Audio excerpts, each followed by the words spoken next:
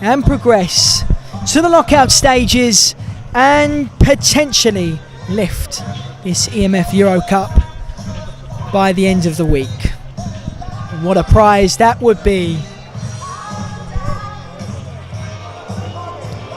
So for HAFA from the Czech Republic in the orange kit, and Engerau boys in the green kit.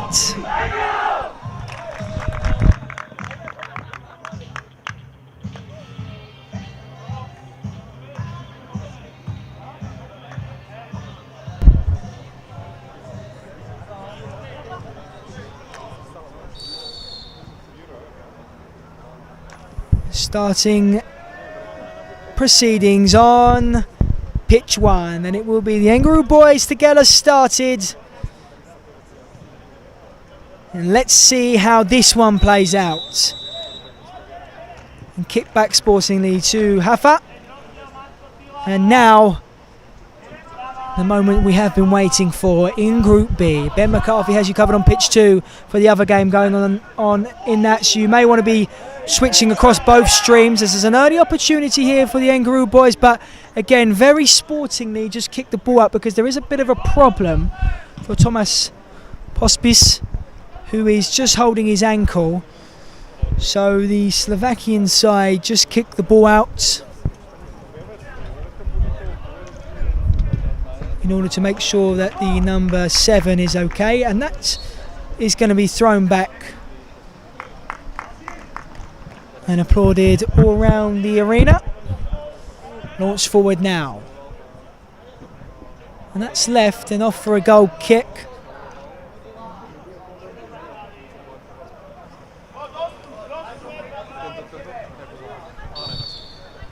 Forward again. Well headed. And Engerau boys looking to come forward now. Hudek delivering, and it's bouncing around the area quite kindly, but just gets away. Hudek looks to deliver again, and this time it's clear. But will this now become an opportunity for HAFA? Throw-in decision goes in the favour of the side from Slovakia. Engerau boys. And Engerau sit top of Group B, plus 6 goal difference, which may be a factor.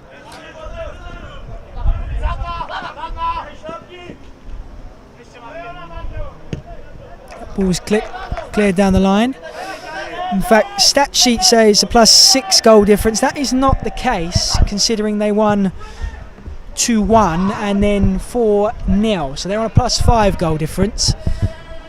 But it's always important to talk about the goal difference situation. As we saw last game, the group can be decided on goal difference and goals scored. And HAFA coming forward now, and a strike is over the bar.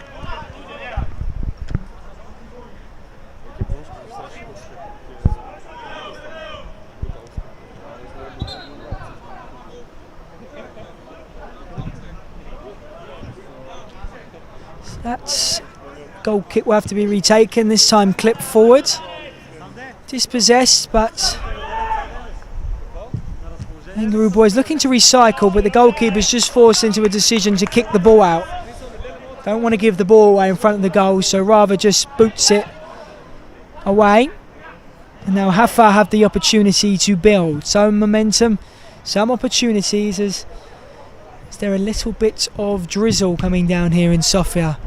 Looks like it could be approaching. That's well controlled. The sunshine days in Sofia, Bulgaria look to be over. Expecting it to be a little bit colder as the week progresses, which may actually be an advantage for some of the players, because we saw in the Champions League last week that the heat played a massive factor in overall performance of players. We'll see how cold it gets later on in the evening, and that's important to notice that it is just gone past 4 p.m. local time here in Sofia, but plenty of action in this EMF Eurocup that is still going to be going on. And we hope you stick with us here. As HAFA have a free kick in a dangerous position. Struck well, and was it cleared off the line? It was, so that's good defending by Jakub Hudek. Woman cap with the free kick, so HAFA looking to come forward again. Ball was direct but cut out and clipped forward again, so that's a bit of time for the side in orange.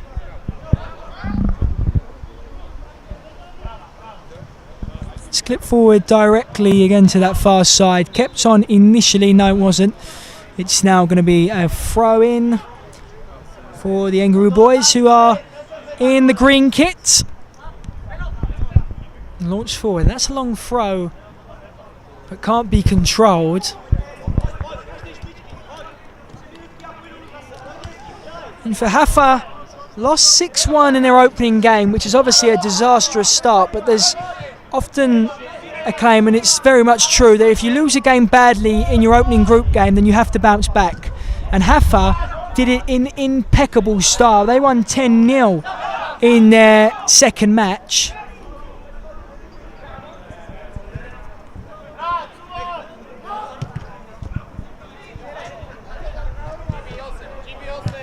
So that's some way to bounce back. They dismantled Andalou, but as it stands, still need a little bit of work. It looks like they need the win here to progress to the knockout stages. And that's going to be a free kick for the Engerau boys.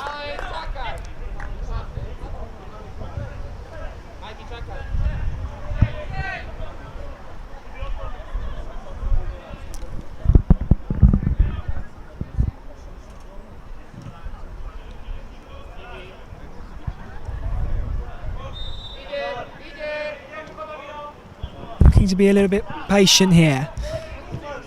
Ball goes infield, and that's going to be picked up by Alex Alves, who was very lively in the opening game, but he's dispossessed there. And HAFA looking to come forward now. Flick on attempt is dispossessed. So HAFA have the throw in on the far side and are making some early substitutions.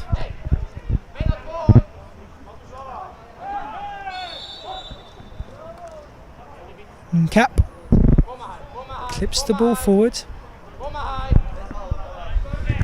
Cap again. Again looking for the direct route, but that's well read there by Benno Vuselin.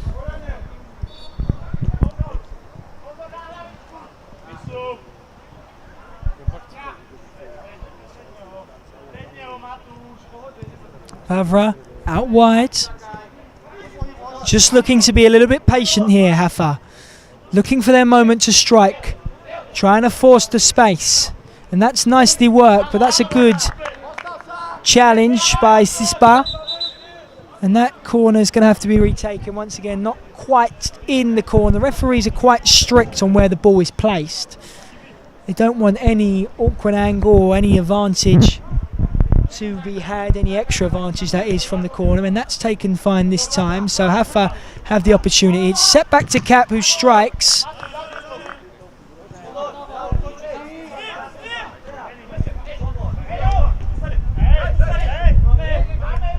The throw-in is given to the Engerau boys, who are going to make some substitutions for themselves now. Launched forward immediately, and that's good defending.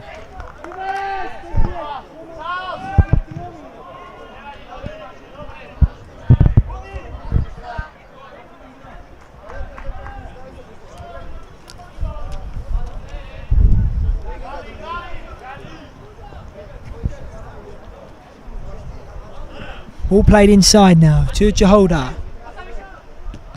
Looking to create. Set back. Shot is collected in the end.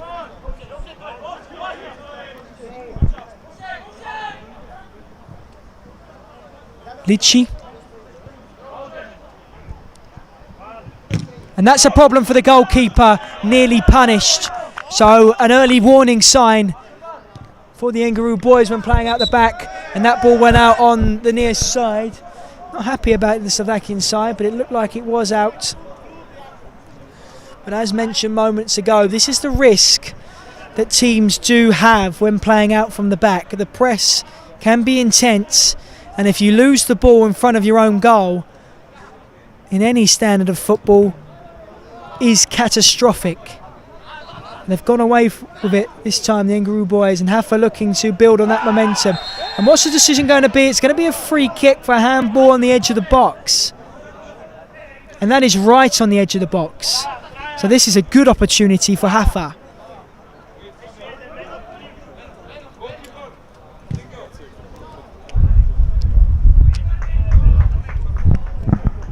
Popis is standing over the free kick. Not a lot of space to strike into. It's a strong positioning from the Engerau boys, but it's going to be struck, and it isn't forced through, but will it be this time? No. Again blocked, so strong defending. Fantastically set up to defend that free kick. HAFA still have the ball in the attacking position again. Cap sets it back. Strike from distance. Spins out for a throw-in.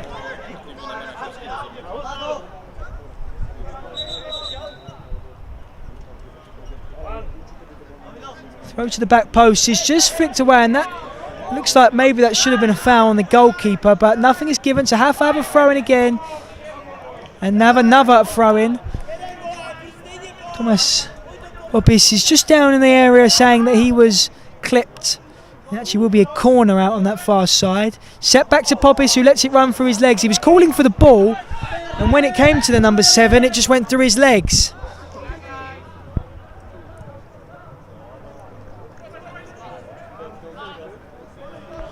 Sispa to take the throw. Launches long. Back to the number 10. Direct approach is the option for the Engerau boys, and they have an opportunity now. Looking promising, set back, played in. Will it be finished? No. Good defending. Philip Steino with a fantastic block on the line. Jakub Hudek had the goal gaping, and that is set back. Both teams looking to make some substitutions now.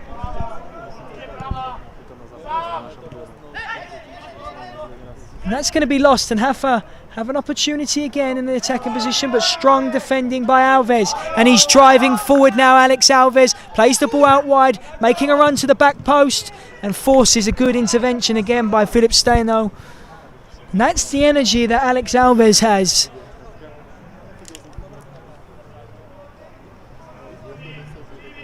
The Engerau boys looking to create again, but they just go back to their goalkeeper here and their captain, who strikes the ball over the bars. So goalkeeper to goalkeeper, and a goal kick for HAFA, who make another flurry of substitutions. That's collected and nicely worked there. Alves again on the ball, looking to interchange.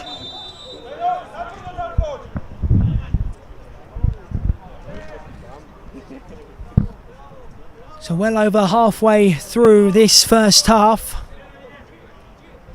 Still 0-0. Anything can happen. Still things yet to happen in this game. Just waiting for a bit of a spark between these two teams. Alves collects, looking to turn. Nice back heel from the number 8. Strong defending again from HAFA.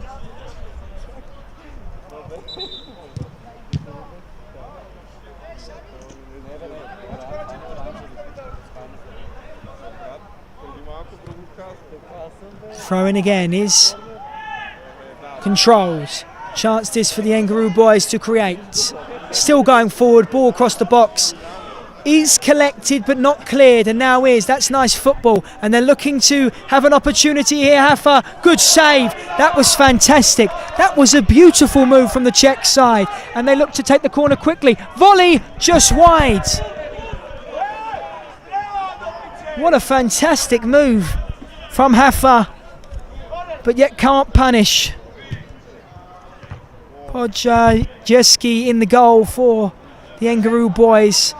You can see why he's the captain, leading by example with some fantastic saves, but he may be called into action again here because HAFA have momentum in the attacking phase.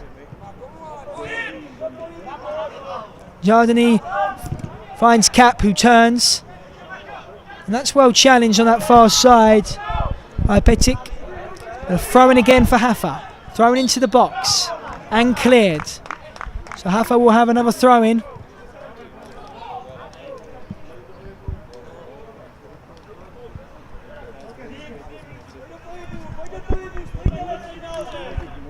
Yehuda running in and shooting. That's not that far away from the post. In the end, no goal for the side in orange. A bit more pressure now from HAFA. Looking to win those battles, but the Engerau boys are in a good position here. That ball set back and in! And a Sue celebration from Matis Litchi has given the Engerau boys a priceless lead here on pitch 1. It's exactly what they needed. They were under a bit of pressure in the last few minutes, but they have struck first. 1-0. And an almighty task now for HAFA if they wish to progress. And that's going to be a free kick.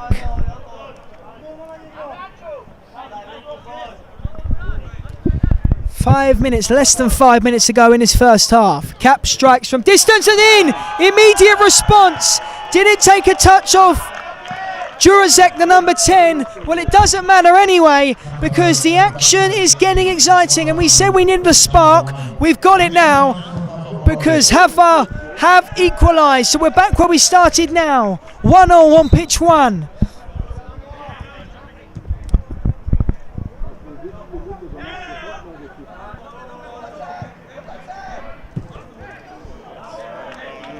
And Cap again.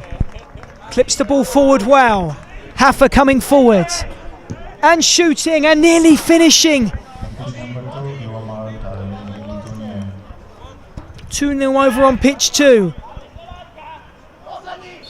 And the Engerau boys need to be careful here. Alves does well again. Just looks so composed on the ball. But that's not a good pass. And an opportunity for HAFA to come forward again. But they just take their time. Force the ball backwards. Looking for their moment. They're back on level terms now as we approach the end of this first half. Steino crosses in and it's cleared, and the Engerau boys looking to come forward now. Ball attempted to be found to Alves on the far side, but it's cleared up, and here comes Cap. He's driving forward. HAFA in a promising position, finds the back post and another corner. Yehuda with the shot, and a corner for HAFA. Corner's taken to the back post and headed on, and it will be another corner.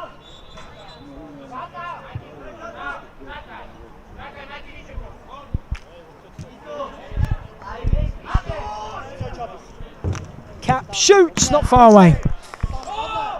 Frustration for the captain. He knows how much a goal could mean to his side. Clip forward again for the Engerau boys. And they're in here. Is it going to be a fantastic chip? No, just over the bar. Fantastic run by Jakub Judek. And that would have been a beautiful finish. But still level here on pitch 1. But some exciting action to end this first half. And HAFA looking to come forward again. That's a nice ball down the line. Crossed is cleared.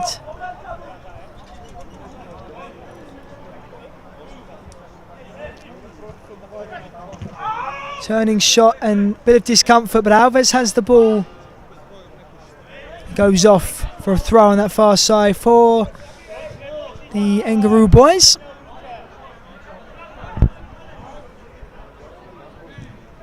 Judek throws the ball forward. And it will have to be watched here by the goalkeeper, and is. Out now to Vavra.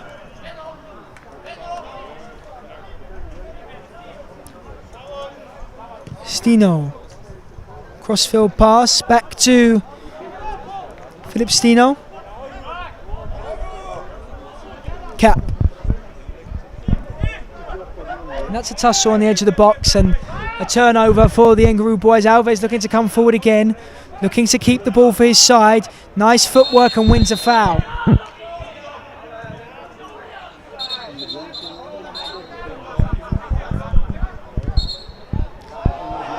And the captain, Roman Cap, is just going to have a conversation with the referee here, and it's obviously about dissent. Referees very clear on the respect that they feel they deserve, and they do deserve. As Cap intercepts that pass, and forward come HAFA, and Cap's on the ball again, looking to cut back on his left foot. But his pass is blocked. Tries again and blocked again. And that is it for the action on pitch 1 in the first half. And it was a slow start for both teams, but suddenly 2 goals in quick succession, 1 apiece. So it's nicely set up for an exciting second half. So stay with us for that second half action. Engerau boys 1, HAFA 1.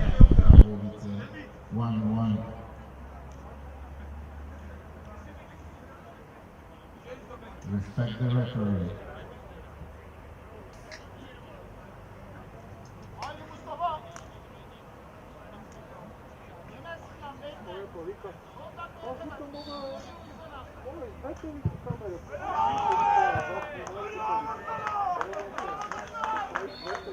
Great save by the Turkish goalkeeper.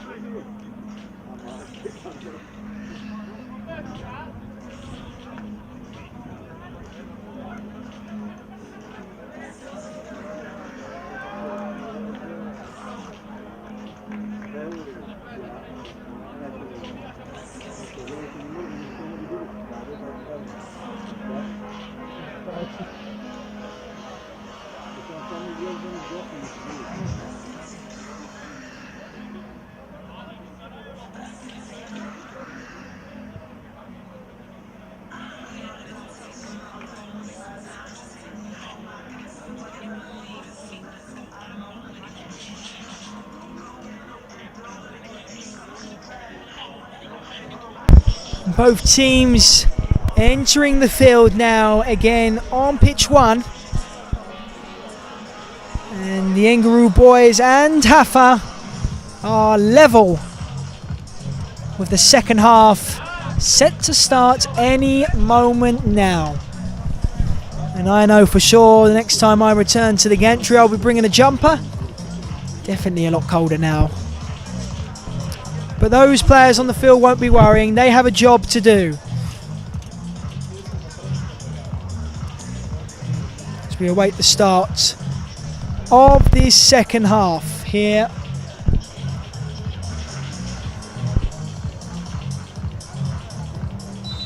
And here we go.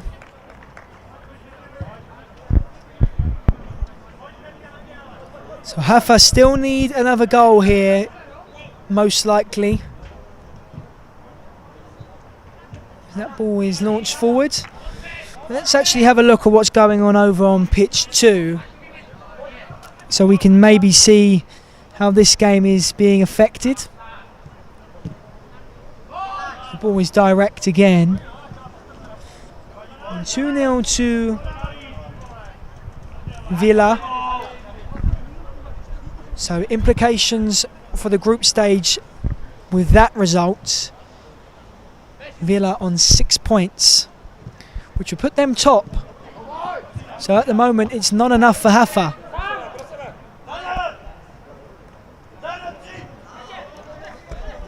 And I wonder if they are aware of that information. Maybe we'll see it in the intensity that they play now in the second half.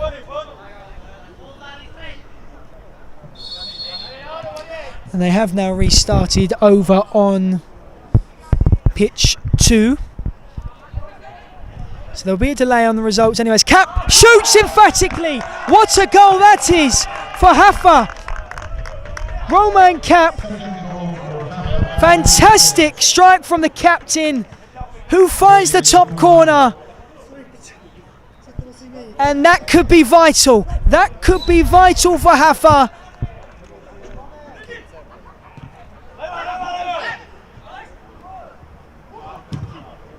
And now the Engerau boys are coming forward with a bit of intensity because they're in a crisis moment now. We will see. We will see what happens, because both groups in the last 2 hours or so have been nothing short of box office. But HAFA are coming forward again. That's going to be intercepted. And now a breakaway for the Engerau boys. They need a goal to get level on this game. A draw for them will be enough to see them go through. They may still be okay, but we will see. We will see how this one ends. But exactly what we needed for a start of this second half. That's been one back, but actually a foul on that far side. So the Engerau boys have a free kick in an attacking position. Sispar stands over the free kick.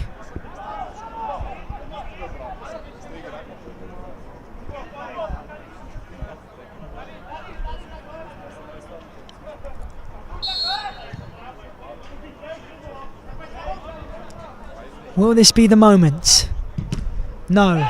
Blocked. But out. And Alves can come forward, and he is fouled. And most likely going to be a yellow card for Lupas Plavcek for that foul. So a free kick again for the Engerau boys, who are trailing in this match. Pitik standing over the free kick.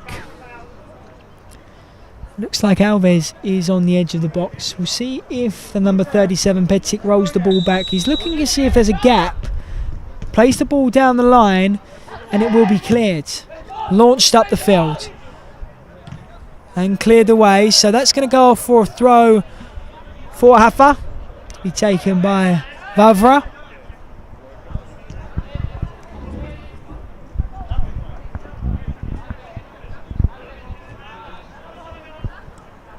Cap again.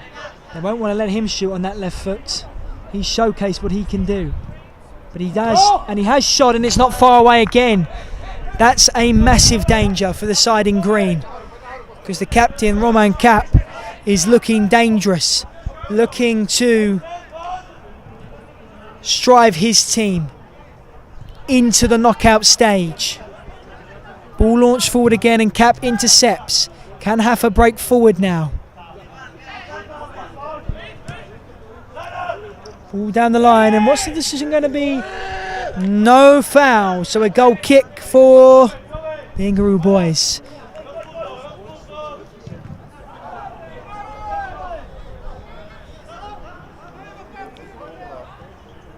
Clip forward again. Has to be claimed here by the goalkeeper, and is. HAFA looking to go quick, but that's a poor throw. And an opportunity now for the Engerau boys to come forward. But here come HAFA. Here come HAFA with players over. Shot not far away. Again. Popis. And it took a touch, and it's going to be a corner. Play back to Cap on the edge of the box. Looking to cut in on his left foot. Does. Checks back well. Great pass. Fantastic goal. Fantastic ball by Roman Cap. And HAFA have a third.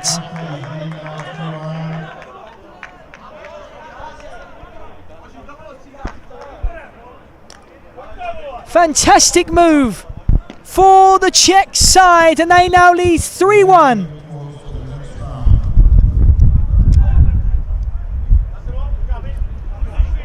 Clip forward again and cleared away by Cap again. And forward come HAFA once more.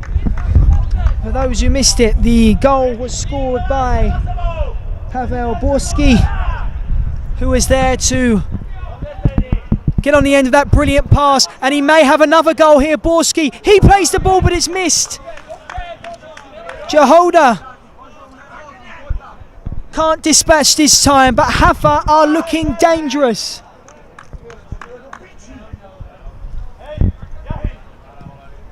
Clip forward again, and that's going to be calmly collected. Looking to go direct, HAFA. And another shot forces another save, but can the Engerau boys come forward now? Not with Roman Cap in defence, because he has been so strong, the captain. He scored the goal to get his team in front 2-1. Brilliant pass for the third goal. A captain leading by example there with some defensive duties.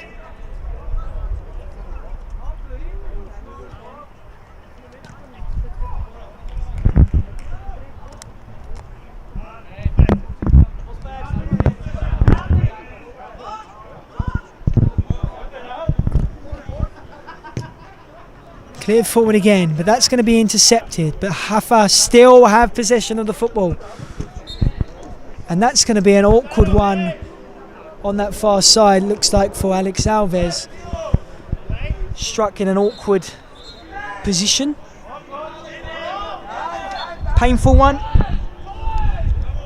May take a little bit of time to recover from where that ball struck. Launched forward now. And bouncing awkwardly. And that's going towards goal, but once again, Cap is there to clear off the line. Launch forward again, flicked on, no foul. So HAFA can come forward again. And that was flicked on. Yehuda hadn't made the run.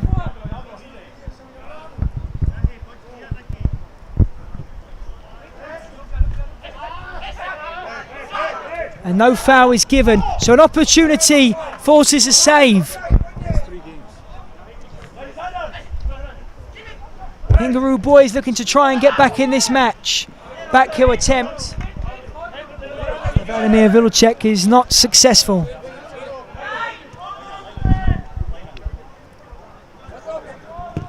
Cap launches forward, but that's just going to go off for another goal kick for the Czech side, who have been fantastic in this second half.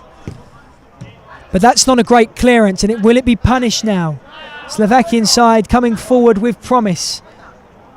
That's going to be a throw for HAFA. No foul given.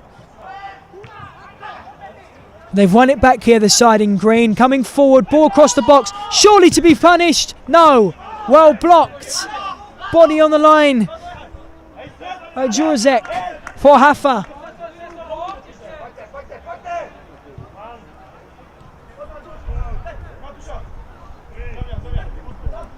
Set back again and struck and off for a goal kick.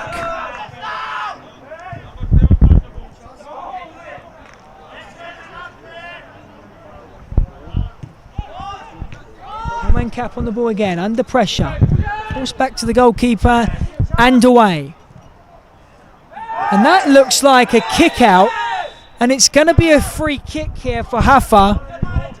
Interesting to see if there's a card, and it's not being shown at the moment. And a dangerous position once again for HAFA with Roman Cap standing over the free kick. It favours a left-footed strike, but there's not a lot of space. This might just be set back. But how Cap's been striking the ball, he may just fancy this. does shoot and he's blocked. Thrown in again and headed away. Off for a throw. Thrown back to Cap on the edge of the box. Cuts in well. Plays it out wide and the shot is well out the park.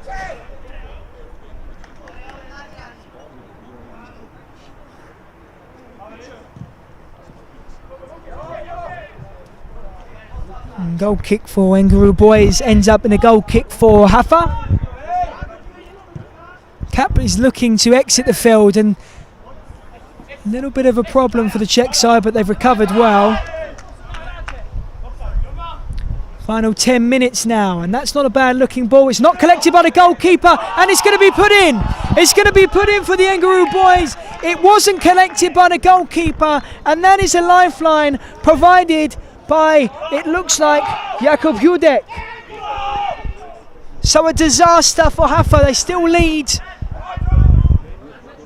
and it looks like they are aware now they need more goals, and Roman Cap, who is now going to be a fly goalkeeper for HAFA. So an opportunity for Engerau boys to get another goal if they can win the ball back. But HAFA clearly needs, and they clearly know they need some more goals here if they want to qualify.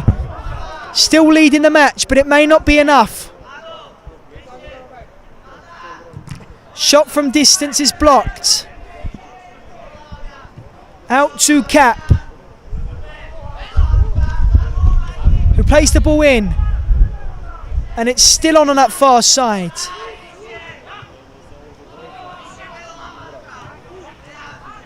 Cap up wide again. Got to get forward now, HAFA. Vavra is trying to do that. Played across again. Bodies in the box, but that's strong defending. Brilliant defending by Petic. Baited that he was going to make the challenge and just let the ball run. And forward the side in green come again. Set back to Alex Alves.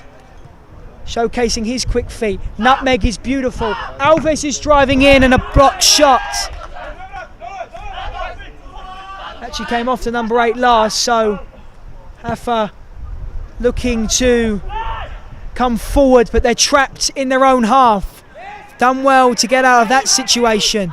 Advantage is going to be played. That's going to be a yellow card when it comes back to it, but HAFA are coming forward and the referee is giving a yellow card, but has he given a free kick? I'm sure HAFA would prefer the free kick is given rather than the yellow card.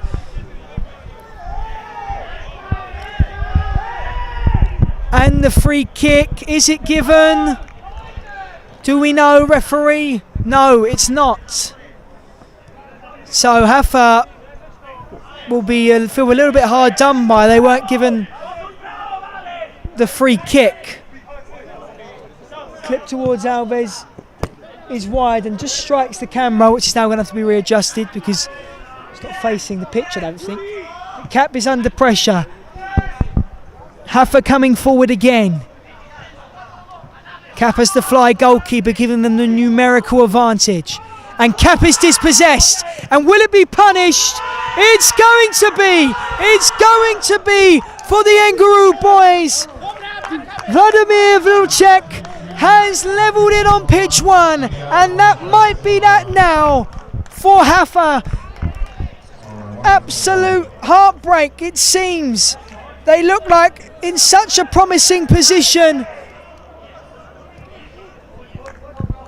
But now it is set to be a disappointing afternoon for the Czech side unless something magical can happen on pitch 1.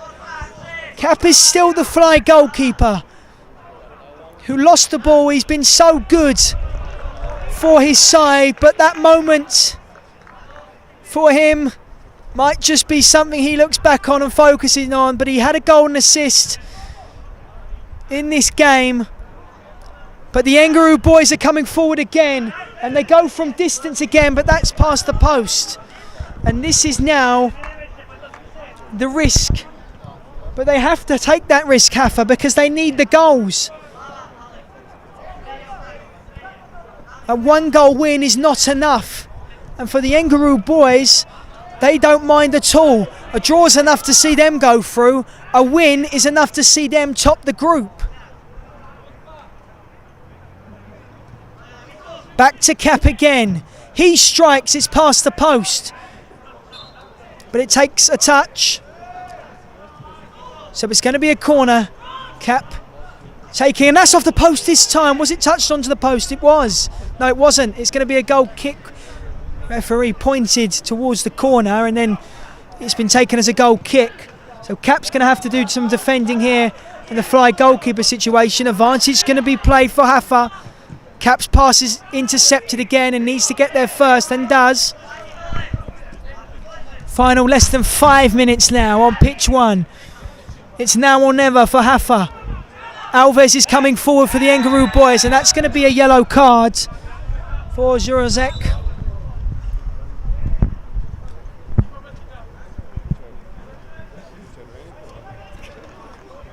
And Roman Cap's fly goalkeeper situation is over.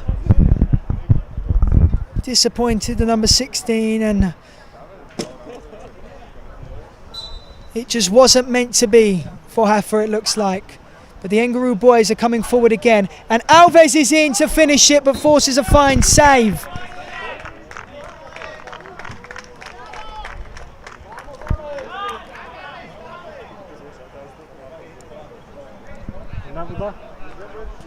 Final 3 minutes in this match. And what a match it has been. And that's a volley from distance, and HAFA looking to come forward. Dispossessed, but it breaks away. The strike is good and forces a great save. So there's still life in this game for both sides. Corner now to be taken. And well out of the arena.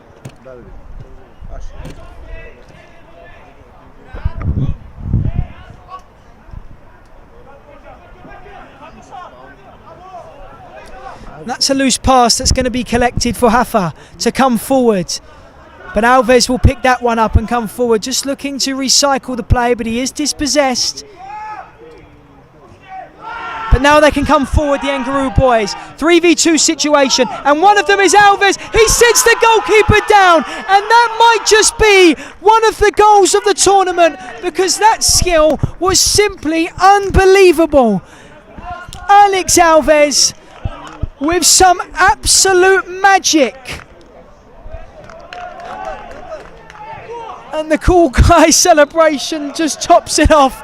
That was simply unbelievable.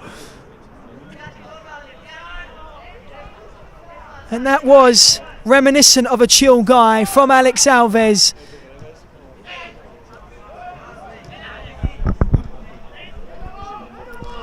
And the Engerau boys have turned it around. Strike forward again. This time there is a goalkeeper in the goal to stop that.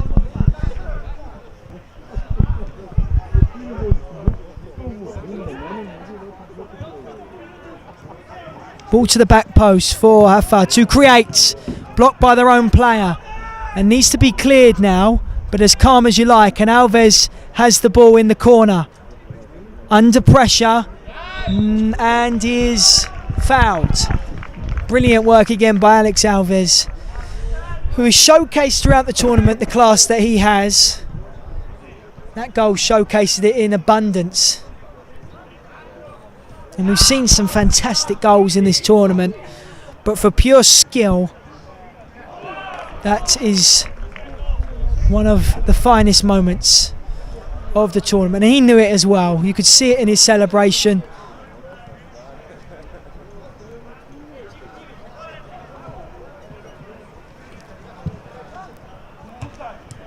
And he is now replaced after some fine work.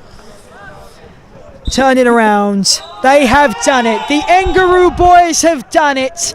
They were in a state of shock and crisis halfway through this second half, but they have shown their quality and have proceeded through to the next round Please stay with us for more action coming up in the EMF Eurocup. It's finished on pitch 1 in Group B. Engerau boys 4, HAFA 3. Third straight winner going to the next round.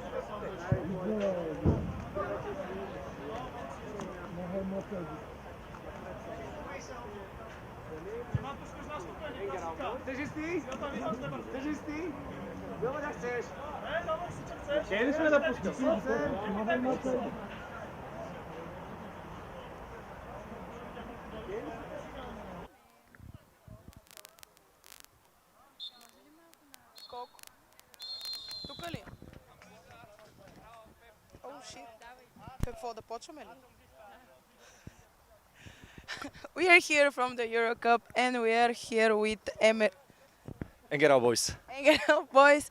They're of the eliminations. How are you feeling about the score? You did amazing on the field.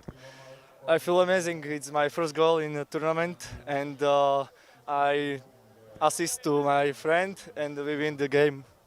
Who did the best at this match? I think Alex Javier Jr. from Brazil. Do you think you can win this tournament this year? We don't know. We're gonna play playoff, and we will see next match. Do you see a bit of challenge of your opponent? Sorry. But do you see some challenging in the matches with the guys that you play? I don't know. We will see. That's all, I think. Thank you very much. Wishing you good luck. Thank you.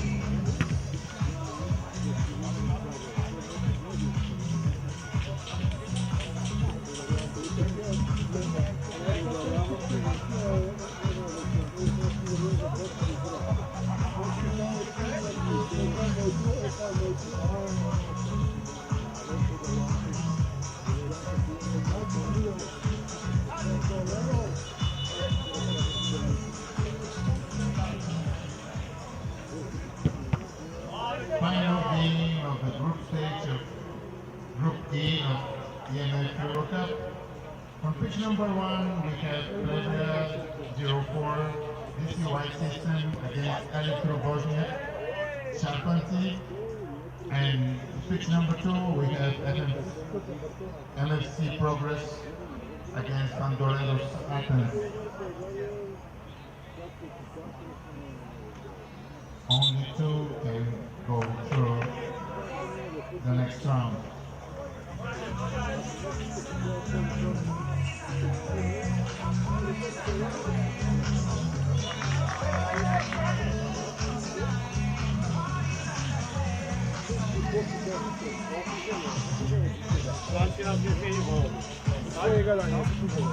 Tak? Tak, do kamery nagrywa. Opóźnię źle. Ej, Bożu, ale po meczu robimy to. Do wywiadu idzie w dół. Musimy wygrać, to dobra. Dobra, Dalamy, to jest mecz wyjście, kurwa, my musimy to wygrać. No nie zesnę się, kurwa, no. O, kurwa. Ała. Wejdź, jak bardziej i lepiej, kurwa. Lewo noga, no oglądamy.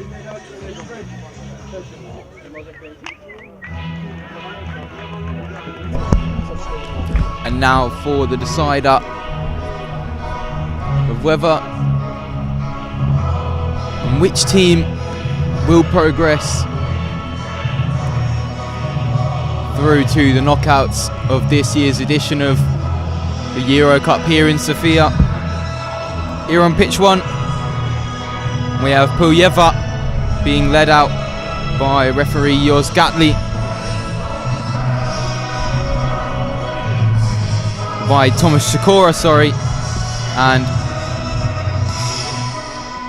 Elektrowozniak being led out by Jos Gatli. The team in red, Elektrowozniak, find themselves top of the table. 2 wins out of 2 for them.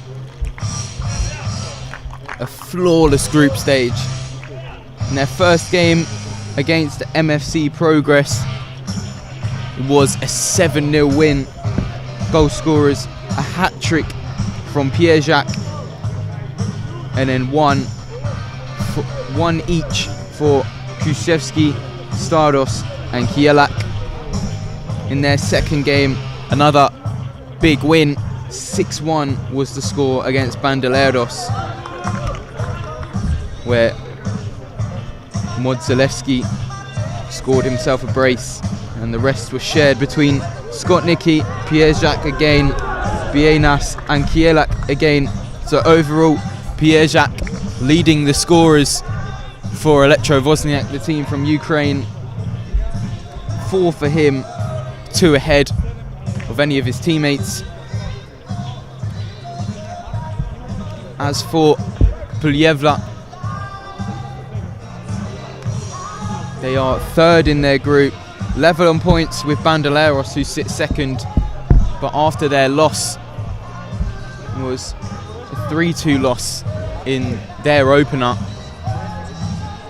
they are behind on their head-to-head record. That game saw 2 beautiful goals from Nikola Pejovic. So now the game does get underway. His first, an overhead kick into the roof of the net, and the second, some beautiful control, a ball roll to take it around the keeper and slot it into an empty goal. His efforts though did not amount to anything. As I say, they lost that game, and that is the reason why they are sitting 3rd in the group stage table at the moment. But it was much better, their second performance of the group stage this morning, as they won 5-1 against MFC Progress Plovdiv, which saw 2 own goals from MFC Progress. But the scorers in that one, Davisovic, the number 9, somebody who sees the ball hit the back of the net so much, top goal scorer last year here at the Eurocup.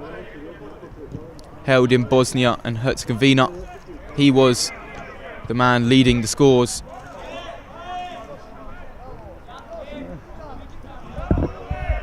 As they progressed only to the semi-finals, couldn't make it to the promised land. They finished second in their group on 6 points.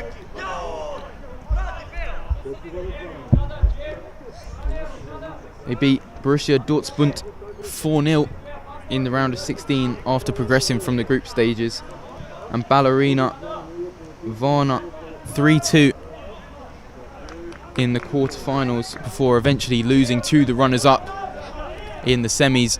There is that man, Riyad Davisovic, number 9 on his back. Brilliant control when he has the ball at his feet. Hold-up play is astounding at times. He does get shot away.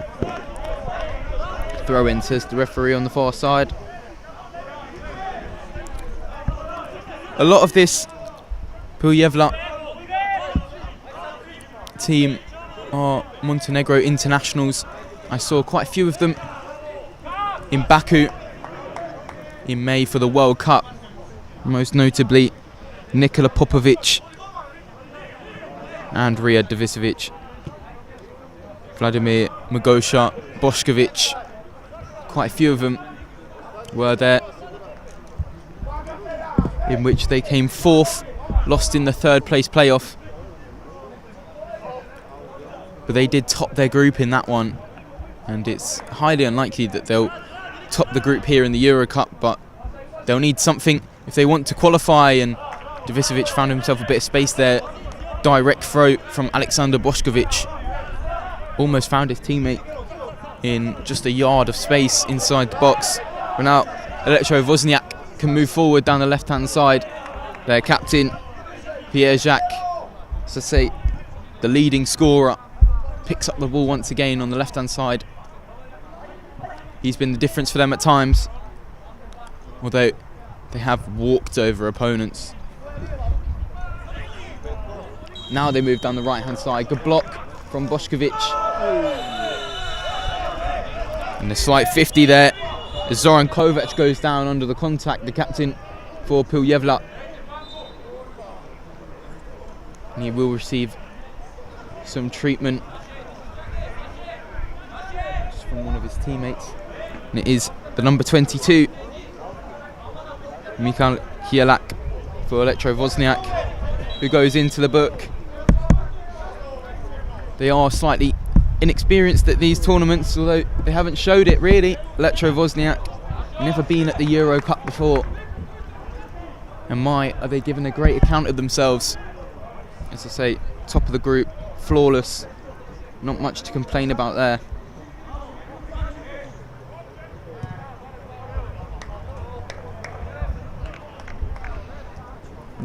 Nikola Popovic, another one who's no stranger to hitting the back of the net.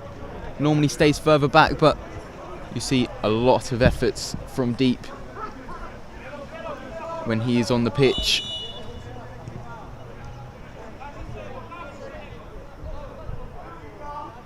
Scored a couple in the World Cup. Fairly clinical is the number 11, who plays it out to the right hand side.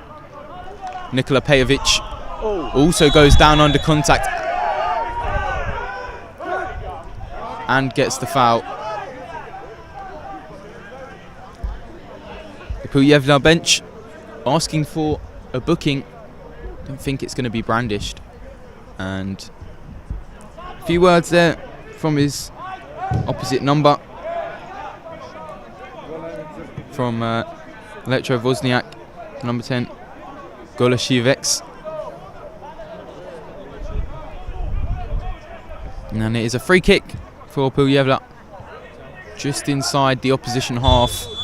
Maybe an opportunity to shoot. I did say Popovic can hit them, and he has.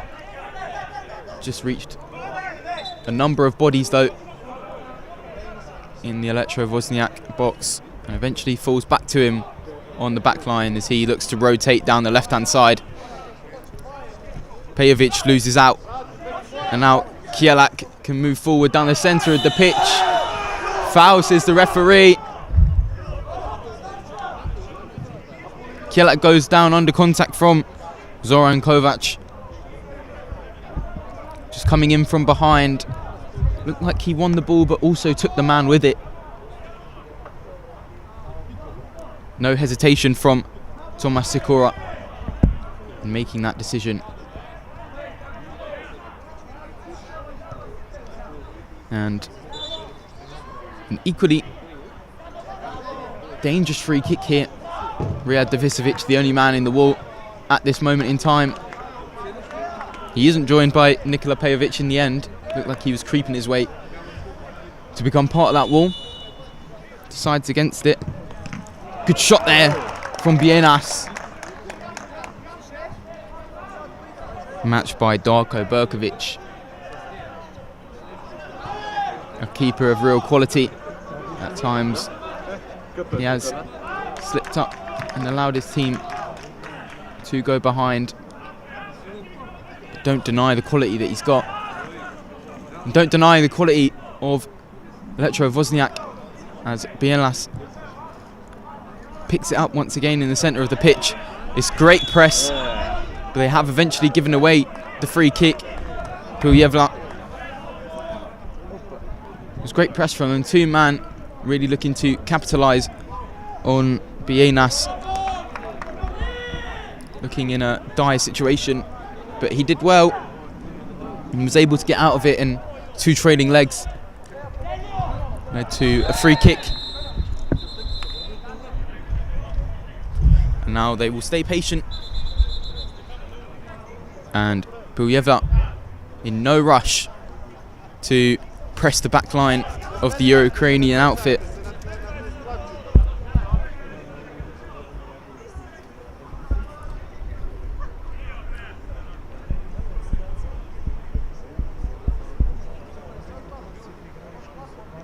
Elektrowozniak bringing 10 players to this tournament, as opposed to Pljevlja bringing 14, so slightly more squad depth for them, more options off the bench, and we know their quality. But they find themselves in a spot of bother, as currently they are out of the competition. Of course, early doors, a lot can change. But as long as Bandoleros match the result of this game, it goes down to goal difference, in which I believe Bandoleros will go through because of the head-to-head record. And Nikola Pejovic, just having a word with some of his teammates, says the gap in midfield is absolutely massive. The three at the back for Pljevlja just holding back and allowing the two-man press, and it is played around by Elektrowozniak, and now they have an opportunity to move forward. It's now cuts in Scott Nicky.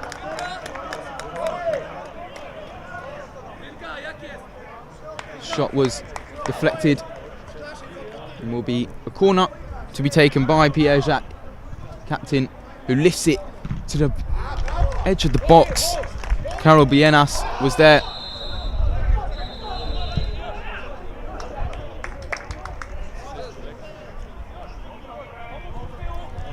And now Pljevlja, they lose the ball, and Elektrowozniak can move forward. Bošković does extremely well there, and now Davisovic can move. Left-footed ball down the left-hand side. Pejovic grabs the ball for the throw-in. Davisovic gets there first. Great block though by Tomasz Pierzak, putting his body on the line.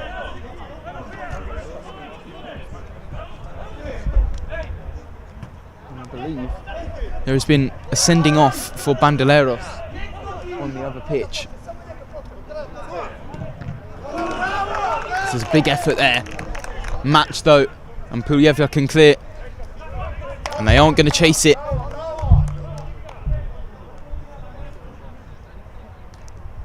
And again, Elektrowozniak play the waiting game, waiting for Pljevlja to come and press them, in which they are most certainly not.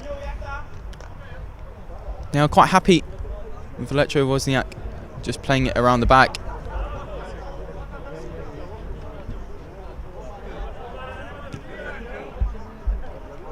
And just exchanging passes are Tomasz Pieszek and Karol Bienias.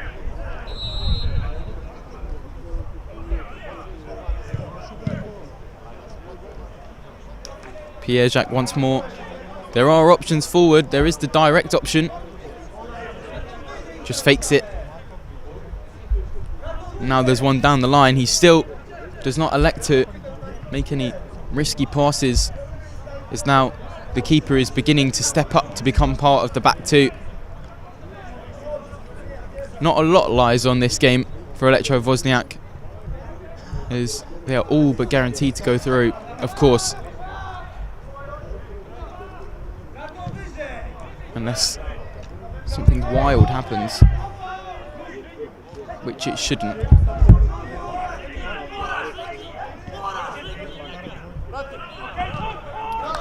The only way Elektrowozniak would be knocked out is if Pljevlja win this game, Bandoleros win their game, and then it all goes down to goal difference. Popovic from distance. Over the bar.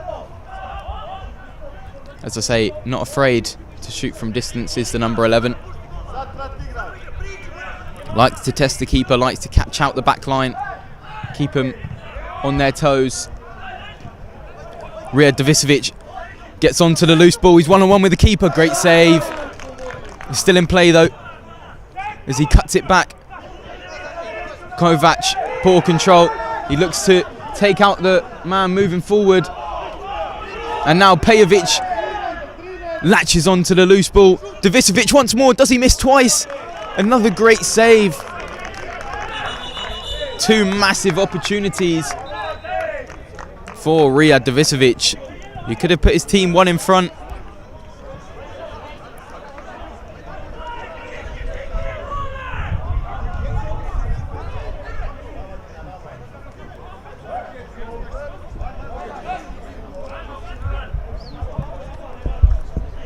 And another opportunity for Pljevlja as Bošković, another direct throw into the feet of Rijad Davisovic at the near post.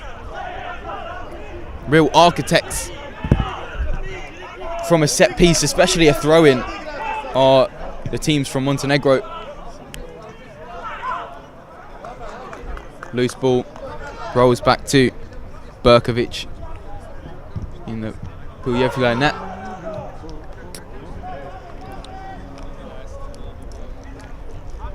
Popovic now over to Bošković, and now receives once again. Does Popovic, edging his way forward.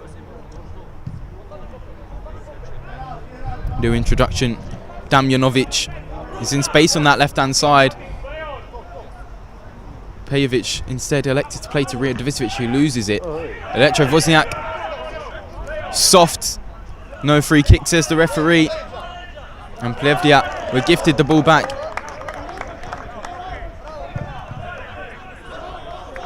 I believe it was a certain Rob Holding that said, "You're built like a..." How's he gone down like that? I'm not going to finish it. Oof! Close effort from Milan Damjanovic.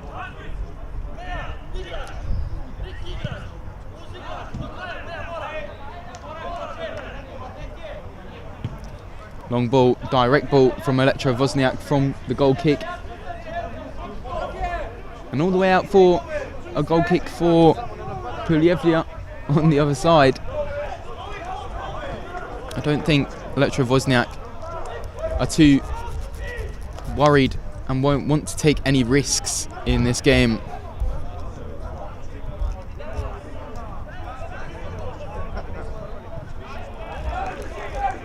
Pejovic wins a throw-in in the opposition half. And there is the man at the far post. Would have been a beautiful finish had it been executed from Damir Kojasevic. Just looping onto his left foot He blazed it over the bar, and Bošković now can apply pressure on Elektrowozniak. It will be Pljevlja. Throw in.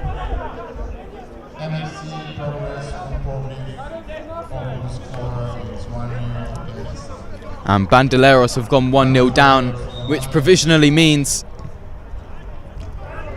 that Pljevlja are through to the knockout rounds.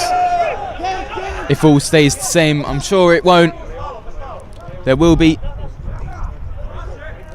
changes in both games. Mini football can be very unpredictable at times.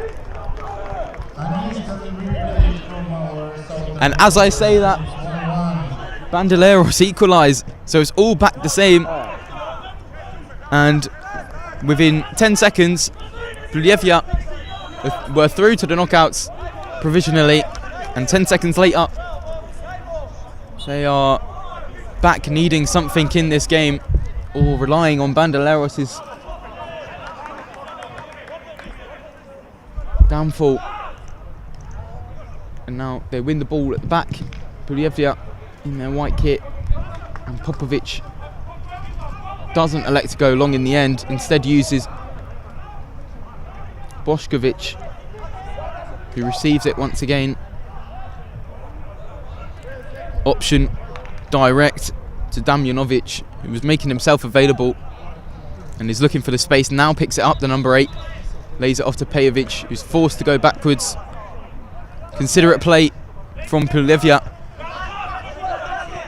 and Kojicevic looked to get onto that one, but now Elektrowozniak can move forward, and they've held onto the ball well. It will get all the way back.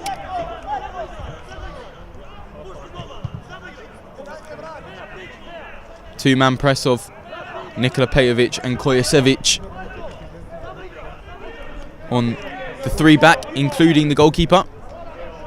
Does go direct, cut out by Popovic, and Damjanovic is there to clean up the scraps. And now they have the ball for themselves. And what can they do with it this time? Plenty of options to his right and left. The 3-2 formation. Pejovic goes down, and it's an immediate yellow card being brandished for the number 10, Golasevic. And they're calling for a red card. I'm not sure if that's fair.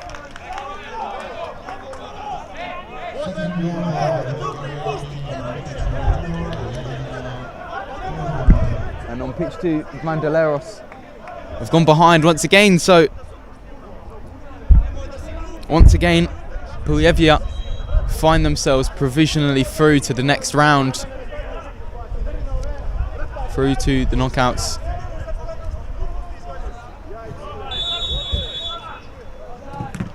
They would still obviously like to get 3 points here, as the free kick is immediately gone back to the back line, and now they look to move it down the right hand side. Kojicevic was making a good run into space. Pejovic can't find him though. Damjanovic.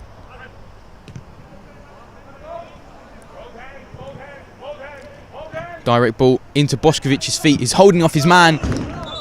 Not a bad effort. Referee says a corner.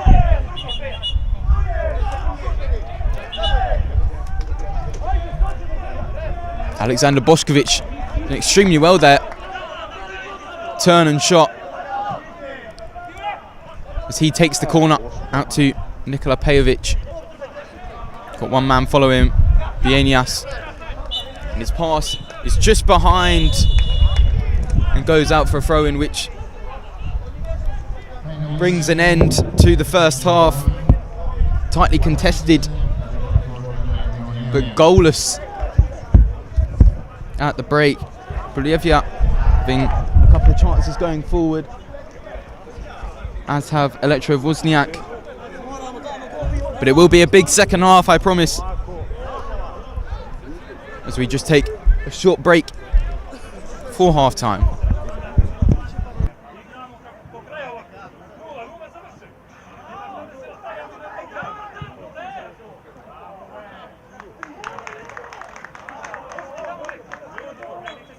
Warren goal from the Bulgarian team in the 3-1 right at the half-time.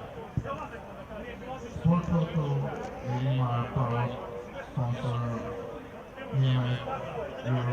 Eurocup 2025 here in Sofia, and Podgorica, the official broadcaster of the tournament.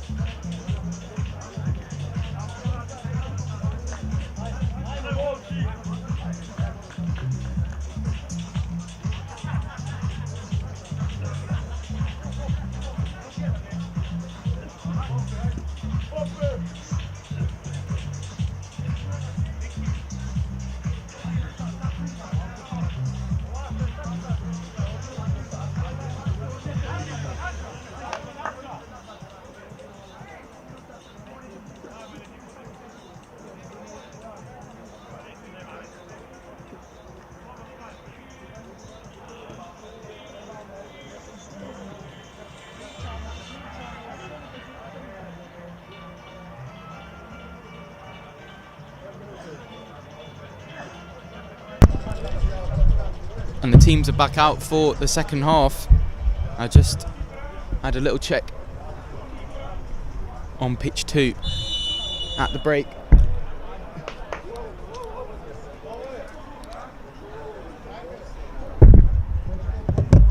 And it was the keeper that was sent off for Bandoleros, which left them down to 5 men.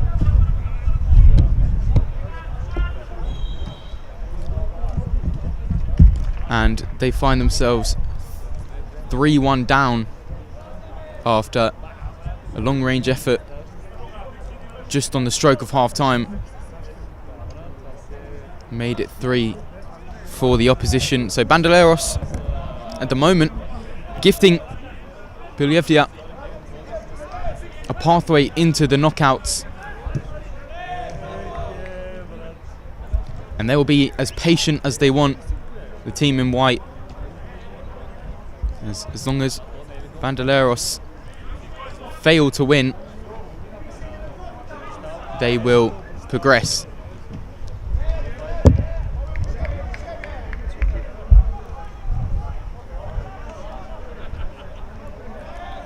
Nikola Popovic just lays it out to the left-hand side to his captain Kovac.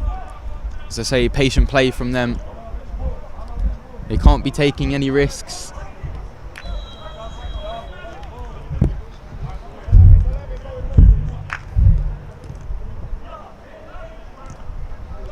One in the centre of the pitch by Nikola Popovic, who lays it off to Kojasevic. And another one from distance from Nikola Popovic. Low driven this time. Not too much for the keeper to deal with though. Here is a chance. Elektrowozniak. Oh! A long ball. Chested it up into the air. Did the number 10, Golashevich. And attempted the overhead.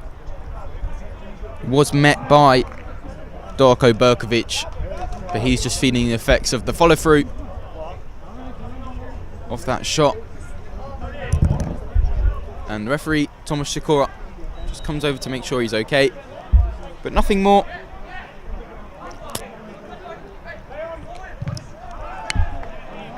As the free kick has now been taken, Bošković.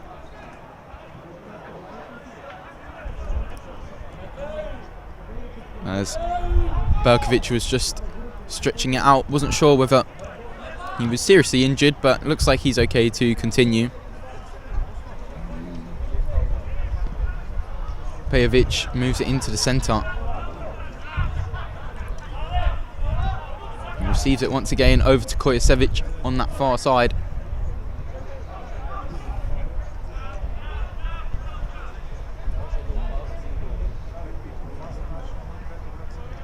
I made a comment on one of the other games of only 4 out of the 28 players in the game, their surnames not ending in the letter V.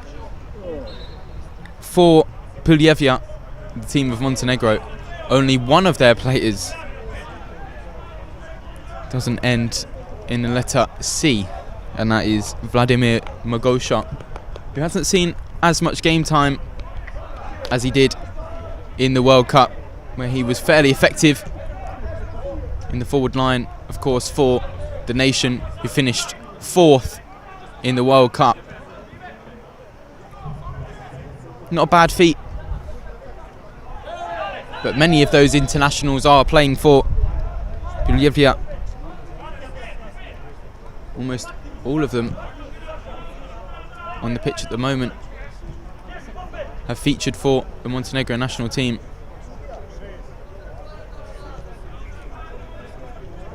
And there is one, Nikola Popovic. Kojasevic plays a nice ball through to Bošković. Good save by the Elektrowozniak keeper. Hasn't had much to do, to be fair, apart from those 2 big chances for Riyad Davisovic, which you don't see him miss too often. But they were some good saves from Bartosz Vodosz in the net of the Ukrainian team. Playing in red, just sitting in there mid-block, allowing Pljevlja to come forward on their own terms. It's now Pejovic cuts onto his left, over to Popovic, and I'm sure he's going to fire one here, and he does, over the bar. Whenever you see him in space like that in the opposition half, chances are he's let him fly. And Riyad Davisovic, also known as Ricky, to Pljevlja's bench to my left, has found his way back onto the pitch. Berkovic under a slight amount of pressure, and they can't concede, as a loss would mean non-progression through to the knockout stages. Good work there to win the corner. Alexander Bošković found himself in some good space inside the other half.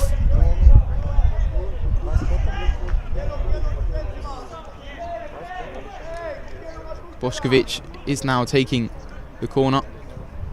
Kovac looks for it, the ball into Davisovic, and they're now having to backpedal as Elektrowozniak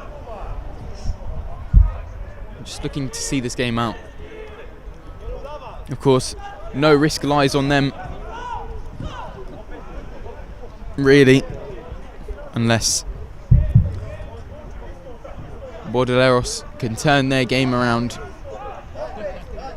and get a number of goals, as well as Pljevlja getting a number against them and beating them. Then it would go down to goal differences. All 6 teams will be on, well, all 3 teams will be on 6 points and therefore go down to goal difference. But at the moment, Pljevlja are the team going through with Elektrowozniak. Bordereros, the ones initially going into the third round of the group stage, were second. As a ball almost reaches the feet of Jan Skotnicki.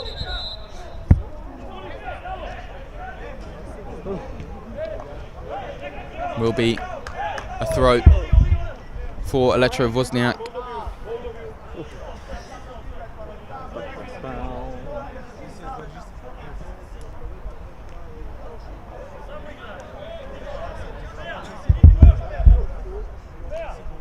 Tomáš Pierzak on the ball. He's got his keeper in support. And the slow press of Alexander Bošković. So he looks to catch out any mistakes. Just following the man.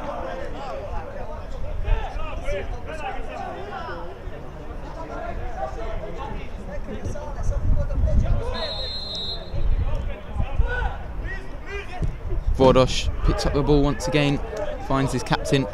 Again in no rush are the Ukrainian team, allowing Pljevlja to slowly apply the pressure. And some rotations for Elektrowozniak as they do pick up the ball in an advanced position but forced back. Good mid block. Second line of engagement. Fairly solid from Pljevlja. But a line-breaking pass has found the feet of Bienias. And he has found the back of the net from distance. And that has really thrown a spanner in the works. Pljevlja now find themselves one goal down and they need a goal. Maybe they should have put a bit more emphasis on going forward earlier on in the game, as now Elektrowozniak find themselves going flawless with 9 points in the group stage. And Pljevlja, thanks to their first round defeat to Bordereros, the team playing on the other pitch, means that on head-to-head record they will be going out of this tournament despite their immense quality deep inside the squad. But Elektrowozniak just playing around them, seeming all too easy at times. Kovac knocks the ball forward. Pejovic flicks it back, does well to hold on to it, but takes down the number 22, Michal Kielak.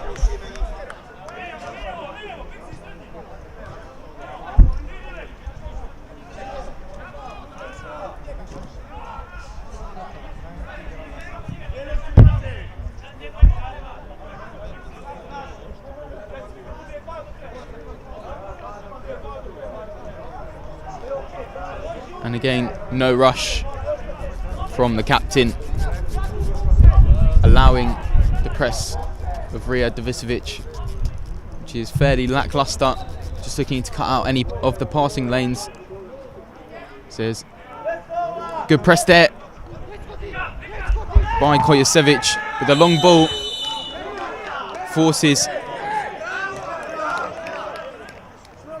foul from Nikola Pejovic.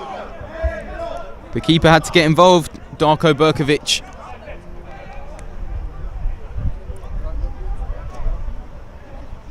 And the referee has penalised the team in white.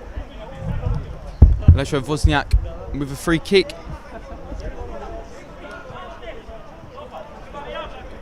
Just outside the box.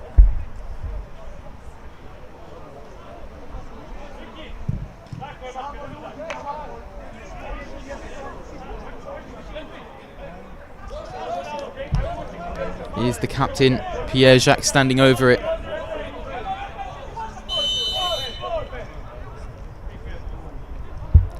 He does go for it. Good save from Darko Berkovic.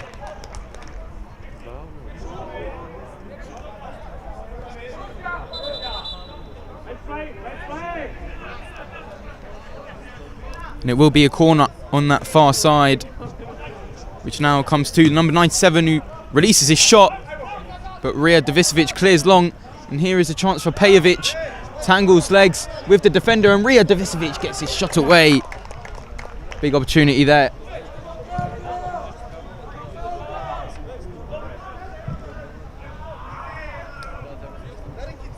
For the number 9 to try and get his team ahead. Another big opportunity in general for Davisovic as they aim to look for him from a throw-in once again, but they're being caught out on the counter. Elektrowozniak, early shot over the bar.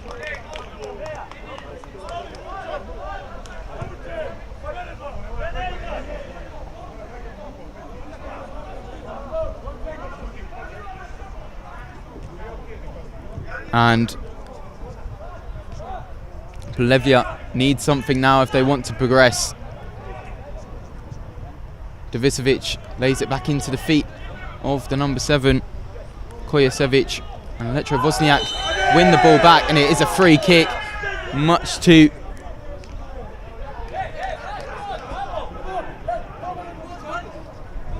the disagreement of Pljevlja bench. I think that he's taken a dive, let's say, or maybe he got the ball first. Either way, they're not happy with that decision, but I feel like it might have been the fair one.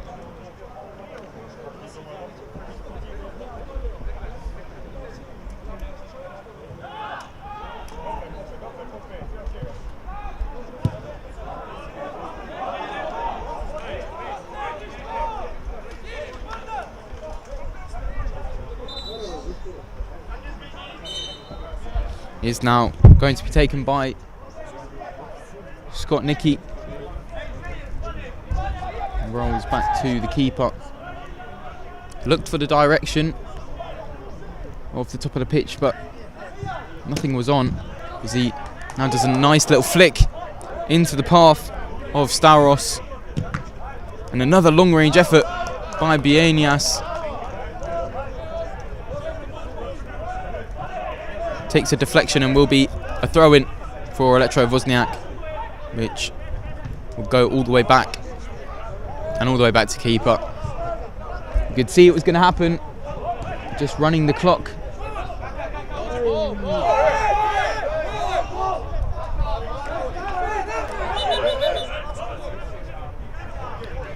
And the referees just having to have a word with both of the benches. Nikola Dobrovic getting in the face of Thomas Sikora there about a ball that had rolled onto the pitch from the one either side it.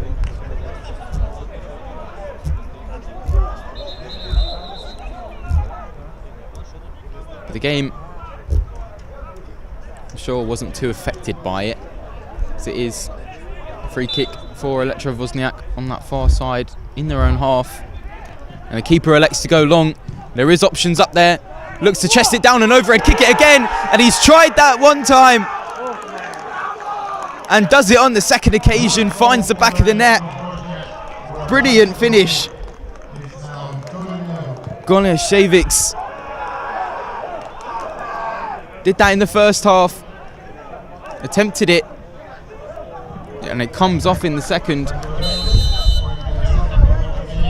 Great work from him, as Popovic needed to shoot from the kickoff there. Only 4 minutes left in the game, and Pljevlja not really a hope of going through now. They've got only a couple of minutes to get 2 back. But Elektrowozniak, so encouraging from them, as they have done extremely well. 9 points for them so far in the group stage, and most certainly will be progressing through to the round of 16. As for Pljevlja, It's a disappointing one. Really thought they could have gone far in this tournament. As I say, considering the quality in their team.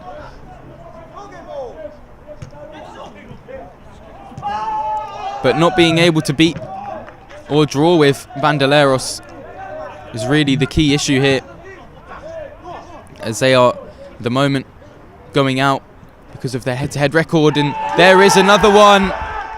Elektrowozniak make it 3. Jan Skotnicki, the third scorer. And that might be it for Pljevlja. And they are not happy. Really not happy. Disappointed as they should be.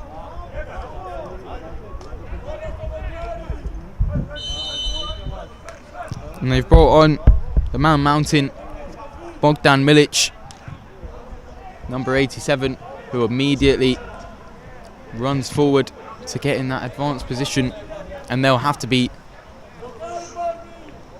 much more intent on getting the ball forward quickly. Kovac, can he pull one back? Lays it off. Shot comes in from Bošković, blocked immediately, but goes out for a corner. Bošković, he's over there to take.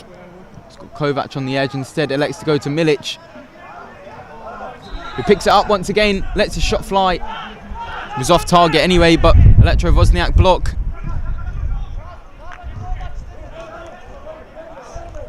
And back to Drinsky.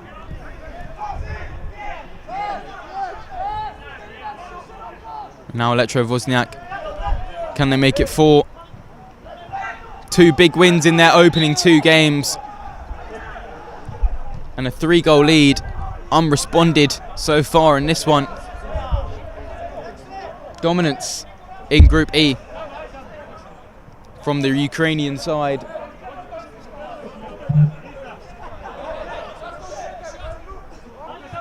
Very excited to see them in the knockout stages. But as for Pljevlja, as I say, big disappointment from them. As now the shot comes in from the free kick, met by Berkovic. Not long left now. The ball rolls all the way back to the back line of Elektrowozniak.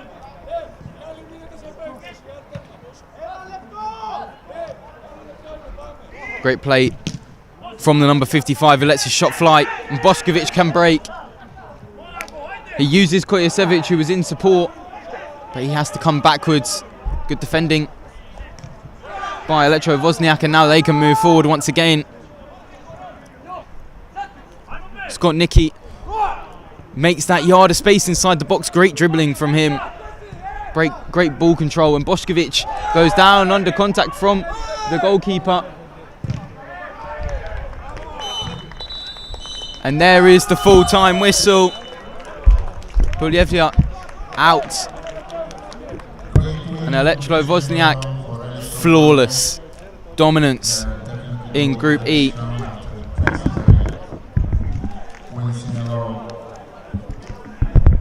The only team to do it so far, the Ukrainian side. Brilliance from them. Pljevlja will be ruining their first game against Bordoleros.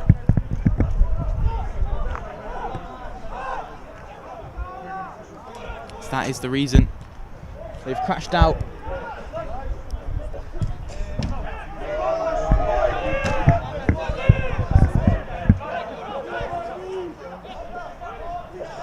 As they now go and spectate, and so am I. More action is on pitch 2, so I would advise you to go over to that live stream quickly, as that game is still going on.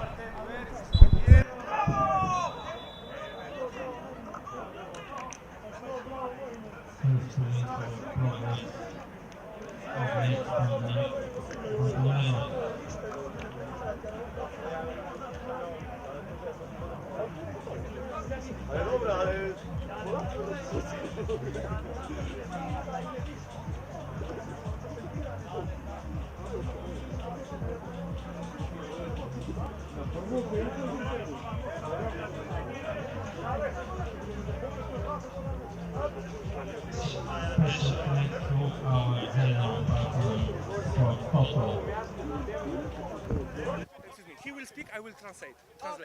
Because we are the only. I am the only one who speaks English and. Okay. And We're here with the winning team, Elektrowozniak. Can you tell us your names? Bartłomiej, and Bartosz. How are the feelings right after the match? Jakie masz? Jak się czujesz po... bardzo szczęśliwy jestem. I to, jak widać, cała drużyna też. No i gramy do końca, to jest ważne. We were happy. Gramy dalej, przepraszam. I am happy. Team is happy. Are happy, and we go to the final. Is this your first time taking a play in this type of tournament? Czy to pierwszy raz, kiedy bierzesz udział w takim turnieju? Nie, trzeci raz biorę w tym turnieju, akurat w Lidze Europy. In the Eurocup we are the third time, but every time at different names. Do you improve every time after a match? I czy podnosisz swoje umiejętności z każdym kolejnym meczem? Yes, of course. Yes, of course. Who do you think made the biggest difference on the field today? Kto zrobił największą różnicę dzisiaj na boisku? Ciężko wymienić. Cała drużyna tak naprawdę zagrała bardzo dobrze. I can tell. Every player on the team did good, and I won't point anyone. What are you going to say about the organization of the facility? Co byś powiedział o organizacji tego turnieju? Top. Nic więcej, Top. top.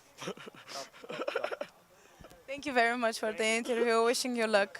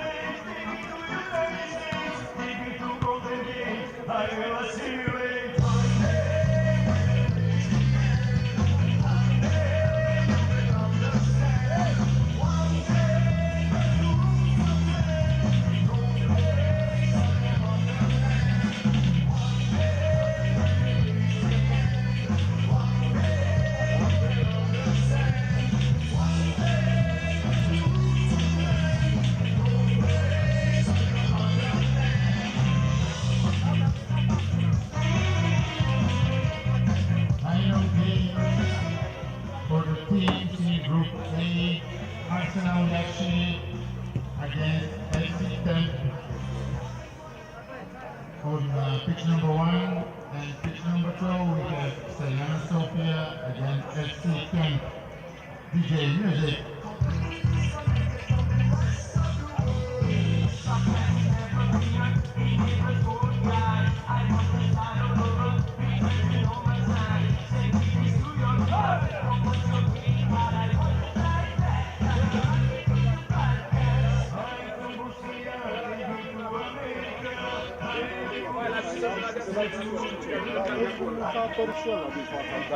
Ce-am făcut o pleacă de acolo, ne găsim la foarte două.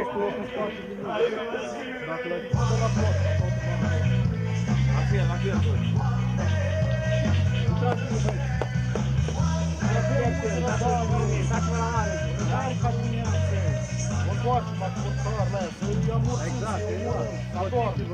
Adormim jos și accelerăm. Bine, dacă am aici unul contra unul, duc deodată într-o parte. Nu am lăsat, am dat 3 gol. Da, eram la 3 goluri, da. Am dat 3 pași. Ne-am spus. Am dat 4 pași gol să sunt gole, să fie 4 gol. Salutați camera! Am dat 4 pași gol. Salutați camera! Bravo, Ioan, zic că e foarte o parte. L-am mult dat. Hai, ținem, băi, hai, băi, hai. Dacă o să bagi pitor, să avem. Nu relaxat. Băi, mai leu, ia cu tot. Da, pensi cum mai tare. Eu să fii determinat, trebuie să câștigi ca să validăm. Ca și mingi cari. Vă iau la mână, astea, aia, să ne apărăm cu 3, dați bine și bine. Primul meci, ăsta e primul meci, să știți. Da, ăsta, hai. Hai să învățăm să băgăm, de acum... Trebuie să alergăm, hai să fim agresiv și pe apărare și pe atac, dați variantă mereu. Și pressing-ul bun ăia, agresiv, nu mai faceți. Organizate, mai grabă leși pe la Nu vă duceți la cap și bă, dacă nu puteți, bă, mari, lăsați ultimul. Bă, dacă nu puteți, ultimul e important, întotdeauna. eu, veniți, bă. Dar n-a să întâlă. Cum nu, măi? Dar unde stai care zăm tot stai, pentru hai de aici? Unde stai? Aici, măi, de Nu face transfer. presiune, sunt crize contratat. Odată n-a spus. Vezi să știi, da, bă, dacă ești profesionist. N-am avut 3 gem. Pe bursă e 0-0 cu 3. Nu știu scăpat. Hai, ia nu. Vedeți că e fi răi, nu o să fii la soare, trebuie să câștigi ca să caliste. Nu relaxat. Nu nici certăm de noi. Dacă nu certăm, în teren, în teren, în teren. Să simțim că ne scopăm, mai puțin la costară aia, mai lent, Vorbiți-i tot, nu lăsați, vorbiți tot. Vorbiți, dar frumos, nu constructiv tot. Gata, a început turneul. Da, ia. Vale. Așa fac Gorcu, faci eu cherește. Da, Gorcu, fac eu cherește.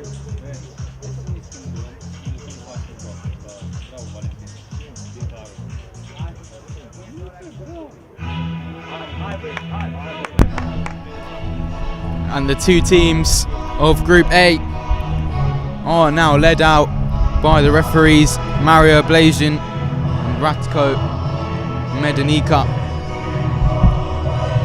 The team on your left in the white and red strip, Arsenal Iași, flawless so far in the group stage. We've just seen Elektrowozniak go 3 for 3 and finish their group stage on 9 points. And of course, Arsenal Iași will be looking to do the same. Their opponents, FC Temp,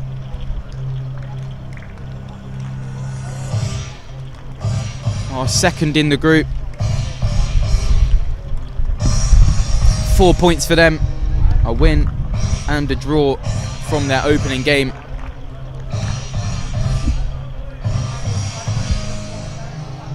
And so Arsenal Iași, quick recap of their tournament so far. Opening game against FC Kent, a 6-1 win, and their second a 4-1 win against Sayana Sofia. Both of those teams of course playing on pitch 2, with goalkeeper Mark Sharp back after being sent off in the game against Arsenal Iași. As for FC Temp, as I say, second in the group on 4 points. They drew with Sayana Sofia in the first game. But I tell you what, a 13-0 win against FC Kent of England is not too shabby. Both of these teams almost guaranteed to go through. Of course, FC Temp, the only team that can contest with them is Sayana Sofia if they win their game on the other pitch. And if they do, of course they drew in their head-to-head, so it will go down to goal difference, in which FC Temp have got plus 13. So unless there's some miraculous efforts from Sayana Sofia, it looks like both of these teams will go through. But of course, Arsenal, as I say, will be chasing that flawless start to the game, or to the group stage, as they currently sit on 6. Arsenal Iași of Romania, fairly successful domestically. Got a couple of players from the Champions League, which was in Poland last year. Names pop out, such as Robert Asave, George Gache and Ionut Munteanu, just to pick a couple. Mario Pipos as well for Arsenal Iași. Joint top goal scorer with 2 other players, but he has had plenty of opportunities to put the ball in the back of the net on more occasions, especially against FC Kent, despite scoring 6 Arsenal in that game. He is joint 4 top scorer with his teammates Munteanu and Croitiriu.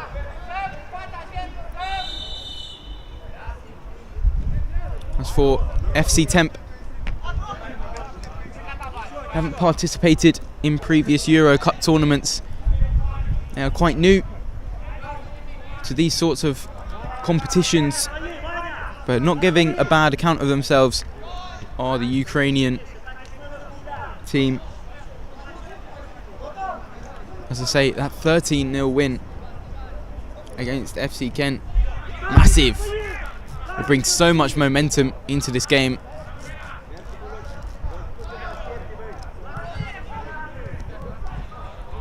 Arsenal looking to move down the right-hand side, get the shot away. Does Robert Dodan. But they've come away with it, FC Temp, and now they'll break down their right-hand side. And they were looking for their number 7, which was very similar.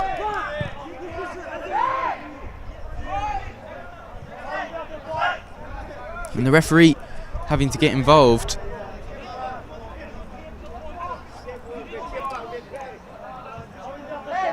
I believe he may have been given an indirect free kick for a pass back. The Arsenal Iași players and bench weren't too happy with that decision. FC Temp, Dennis Blank, certainly a name that pops out in my memory. Quality player is the number 9, who's standing over the free kick alongside his captain, Yevhen Plashka. 3-man wall for Arsenal Iași. And Dennis Blank lays it off to his captain, who fires his effort over the bar.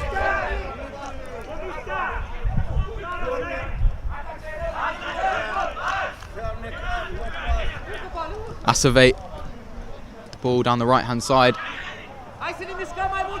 And a couple of deflections leads it all the way through to the FC Temp goalkeeper, the number 1, Stelma Shuk. Arsenal Iași still with the ball. Gone out for a throw now for FC Temp. Just gone into the centre. Looked to be headed down by Markiv. Instead lands to the feet of Robert Asave. A rock at the back is the number 2.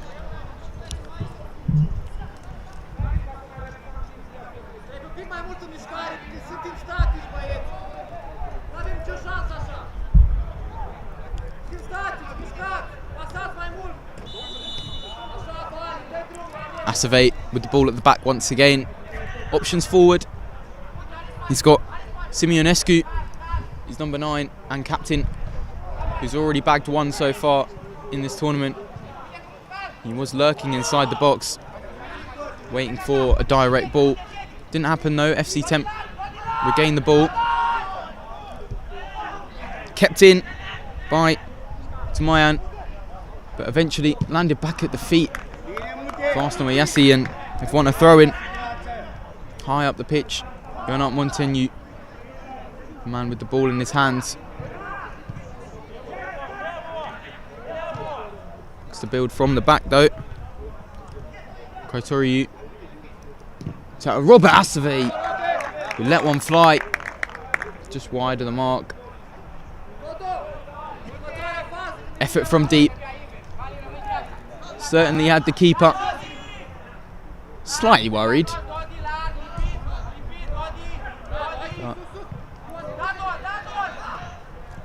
Playing around the press of Arsenal Iași, who eventually do give it away, and now they can move forward.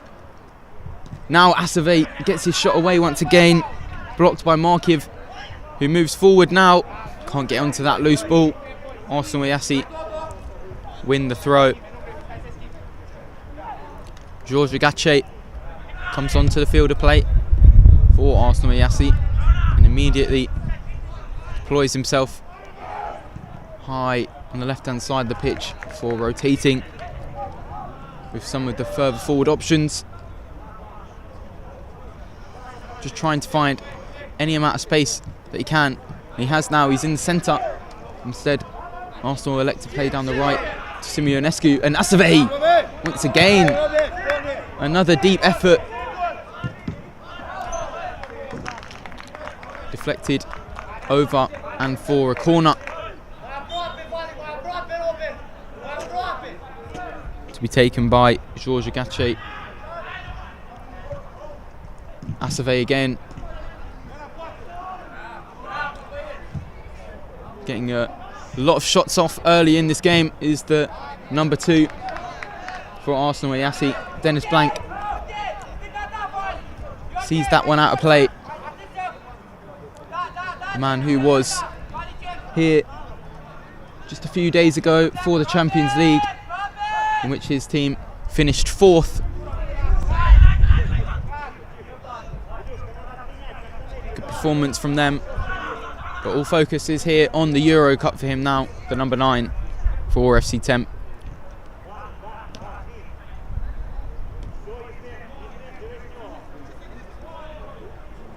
Asavate and Montaigne, both of the men at the back. Referee looks to get involved, but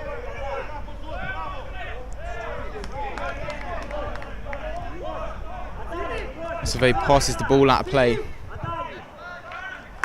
There looked to be a slight issue higher up in the pitch, and good sportsmanship there from FC Temp to give Arsenal Iași the ball back. There's great play inside the box. And Criterio looked to lay it off. Gone behind for a corner for Arsenal Iași.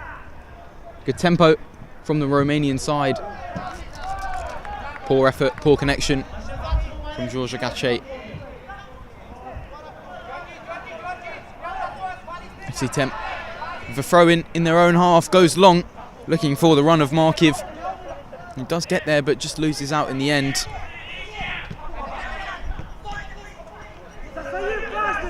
Keeper under little pressure. Daniluc off the ball, contact. As Montaigne looked to move forward. It's landed back at the feet of FC Temp. And the number 7, Cash Peruk, went down under the contact from Montaigne. No free kick, says the referee. Long ball into the feet of Simeonescu, who lets his shot fly.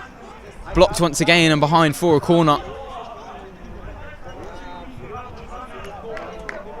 Good intensity to the game. Arsenal Iași having plenty of opportunities, but FC Temp have been able to hit them on the counter a couple of times. Dennis Blank intercepts that one. Does go out for a throw-in on the far side.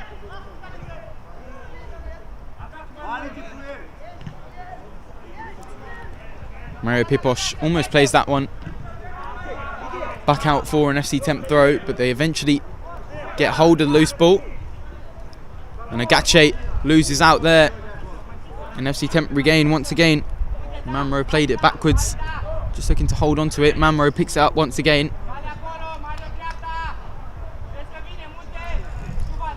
Direct from the keeper. Laid back into the path of Plashka, who moves it out to the right hand side. Blank on the ball once again. Runs with it.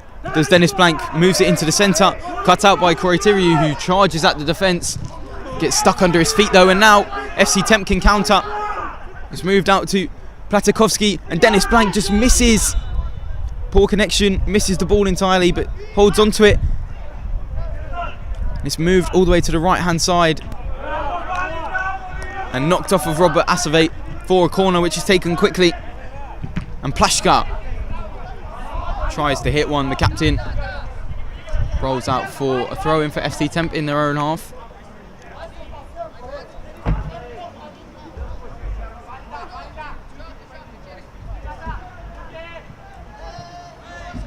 Ball is switched to Markiv. Stelmachuk back into Markiv. Good football from FC Temp, and here is an opportunity. Goes down under contact. Referee says penalty. And Criterio, his shoulder halts the run of Dimitro Mamro, who goes down inside the box. And he's won his team a penalty. And a chance for FC Temp to go 1 goal up and break the deadlock.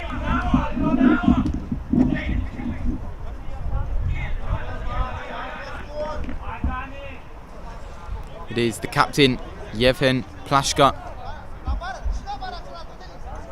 who's going to step up for it.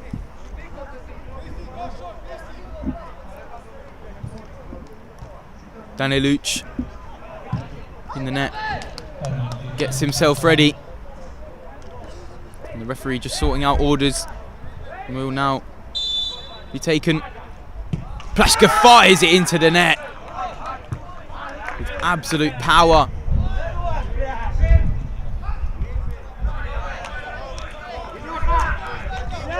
Daniluc was not going to stop that. He went down to his right.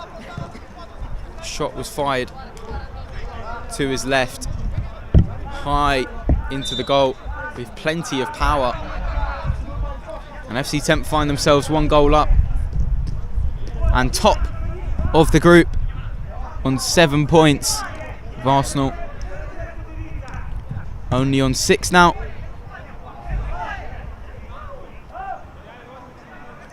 Montagnu receives it once again. Nice 1-2. Markiv cuts it out and Blank has to play around the press. He's giving it away. And here's an opportunity for Arsenal to get themselves back in front. 2 shots in quick succession from Mario Pipos. Forces a save and a block. Will be a corner to be taken by that man, the number 3. And laid off short. And Badic's effort well over the bar. Almost selling out. Dennis Blank was the keeper there. Did well to play around the press of George Agache. They've got a throw in. Could have been taken quickly. Instead elected to move backwards and build from the back. Did Arsenal Iași. And they've still got it there. Kroitiri back to his goalkeeper. Montagnu over to Pipos and laid back to Kroitiri, who looked to shape one up. Instead elects to play it out to Pipos, who does let one fly well wide. Don't know if he was claiming for a deflection there, but most certainly a goal kick.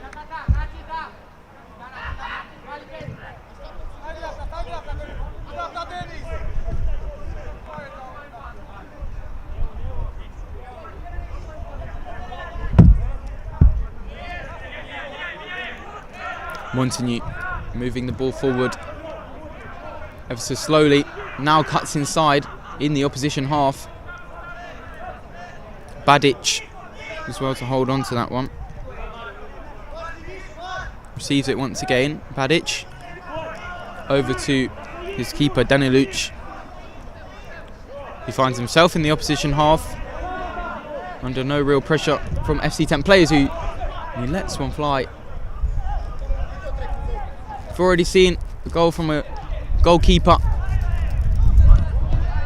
That was on pitch 2 earlier on today.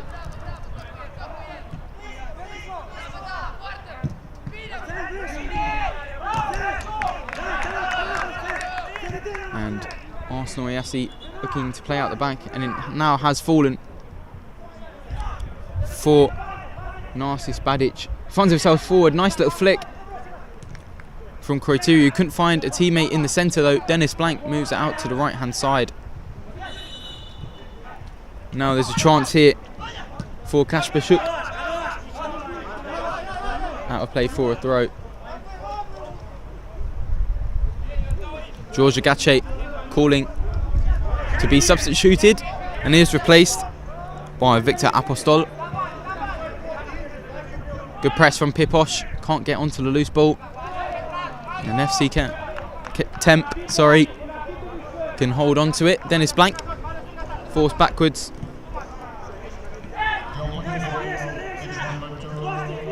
Montagnu moving forward with the ball. Being slightly held back there, no free kick says the referee. And now FC Temp can move forward. Dennis Blank in space on the right hand side. More space, cuts it back. The Markiv's shot blazed over.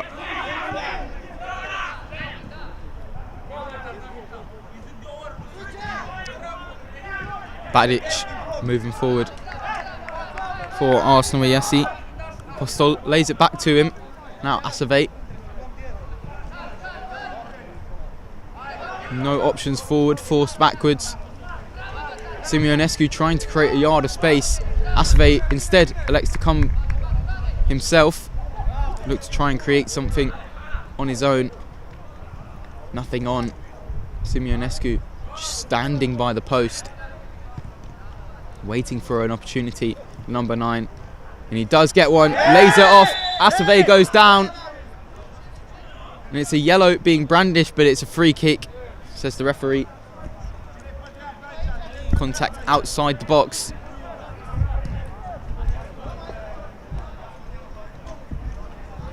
Good work there from Arsenal Iași to create an opportunity. Simeonescu, nice little layoff for Robert Asave, I believe.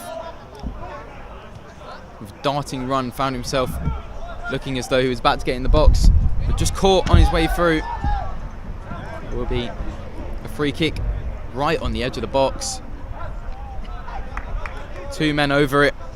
It looks like Koiteriu might lay it off for Narcis Badic.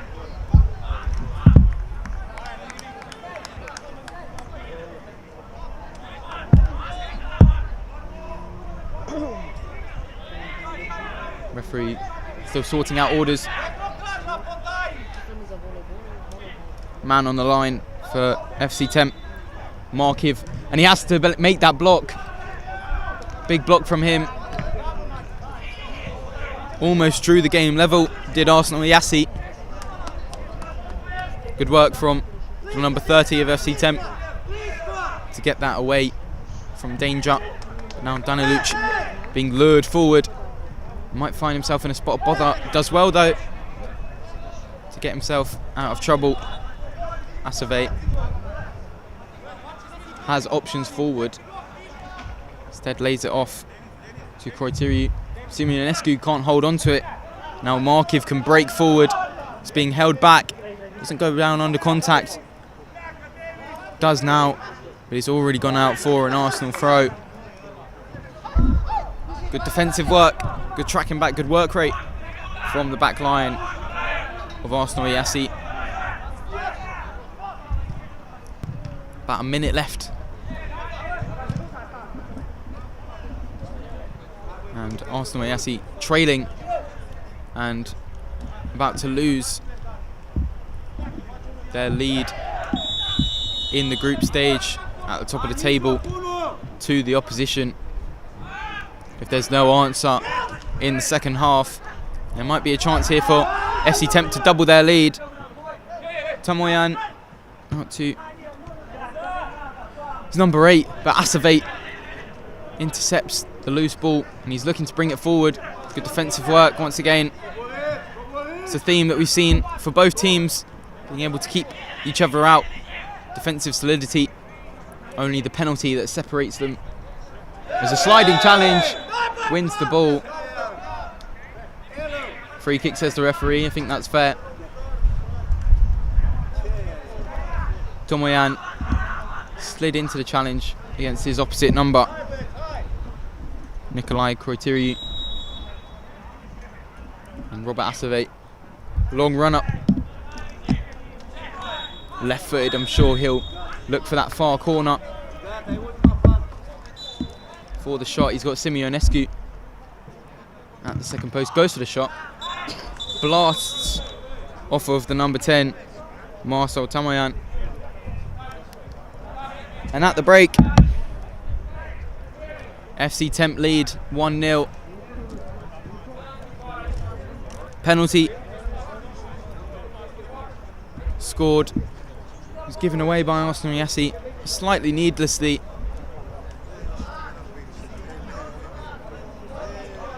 The player was running himself into little space, but nevertheless converted. And they find themselves 1-0 down, and as I say, Arsenal Iași no longer at the top of the group stage, no longer in the lead. And at the break, FC Temp leading 1-0.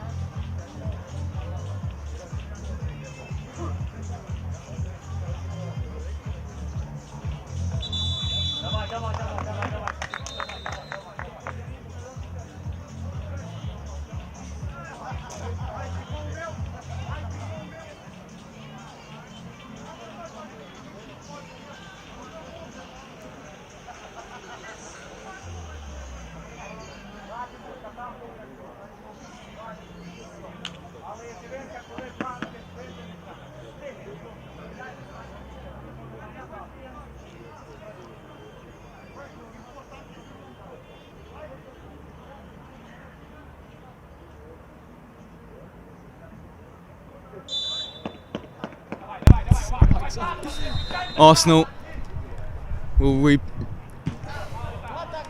begin play once again. Second half, they found themselves 1 goal down after giving away a penalty fairly needlessly in the first half. Free just checking the pressure of the ball. But FC Temp will find themselves top of the group as we speak, Group A, on 7 points after drawing their first to the team from Sofia.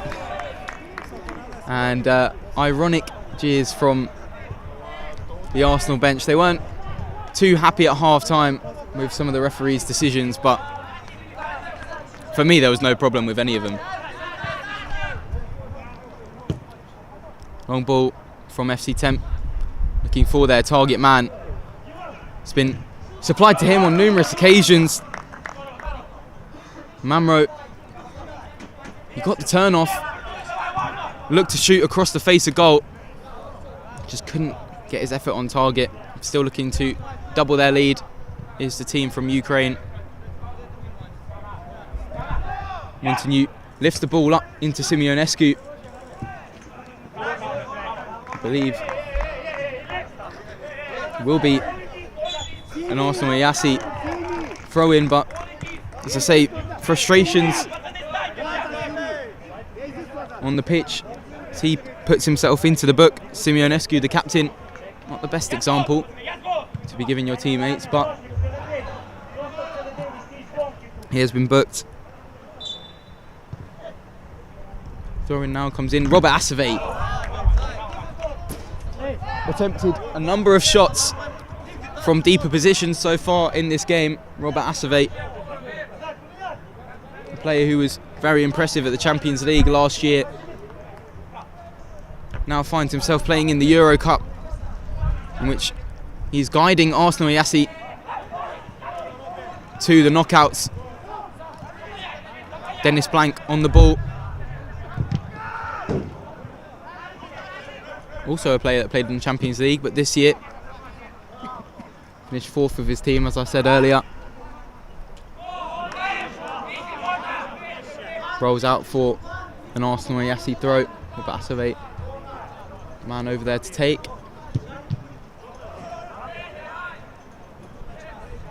Stefan Deniluc, solid keeper. Made numerous saves when he's been called upon. Wasn't getting anywhere near the penalty though. Absolutely blasted into the back of the net. Can't complain much about that. Asave into the centre for Dodan. Not too many options forward, but they're just creeping into the opposition half. Arsenal Iași, good work from Simeonescu to knock the ball round his marker. No option forward though. They latch onto the loose ball. Now they've got it once again. Dangerous here. Simeonescu back to Dodan. And out on the rebound for Koitiriu. Match though.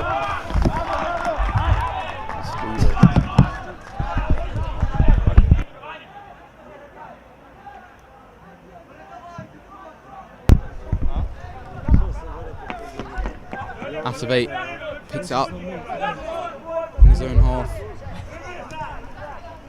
Down the line. Goes down under contact, does Montigny.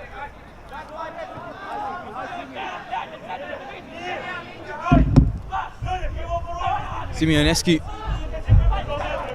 shooting daggers at the referees. Harsh. Shot comes in from the free kick over the bar. Plenty of power on that one. Again, not going to trouble Stelmachuk's net. It's now, he loses the ball in a dangerous position. 1-on-1, good finish. And it's back level. Nikolai Koitiriu puts himself on 3 goals in the tournament and puts himself as the top scorer for his team, Arsenal Iași, and draws the game level.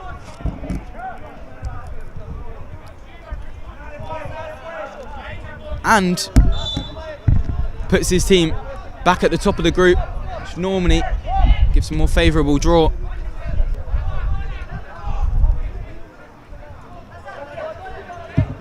Tamoyan.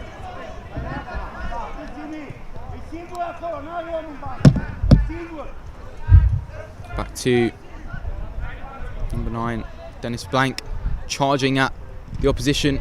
Looks for a ball into the box. Simeonescu picks up the ball, but immediately gives it away. And now here's Dennis Blank across the face of goal. Wide. Again, good opportunity again for FC Temp. But Arsenal Iași can restart with the ball. They've got the momentum. And now Robert Dodan gets the shot off. Good save. He took a deflection on the way through from Simeonescu. Will be the goal kick. Dennis Blank urging his teammates forward. Does now go long. Rolls all the way into the hands of the keeper, Daniluc.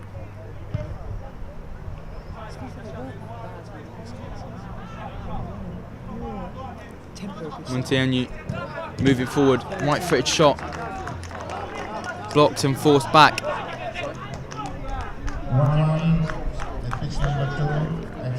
Plenty of shots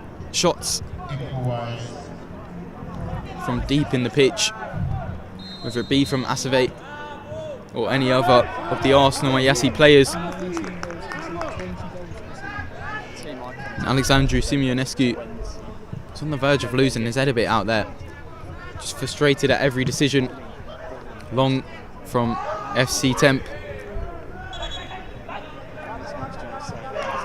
An off the ball contact between Marcel Tamoyan and Robert Asave.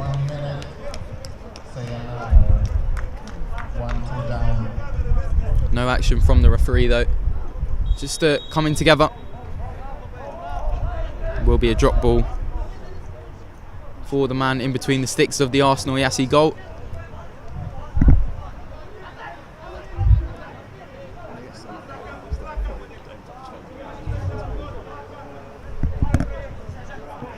And FC Temp coming into this game after beating FC Kent 13-0. Not being able to find the net as often as they did then.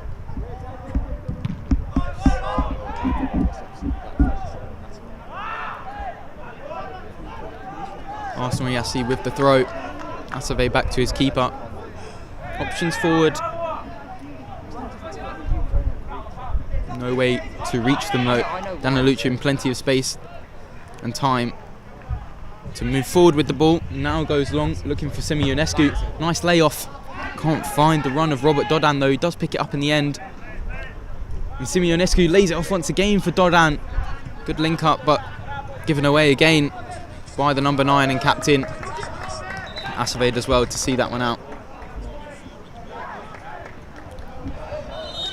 Georgi Agachi comes onto the pitch to replace Dodan, who had a couple of opportunities there to get in better positions and attempt to put his team back in the lead. Simeonescu once again, his layoff and sets just not the right time. And it's seen out for a goal kick by Koiteriu, the man who levelled the scoring in the second half. Now they can build from the back. Arsenal Iași. Options forward. Direct. Zasave commands his teammates from deep. Danaluc lured forward. Now lays it off to Robert Asave, who finds Simeonescu in space, his captain. Rebounds into the keeper's hands, and he's found the back of the net. What a finish from his own box. Stelmaschuk, sidewinder, caught out his opposite keeper, Danaluc, off of his line. And they've gone back behind Arsenal Iași.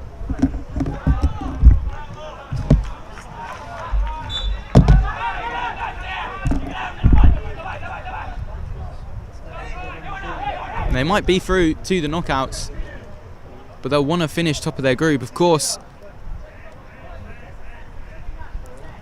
And Asave lays it out to the left-hand side. The announcer says that might be the goal of the tournament. Definitely a contender. There's a couple of them so far that have been of good quality. That's not a conventional challenge there from the number 10, putting his body on the line. Arsenal not happy with that one, as a pass back was given earlier on in the game. They think that should have been. It's just been frustration after frustration from the Arsenal Iași bench, continuing to complain.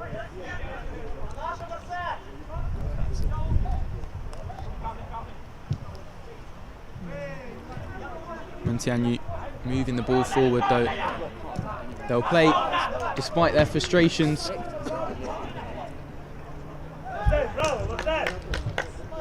Dennis Blank from the goal kick. Kasperchuk moving on to his right foot. Forced all the way back. No rush for FC Temp. One goal up. Score 2-1. Has to be said again. Brilliant technique on the finish from the goalkeeper, and they found the number 7 in plenty of space. Good save from Danaluc, making himself wide. No markers on him. In acres of space in the opposition box. Couldn't make the most of the opportunity.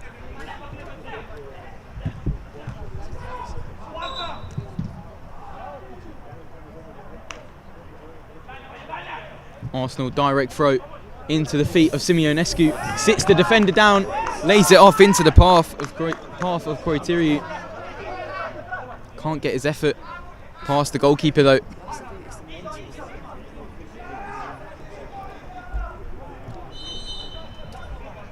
And Arsenal now can build from the back once again.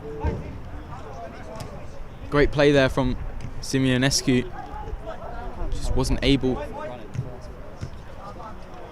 to put it in the back of the net. Something we see from him a lot. His good use of hold-up play and playing in his teammates on multiple occasions. Mario Pipos, normally the one that finishes those. 2 goals for him so far in the tournament. Could have been plenty more. He's had a lot of opportunities in the opening 2 games to add numbers to that tally as he finds himself in the box once again. Just can't get the ball out of his feet. And a no-nonsense clearance. Shouts between the FC Temp players, wondering how Mario Pipos was allowed to be in that position. Back to goal, but as close as you can really get to the opposition net. Just couldn't convert once again. As I was saying, how Mario Pipos could have been more clinical. Kind of proves my point, really. Koitiri moving into the centre of the pitch. Gives it away once again. Dennis Blank now rushing to get forward. Initially standing still. Great footwork. Another good save from the Arsenal Iași keeper. And now there's an opportunity to break. And he does well to get past his man, Mario Pipos. Left-footed effort. Good save. And cleared. Georgi Agashi was there at the second post. And had it have come to him, I'm sure he would have been able to knock that in. It'd be hard to miss from that distance. Great work from the keeper though. To cut it out, and Dennis Blank continues to play his great work from FC Temp as they now let the shot fly. Great link up between the players. Shot from distance. Montienu again. Arsenal Iași deploying that strategy of shooting from range.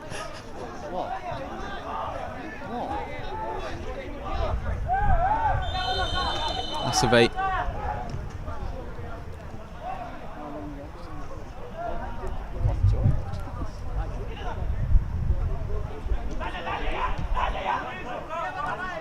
Back to Asave, slowly moving forward. Lays it off once again. Another shot blocked. And Dennis Blank roaring as he makes that block. His team still 2-1 in the lead, despite a couple of Arsenal Iași chances. So they could have converted. Still find themselves in front. Do the team from Ukraine. They will come again.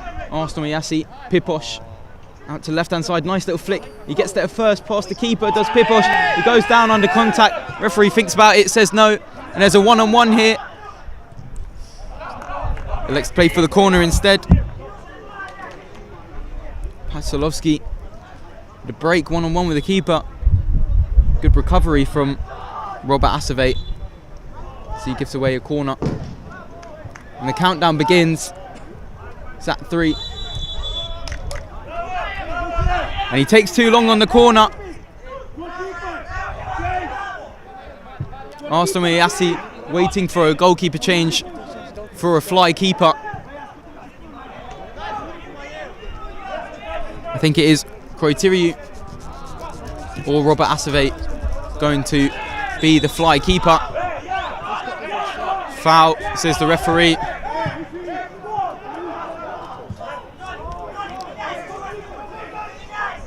And it will be Asave to become the fly keeper for Arsenal Iași as they chase an equaliser, which would put them back top of the table at the moment. They sit second. And a long run up from Ionat Montaigne. Right-footed effort, blazed. Plenty of power on these efforts from distance from Arsenal. Iași just can't direct many of them on target. Poor distribution from the keeper. Dennis Blank picks up on it though. And he shouts, he's asking for it. He doesn't get it. Arsenal Iași throw. And he's still complaining to the referees. He's furious.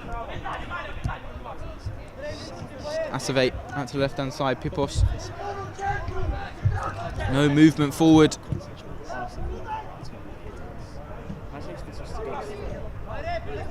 Robert Activate.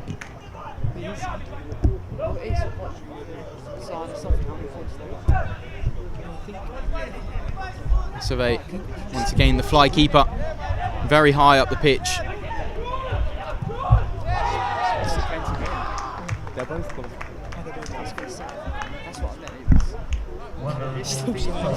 Activate in plenty of space on the left hand side, instead electing to move down the right. Simeonescu has gone out of play, will be a corner on the far side. It's taken into the feet of Simeonescu. Effort over the bar. Haven't been able to put their efforts on target as much as they would have liked. Aside from Romania,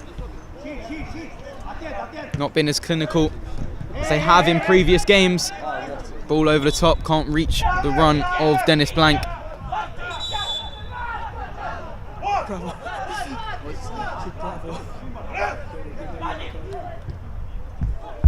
Activate.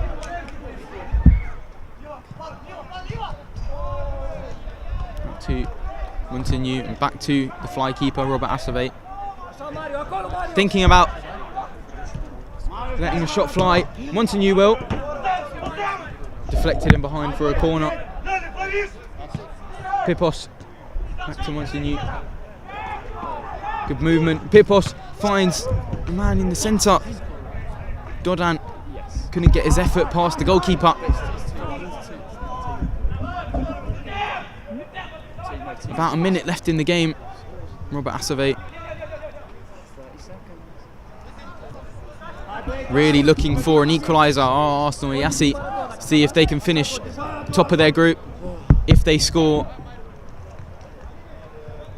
Montague.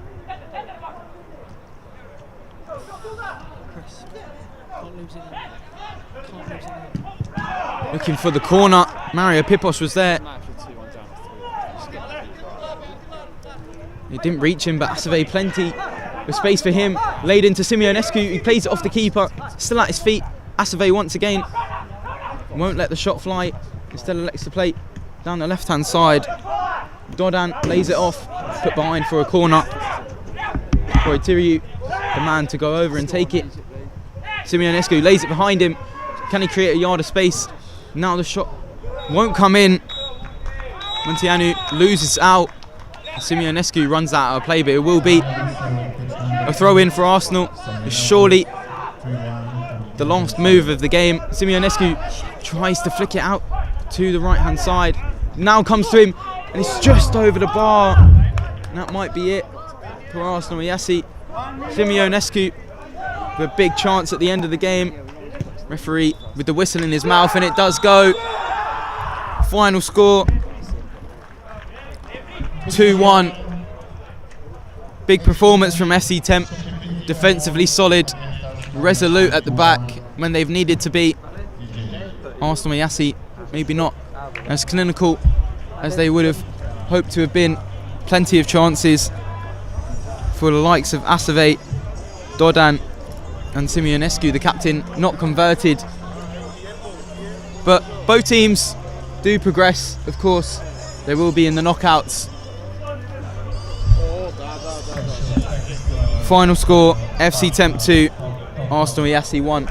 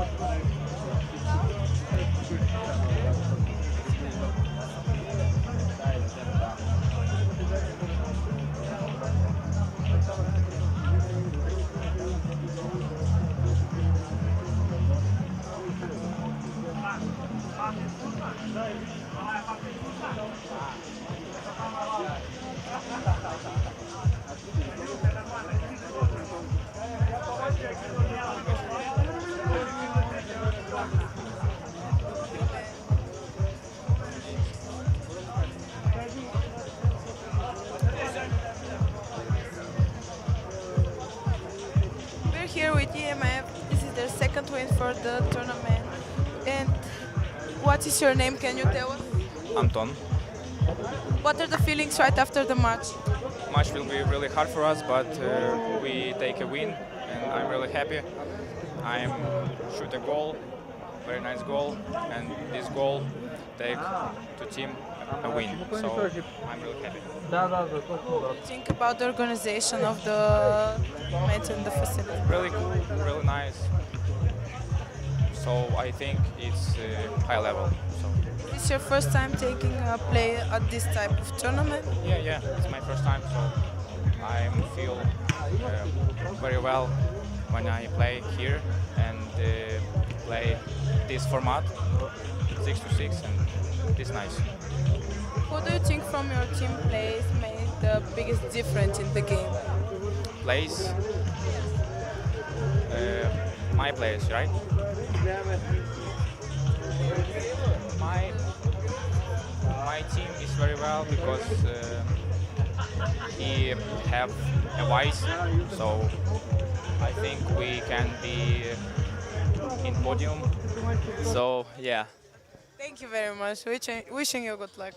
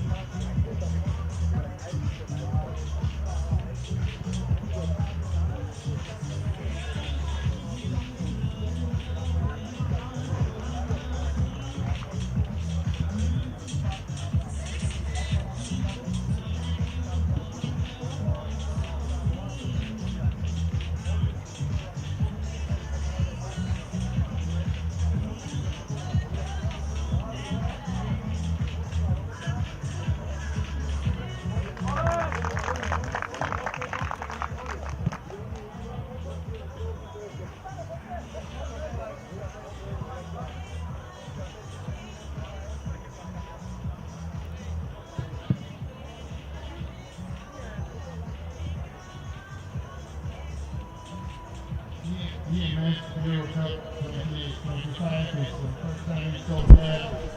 Thanks to Przodkowo, Jihlava, Podgorica, Federation, Budmax,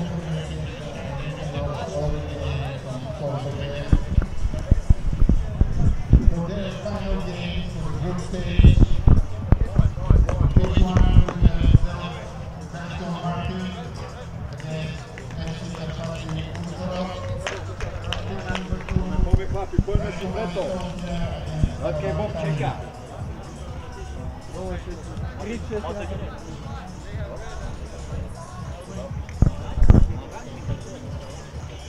Number 2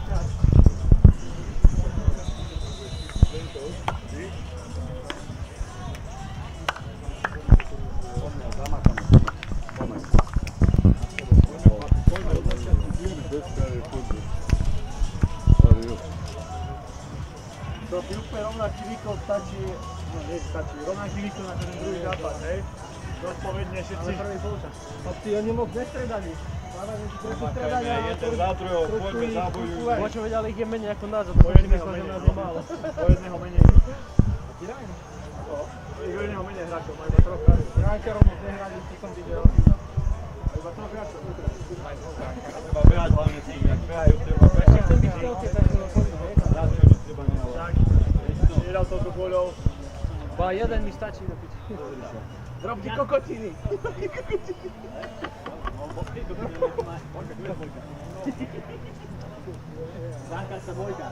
Máte dobrý kompar vzadu inak.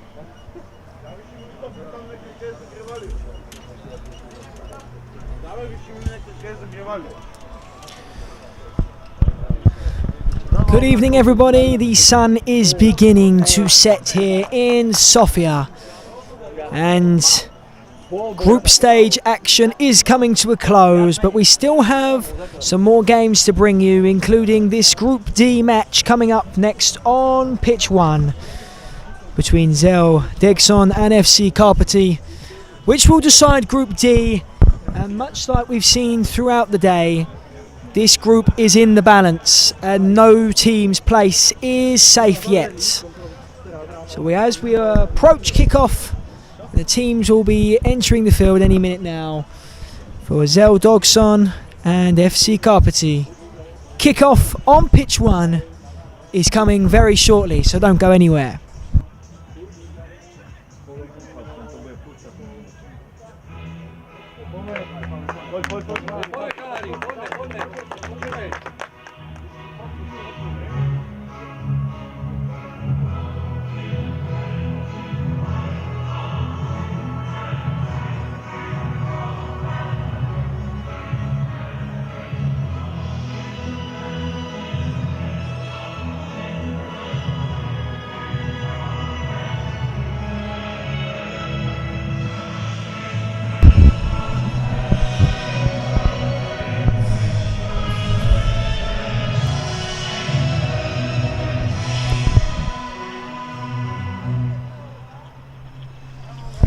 And tension is an understatement here, because it is now or never for these two teams to confirm their place in the knockout stages.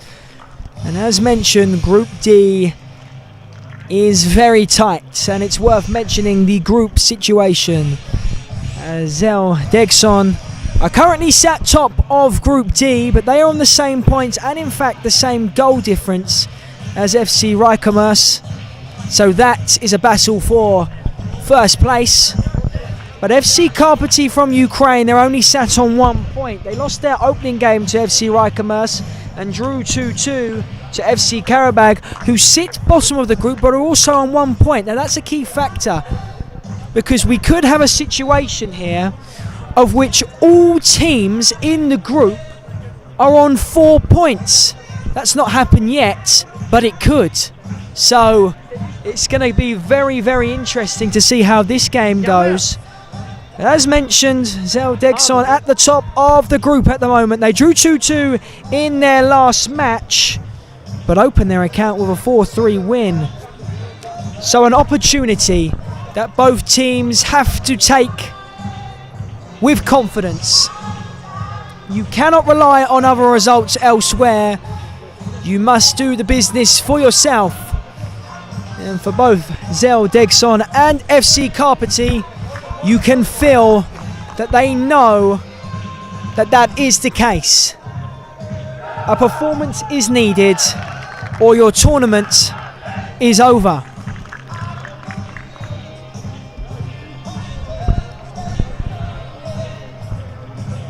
And Degson in that wonderful white and green kit. And FC Karpaty in, again, another wonderful kit, but the red with white shorts. And it is the Ukrainian side to get things started here on pitch 1.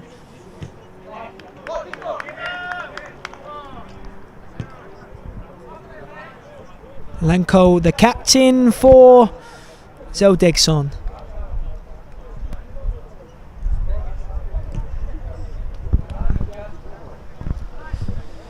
Here's Samuel Racik in goal for the Slovakian side. Just progressing into the Karpaty half here, and they're looking for an immediate opportunity. Strike across goal. Looks to have gone off for a goal kick, and has. So Karpaty will restart proceedings here. And Karabag versus FC Rijkemercies going on over on pitch 2. And the EMF YouTube channel has you covered on that. Ben McCarthy is there. My name is Liam Wingrove, by the way. Pleasure to be back with you on pitch 1 commentary. It was Max who was before me on the last 2 or 3 games, and he did a sterling job.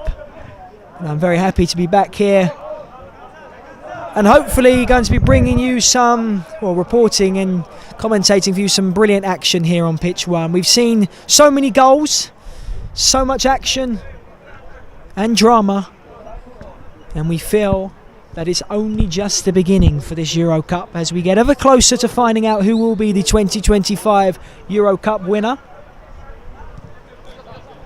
But first we need to decide who is making it out of each group.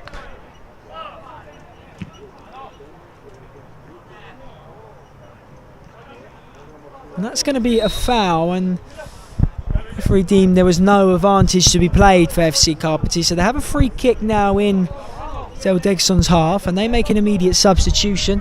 Thomas Galic is on for the Slovakian side to help defend this free kick. Jansto is standing over the free kick, who strikes, and it's Mario Alamaski.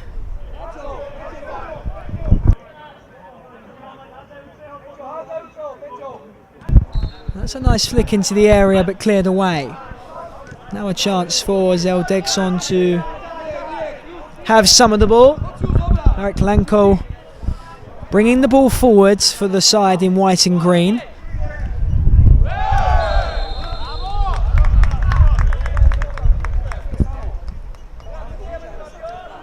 Samuel Racik.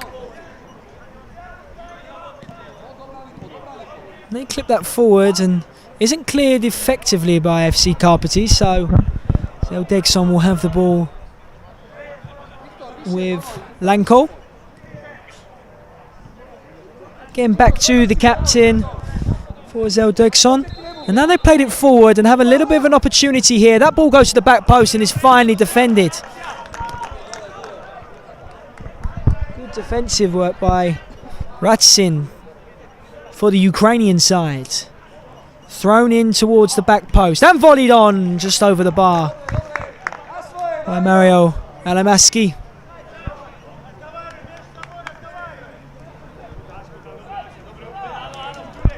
And they've just forced a mistake here, Degson, so have a throw in a nice position. That ball's thrown in and flicked away, and now headed away out for a throw in on that far side. Again thrown into the box and cleared. Again, FC Karpaty can't quite get control of the football at the moment. Not seeing much of it, but that doesn't mean that they're not in this game. We've seen teams with such little possession just have a chance. But here's a chance immediately for Degson, and forces a good save. So FC Karpaty now will need to really wake up before they find themselves 1-0 down. But the ball's turned over again.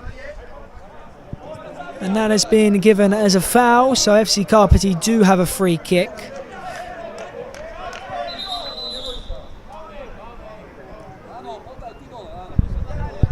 And that was a good chance for the Slovakian side. Mario Alamaski once again in behind. Ivan Ahi, good saves in their opening game when they lost to FC Rijkemas.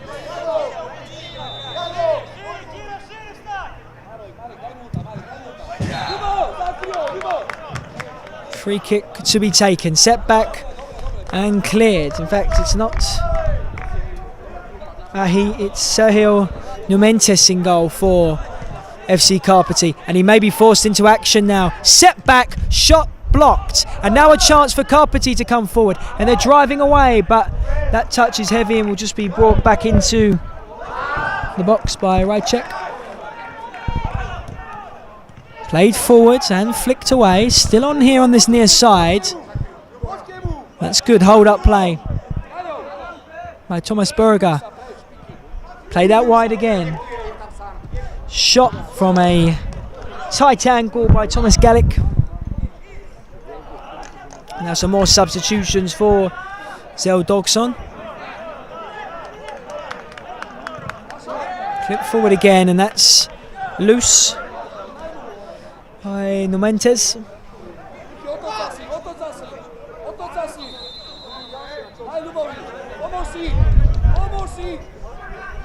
That's a good bit of defending for FC Karpaty, and that just hits the gantry area where I'm sitting. So that's number 3 for me of being hit with a football. Good defending there by Marek Lanko.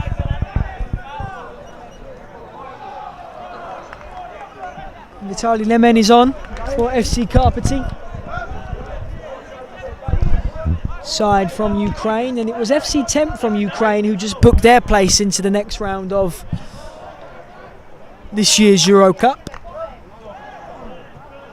A goal winner by the goalkeeper for the other Ukrainian side. So pure drama, and actually what I've seen, the second goal directly scored from a goalkeeper, whilst the other goalkeeper's been in the goal. So unbelievable action that we just saw on pitch 1, but FC Karpaty looking to come forward. That's no foul, and neither's that, but that's a good shot.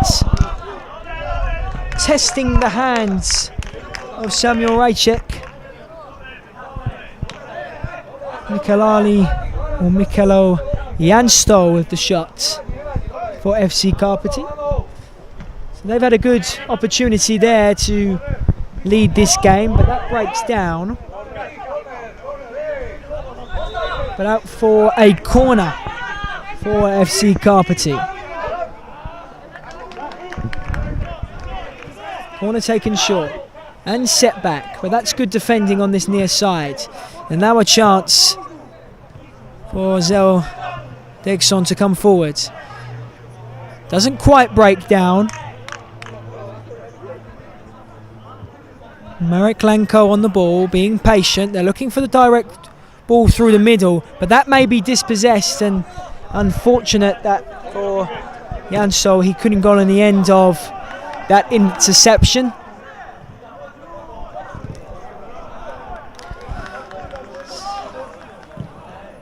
And that's a nice direct ball into the feet of Thomas Berger, who can't control.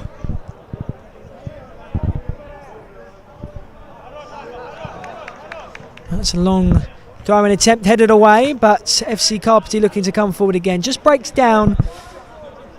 Both teams just waiting for their moment to pounce. They're also looking for the precise moment, not looking to force anything.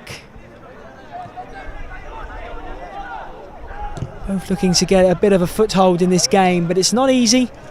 This game has massive implications on each other's tournament, so you would expect it to be a competitive, action and tension-packed game, and that's miscontrolled by Jansto, who was in a good position with a bit of space in the midfield.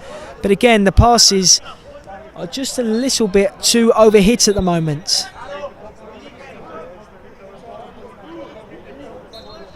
Watch forward now. And that ball has gone off.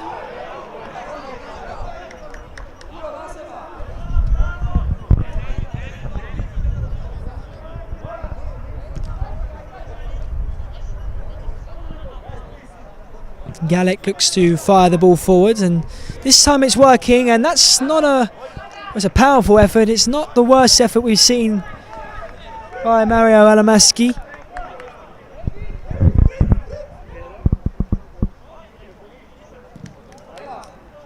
Interesting to see the goalkeeper not taking the goal kick, but here's FC Karpaty coming forward, attempting to drive the ball across the box, but that's well defended by Daniel Civic on that far side. So a throw in for the Ukrainian side is launched in and cleared again.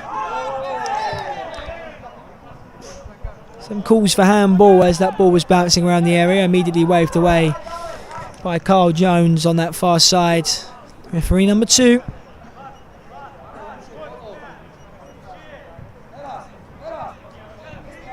And that's a miscontrol, but well fought back by Thomas Galek, and it just allows his side to drive forward here, and they're in attacking position, and that is a weak effort but an on-target effort, and they'll take that. Degson, of course, want to be 1-0 up here, but they've shown that they can carve through the midfield of FC Karpaty.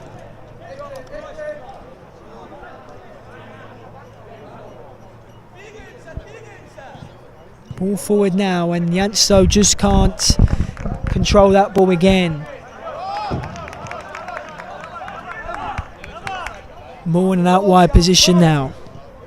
Alamaski plays it across. Back into Alamaski. Out wide.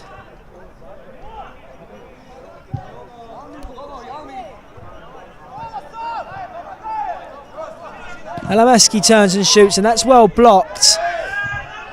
And now a chance potentially for FC Karpaty to regain the ball, but actually they've lost it in front of their area. Back kill, shot in, fantastically finished. What a finish that is by Daniel Civic for Degson. He absolutely rifled that in the top corner. And the Slovakian side lead by 1-0. You just don't save those. And now a lot of work to do for FC Karpaty, because Degson are looking likely now to top their group if it stays like this, but there's still so much to go in this game. That ball's down the line and no advantage is played. So Degson have another free kick, looking to double their advantage. Well over halfway through this first half. Musgalik. Strike, and that's not far away.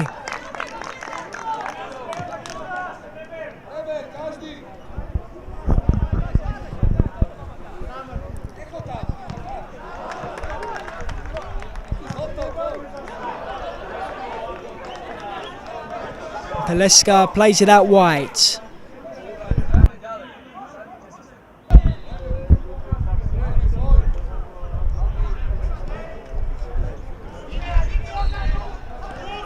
We often see when the first goes in that the game starts to open up, and we might just be seeing that pattern again. Degson coming forward again. That's not a bad effort. That was not far away.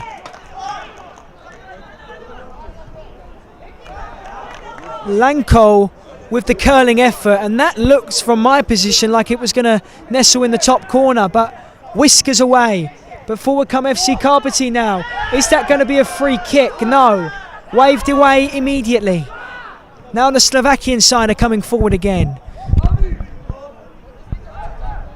Another shot forces a good save. Sehi Neumetz down at his near post, and had to be. Degson with confidence. Flowing at the moment. That ball isn't collected, and now an opportunity again. Good defending, And the decision is corner. So more pressure on the FC Karpaty defence to happen here now. Corner to be taken by Helamaski. Driven in, and that took a touch off an FC Karpaty player. And another corner for Degson. Played across the box. Should be finished, isn't?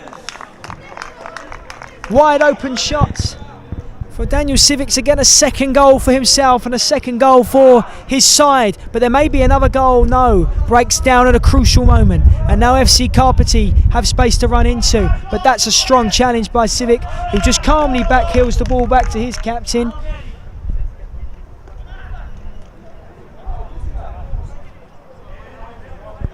Out to Civic again. Plays the ball inside. That's a nice touch, and that's over the bar. Viitorul.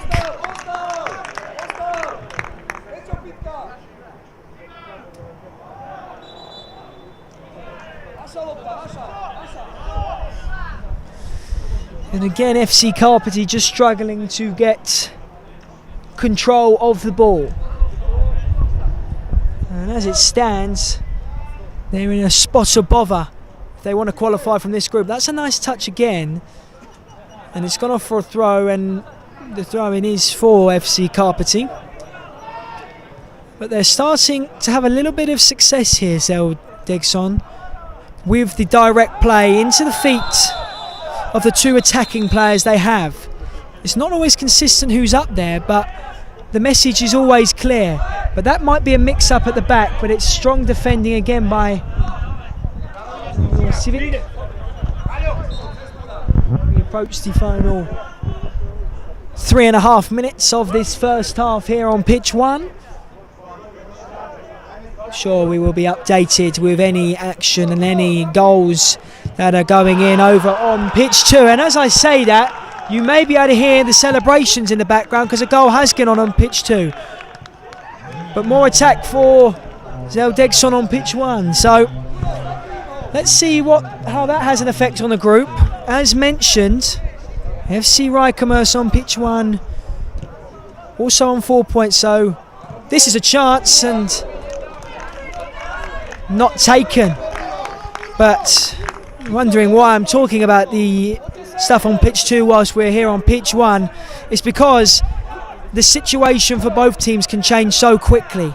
Because if it suddenly becomes a draw over on pitch 2 and FC Karpaty are to win, then it will be a situation that's going to be, what's it going to be? No decision from the referee, waved away immediately by Carl Jones.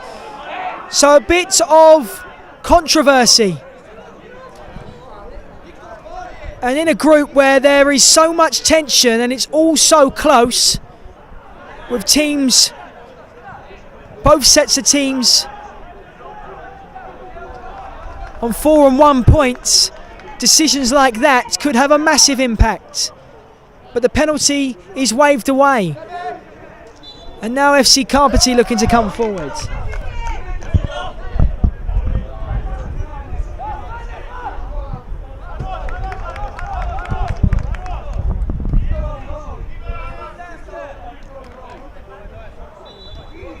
Played across again.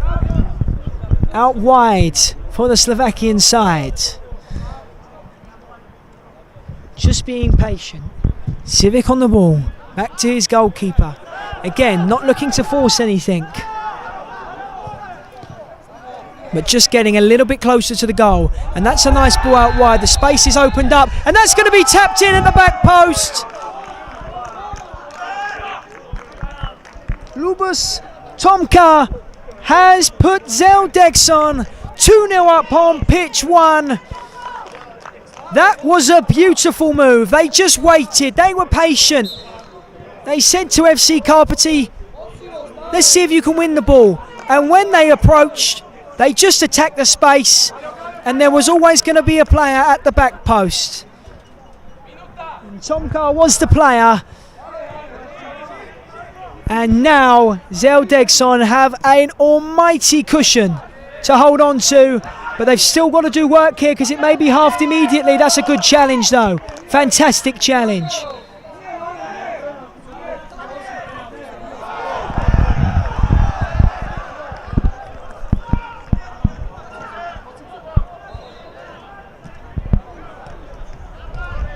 Galați is under pressure, and you can see Ukrainian side just pressing a little bit more frequently now with a little bit more intensity. They know the situation that they find themselves in, and it is an almighty mountain to climb. But again, they're forced long, and Degson will not mind that at all. They can just take their time once again. Last few moments of this first half. And that looks like it's going to be the whistle. It is. So it's half time here on pitch 1, and Degson are doing exactly what they needed to do. A win would have seen them through. They're already top of the group, but they needed to win this game to avoid any scare, and they are doing the job at the moment. It's half time here on pitch 1. Degson 2, FC Karpaty 0.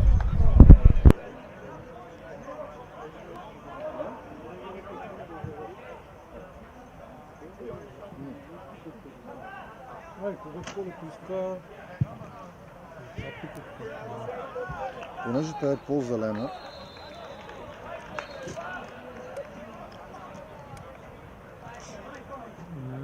тя има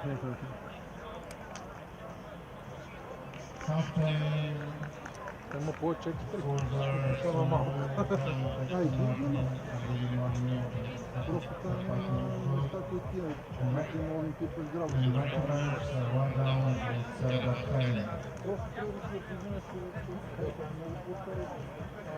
да.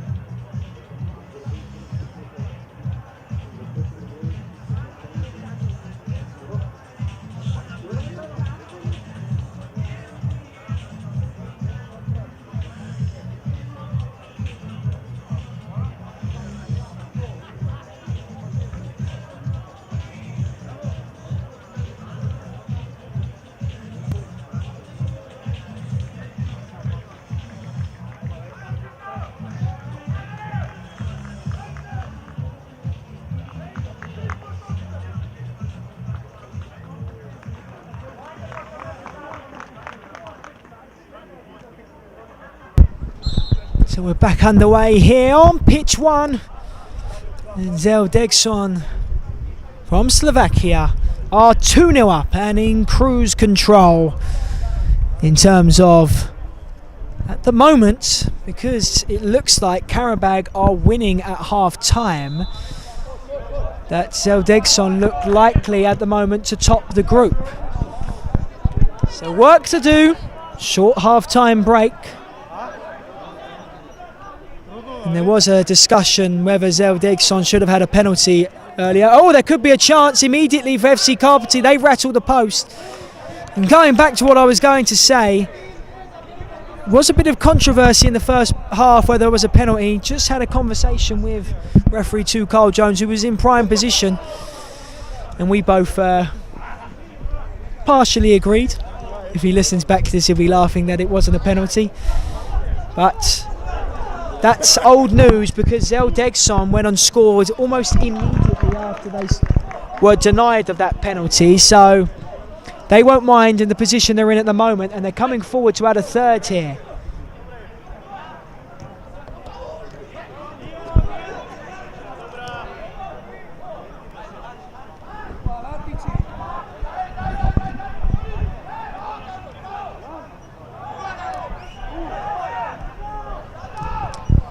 Slovakian side motoring forward, have a little bit of space to run into. That ball's going to go out wide now, cross the, and not, thought it was going to be put in, but it wasn't to be this time. But they've broken away here, the Slovakian side, but that's a heavy touch by Shepetivka.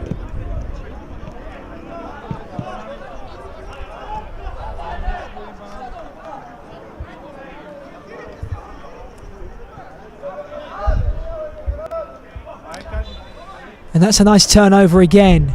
And this might be the third. Fantastic save. What a fantastic save that is. Neumets in the goal for FC Karpaty has kept the hopes alive for the Ukrainian side. That setback, and we are going to need another football. That one is going to have to be retrieved from the forest.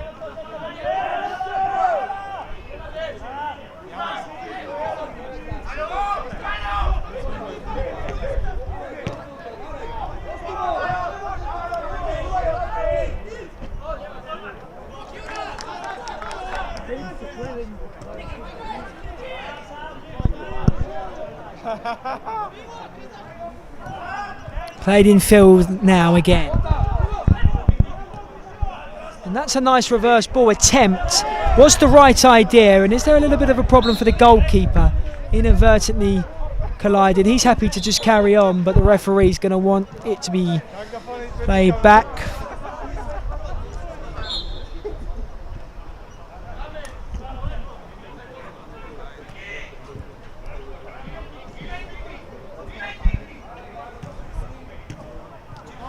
Played forward now. See Karpaty enjoying some possession of the ball, but we'll be wary that it might turn over, and it has, right on cue. But they're battling hard here, and that's going to be a free kick for the Ukrainian side.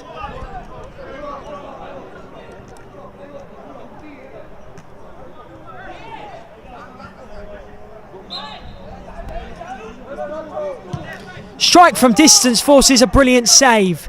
From absolutely nothing, FC Karpaty have won a corner. That shot was with ferocity by Denis Chehil.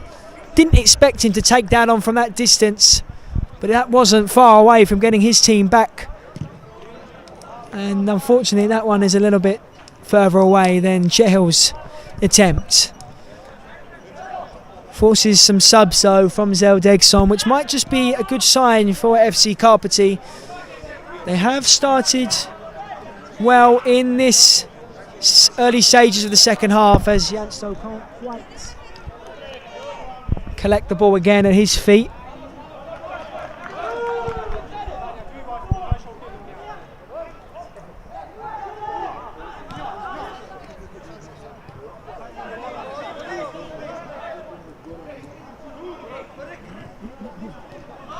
That's nice on this near side. Good strike as well by Daniel Civic, who has been a standout player for Degson.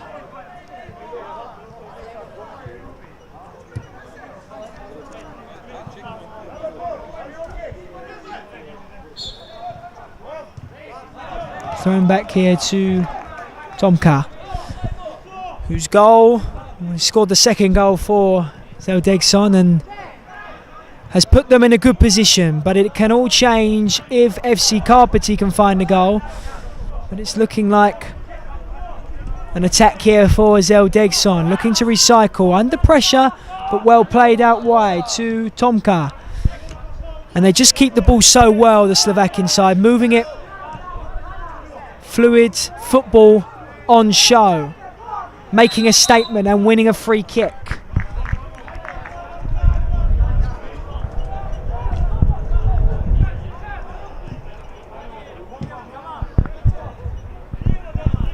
So a free kick in an attacking position for Degson. Can they make the most of it? Well, that was thundered into Dennis Chairhill.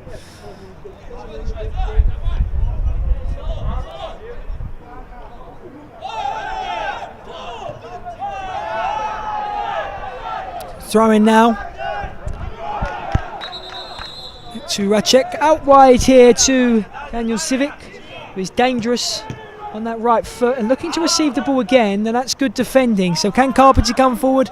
Once again it does break down for the side from Ukraine.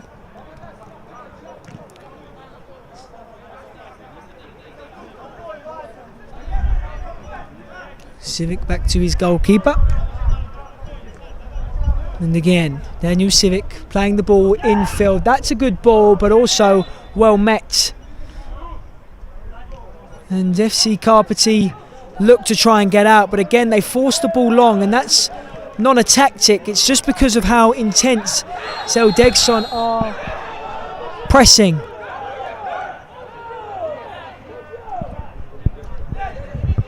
Civic again just inviting the pressure. And this is where they were so effective in the first half, of just slowing the game down and then having a player out in the wide position to try and get forward. It nearly worked again, but this time FC Karpaty are there to match the effort.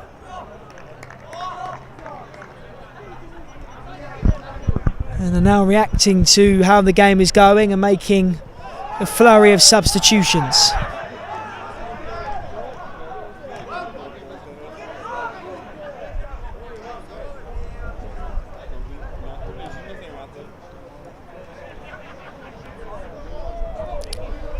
Karpaty, two players forward attempting to block the short passes and hoping to just steal the ball.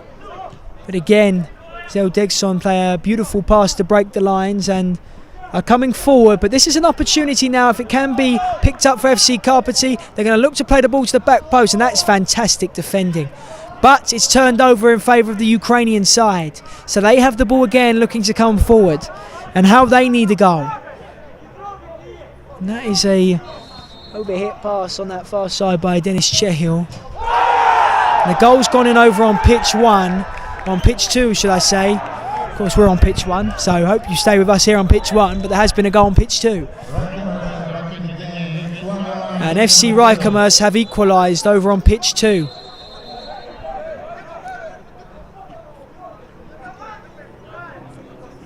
Nice touch back there, and a shot is well over.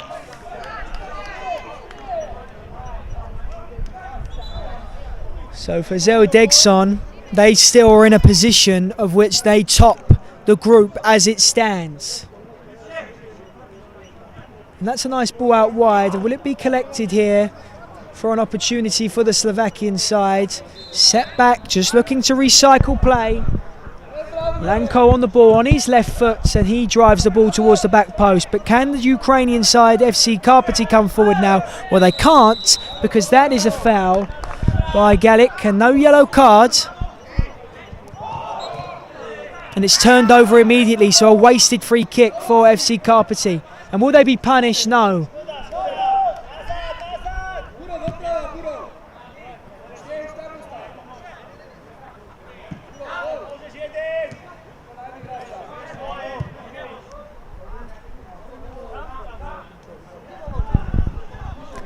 Shehil clips the ball forward, and Jansto might just be in behind here. Not directly in front of the goal, but on that far side looking to deliver.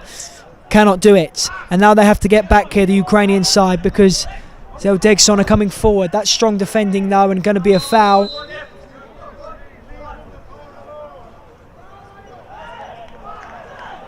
Both teams making substitutions with the last half of the second half to come. And it can all change. And that was good defending, because we don't know whether that ball was going to end up in the back of the net. It still might, it does! So now we have a game.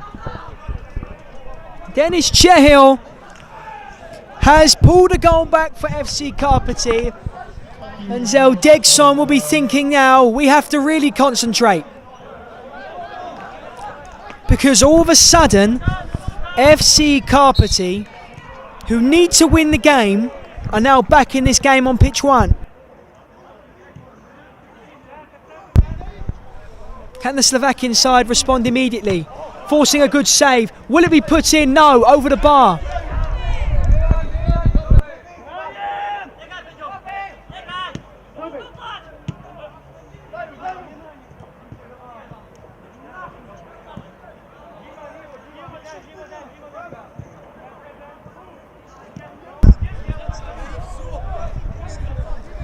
So a goal back for FC Karpaty. No change in how that affects the group at the moment. But if it suddenly becomes 2-2, then we will see. Then we will see how it's going to go. But Degson with a bit more intensity in their play now, because they know that to avoid a disaster here, they probably need to score another goal.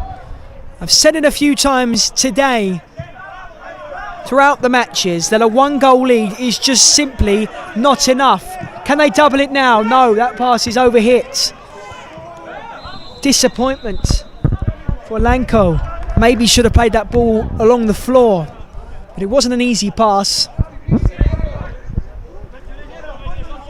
For the last 7.5 minutes here in this match between Degson and FC Karpaty, and they launch the ball forward now, looking to go direct. It's well held up, and it's off for a throw-in for Degson. Flicked on forward. Jansto has some defending to do. Doesn't want to get caught in this position. Has been caught and actually kept that ball on, and fortunately for the number 8, the ball has gone off for a goal kick.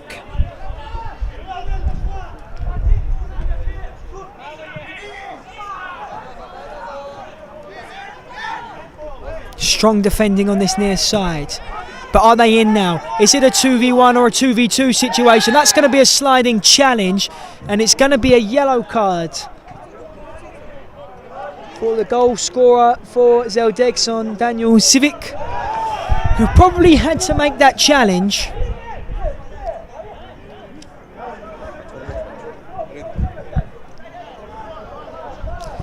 And a free kick now for FC Karpaty to potentially level this match and really make this group a little bit interesting. It won't get FC Karpaty through to the knockout stages if they do find an equaliser, but certainly ignite this game. Set back, and that took a touch, so it'll be out for a corner. But a goal, an equalising goal, would be damaging for Degson unless they can add a third. Goalkeeper has to be right, and that's going to be a sliding challenge. So a yellow card for Neumetz in the goal for FC Karpaty. Probably once again, it's one of those where you have to make the challenge. You know you're going to get penalised.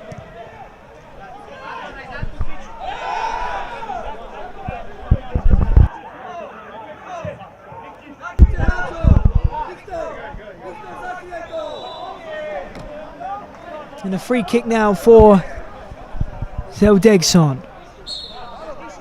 Civic sets the ball across, and the shot is over by Lanko.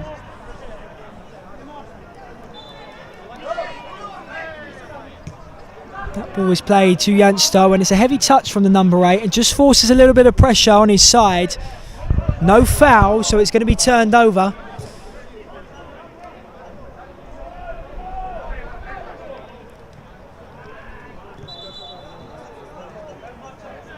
And that's nice on that far side.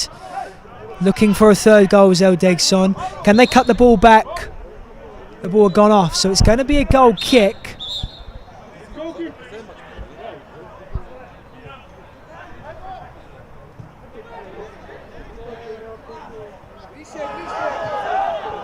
Ball played infield. FC Karpaty looking to reignite themselves in this game to get back on level terms. But with that, Degson just being so defensively disciplined, and that's nice footwork on this near side, and that's even nice ball, but isn't collected by Viitorul. Ball down the line is still on, so Karpaty can come forward. Rastin plays the ball out wide, and that is a foul given. So a free kick now for FC Karpaty. As we approach the final 3 minutes, and believe me viewers, that is still a long time in mini football. Multiple goals can go in 3 minutes, believe me. But I wonder if we will see that now. That free kick is struck and saved and cleared for Degson. Launched forward. Jansto collects well. Plays the ball back. The pressure's going to be intense and needs to be dealt with effectively here. But they've won it back well, the Slovakian side, and are coming forward and have won a throw-in on that far side, and won't mind that at all. That just slows things down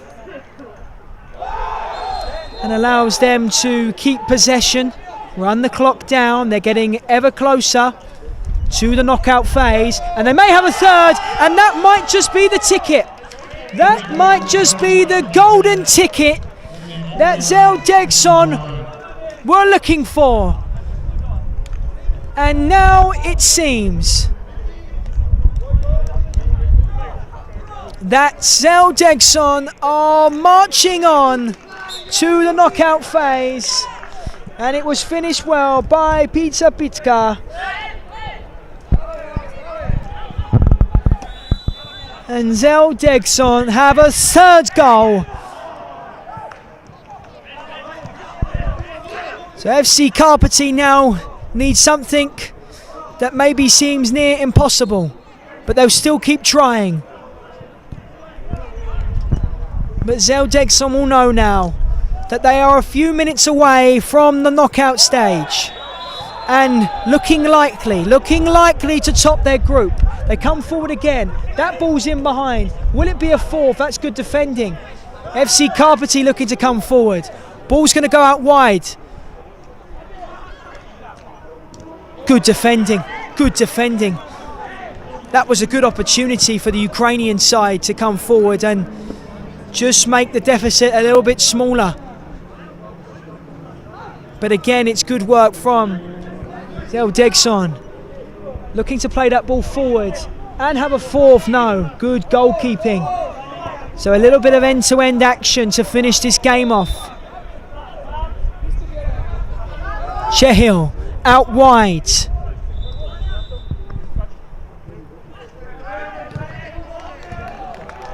That's a heavy touch, but it will be well controlled in the end. Good shot, good strike, fantastic save, and anywhere will do. And that ball, again, is most likely long gone. So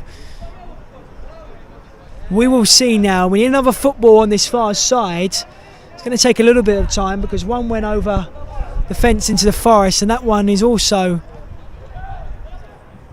looked like it went over the back fence as well. So we do have another football, and that's nice play, but well intercepted by Civic again. But can FC Karpaty make things interesting? That's on the side netting. And there wasn't enough time anyway, because you can hear the celebrations now. Degson have done exactly what they needed to do.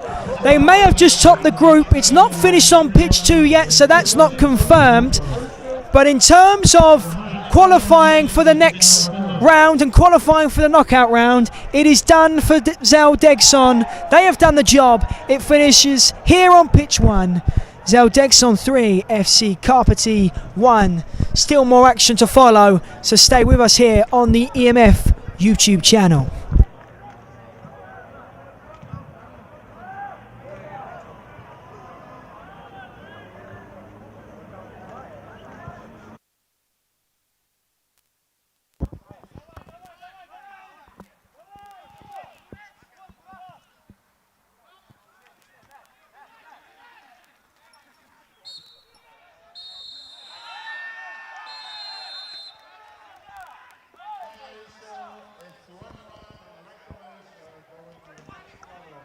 Hi.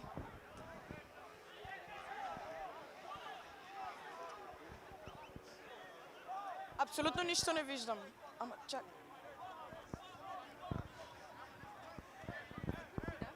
Počnemo li? Pustim to li? Hi, we are from Eurocup 225. What is the name of your club? Degson Martin. What are the feelings right after the match? Do you think that you can do something better at the field? We always can do something better, but we are promoting to the next level and we are fighting to our path to the final. Is this your first time at this type of tournament? Yeah, it's my first time here. Our guys, it's more experience. I am like novice here, but it's a very good experience for me.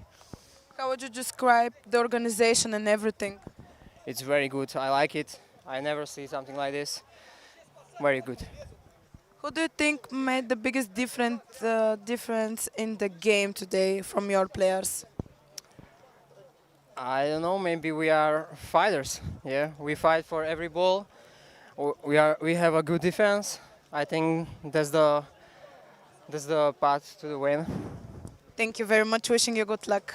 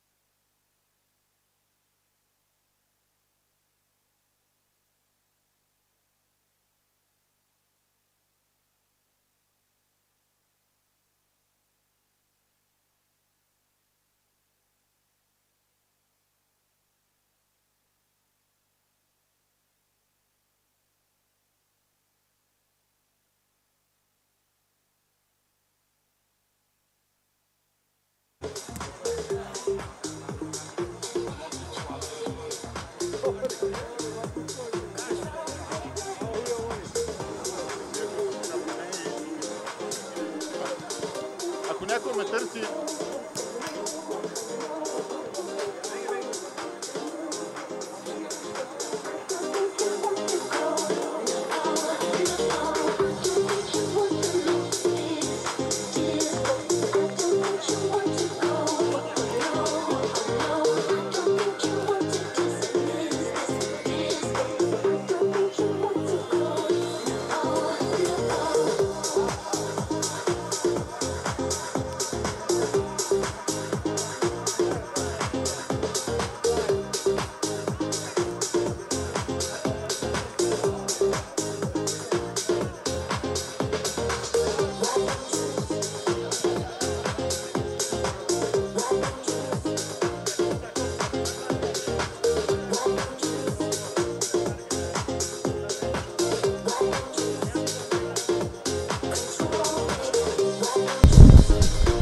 Welcome back everybody to live action here on pitch 1 of this EMF Eurocup 2025, and the action has been exhilarating, and that's an understatement, but we're only just getting started. Still 3 hours worth of football here in Sofia. The sun has set, the lighting is on, and we have the conclusion of Group F to report on. And this match between Zhanaozen from Kazakhstan, they take on Helpcar from Slovakia. And for the Kazakhstan side, their ticket is already booked for the knockout stage. But for Helpcar, well, they currently sit second in the group on 4 points. But to avoid any scare here with Apple FC, who are on 1 point, and Apple FC would have to overturn a major goal difference, of course, but it could happen. Helpcar will be hoping for something. A point will do. Zhanaozen don't need to achieve anything, but they will want to, because momentum has a massive part. So it is still something to play for here in Group F. Kickoff is fast approaching, expected at 8 PM call time, and it's only 4 or 3 minutes away from kickoff. And we can say it now for you viewers on the EMF YouTube channel that kickoff is on the way next.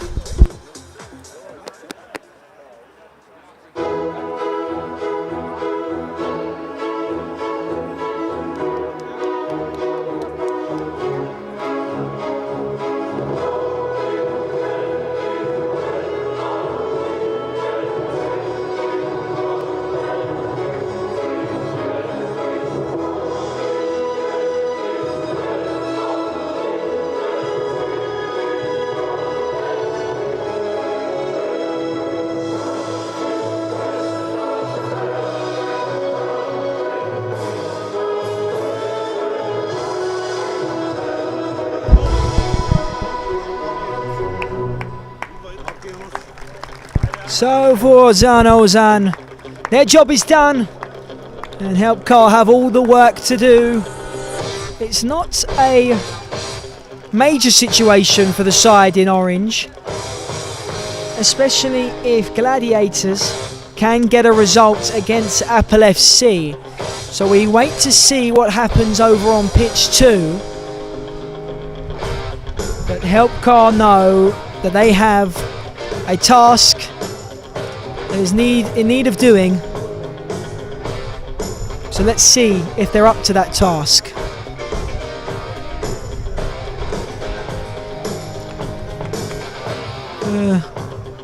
Zhanaozen, 5-0 walkover win against FC Gladiators, and a 4-2 win against Apple FC. So it's been a pretty decent start considering they've actually only played one game of football, which may have an effect on the side from Kazakhstan, having only have played the one game. They did win the only game they've actually stepped on the field to play, but it will give them confidence, but maybe something to consider for Helpcar, who have a little bit more experience, and and they managed to defeat Gladiators Bournemouth by 2-0 earlier today and drew to Apple FC. So let's see. Results mean nothing in terms of how other teams done against other teams. It's what you do when you step on the pitch. And now we will see. We will see what happens.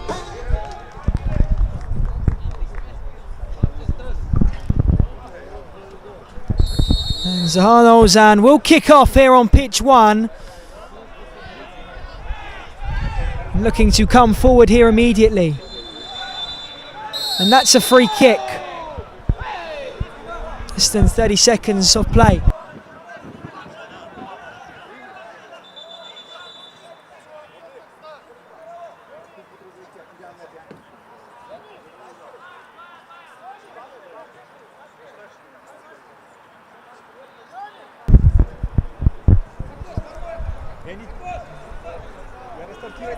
Free kick here for the side from Kazakhstan. Sibanev standing over the free kick. Who runs over it. Set back and just wide. Did take a touch on the way through, so it will be a corner. Kalinov shot was deflected away. Set back, and that ball once again is over the fence.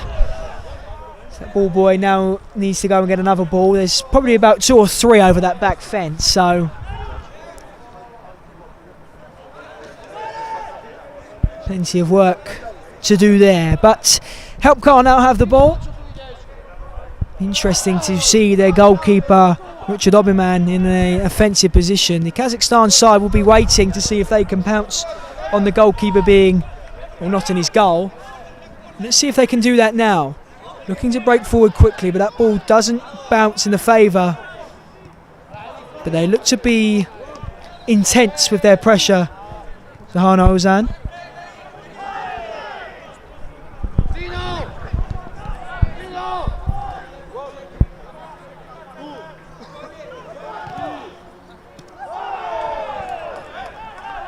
Hornick, the captain for Helpcar on the right hand side, the number 15. The strike from the goalkeeper, Richard Oberman, flies over the bar, so will be restarted now for Zhanaozen, who are just patiently playing.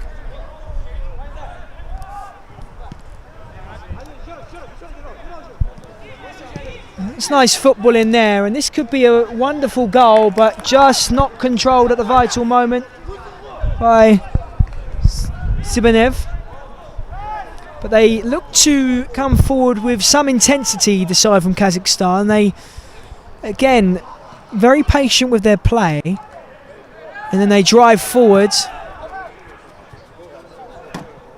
and that just breaks down for Helpcar.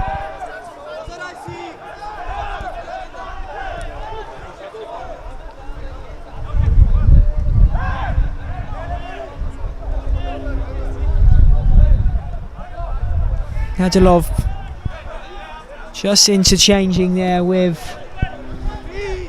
Tenobayev. Kadylov. Tenobayev again. That's good pressure from Helpcar, but evaded well. And now they go forward.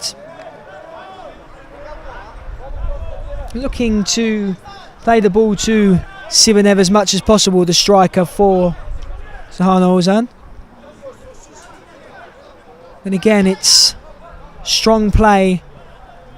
But that's lovely football. To the back post, it is put in.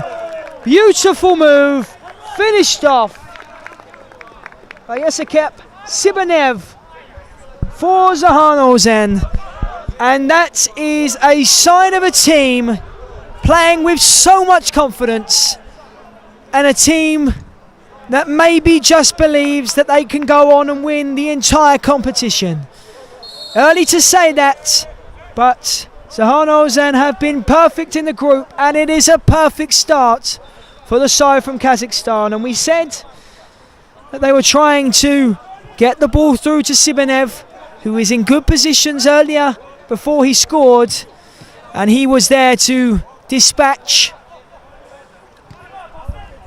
And it's looking at the moment, as it stands, to be a perfect 9 points for the Kazakhstan side. But it's not over. It's not over because it's gone in.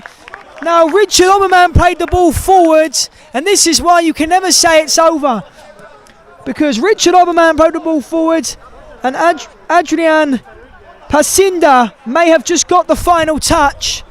So interesting now. Helpcar have equalised. And I can say it now after saying, well, it was going to be a perfect 9 for the Kazakhstan side. That's not the case at the moment, because we are back on level terms. But forward come the Kazakhstan side again, looking to change that. Ball across the box is well defended and launched up into the air. This is going to have to be headed away, and is.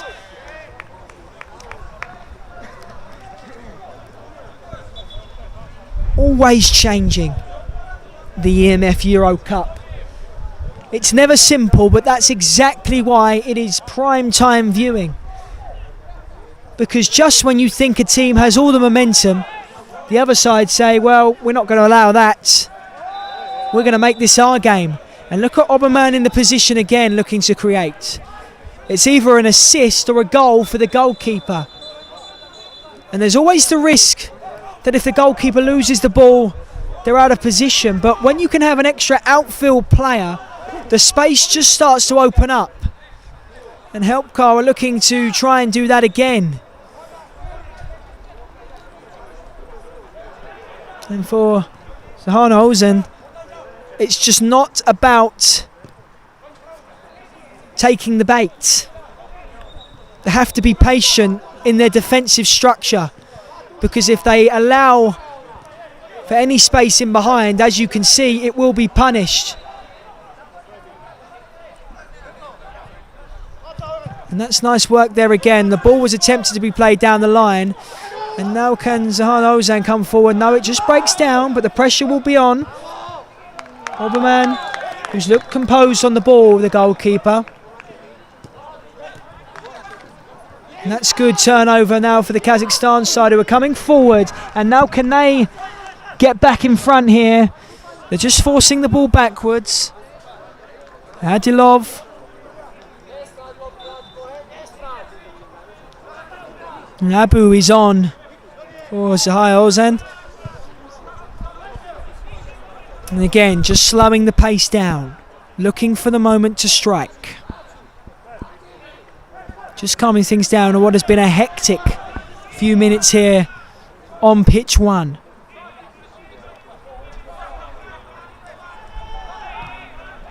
Out wide again, looking to build from those positions.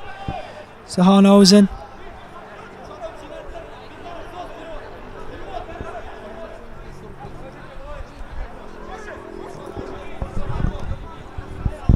Tenobayev. Ball is intercepted, and here we go now for Helpcar. Will this be the second goal? No. Just breaks down. The ball was a little bit behind Pasinda, who couldn't fire for his, what could have been his second goal. We'll have to see if he actually got the touch for the first, but that is the moment that Helpcar are looking for. On the turnover. They are so dangerous. And it is being helped by the fact that Zhanaozen are committing so many players forward themselves in transition.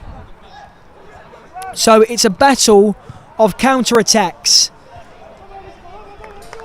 which is always exciting. Who doesn't love a bit of back and forth action?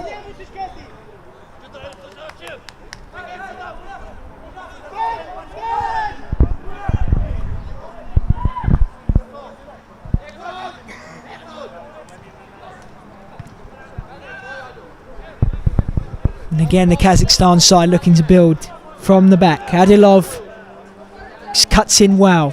And again, but that is well challenged, but just recycles to number 14.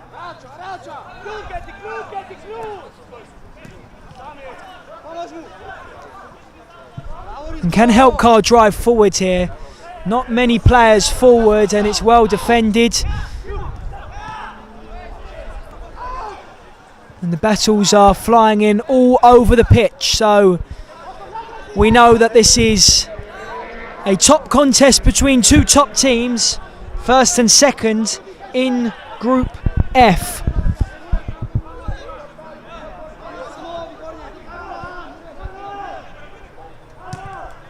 Again, strong defending and just cleared away by Oberman. And now a flurry of substitutions for Help Car.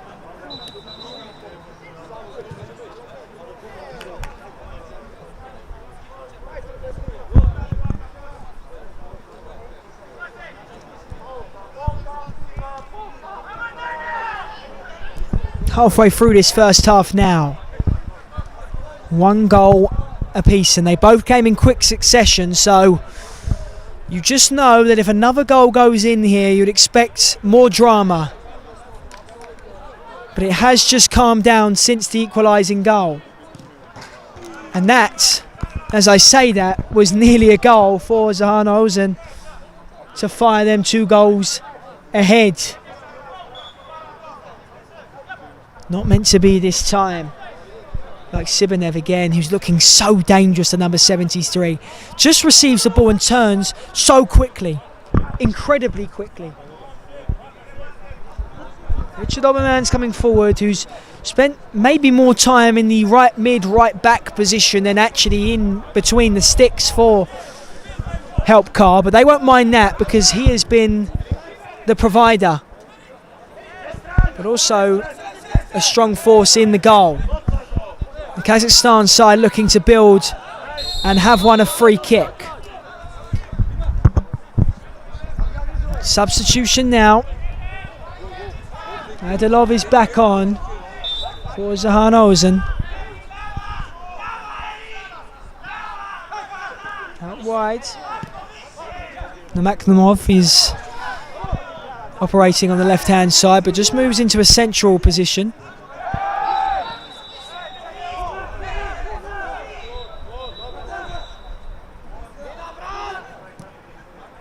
Ball in field. Is it going to be turned over? No. Well recycled for Zhanaozen.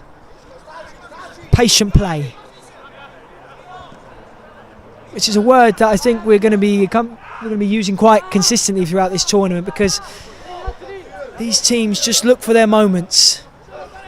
As Help Car comes forward again, and again they just force the ball backwards. So taking their time, both sides. And if it stays like this, they're both through anyway. So I wonder if they both know that. I'm sure that won't be the case, and they'll both be looking to finish strong. But here comes Zhanaozen now. Strong play by Adilov.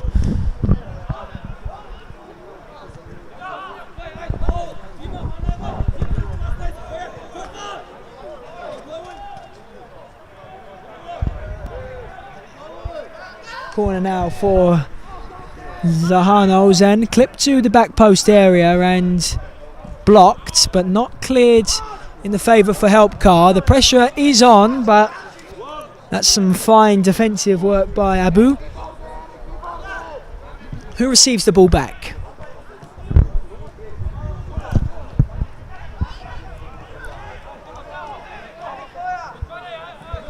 Again out to Abu.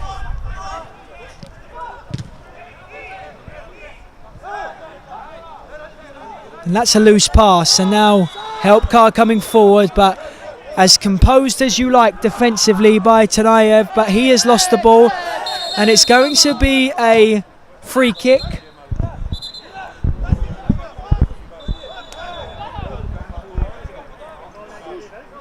And a yellow card is given for that foul.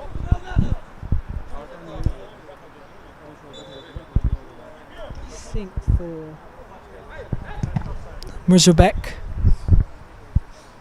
number 2. I think it was. But a free kick anyway for Help Car.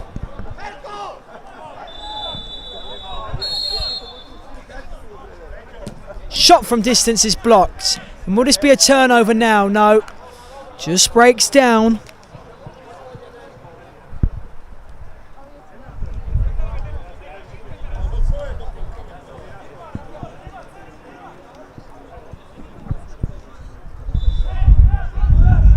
And a lot of people interested on how this game is going on pitch one, as that's not too far away.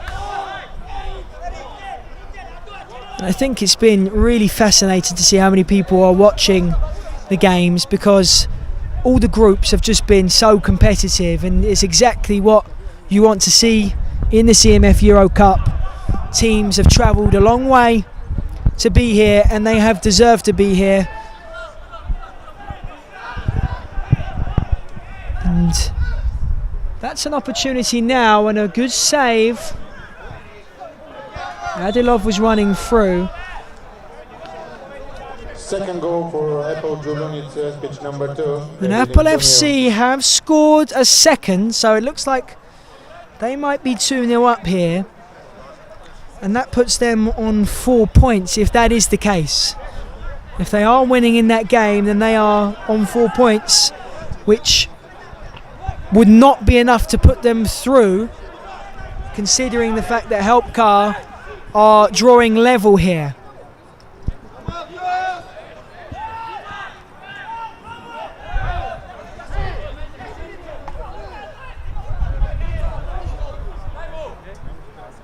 Oberman.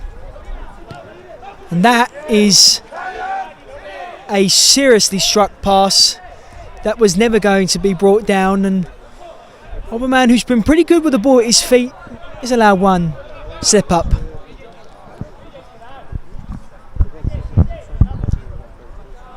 Tenobayev.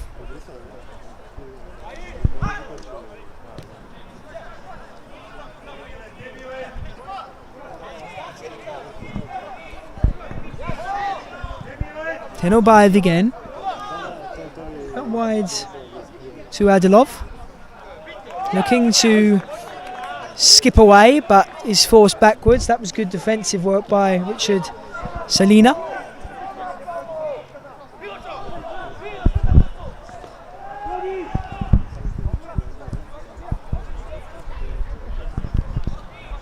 Adilov. Again looking to bypass his defender, and once again forced backwards. So just showcases how Helpcar are looking to be organised, looking to be structured to the point of which they may be able to create on the turnover, but will not be looking to see a lot of the ball. And here we go. What is going to happen here? A yellow card given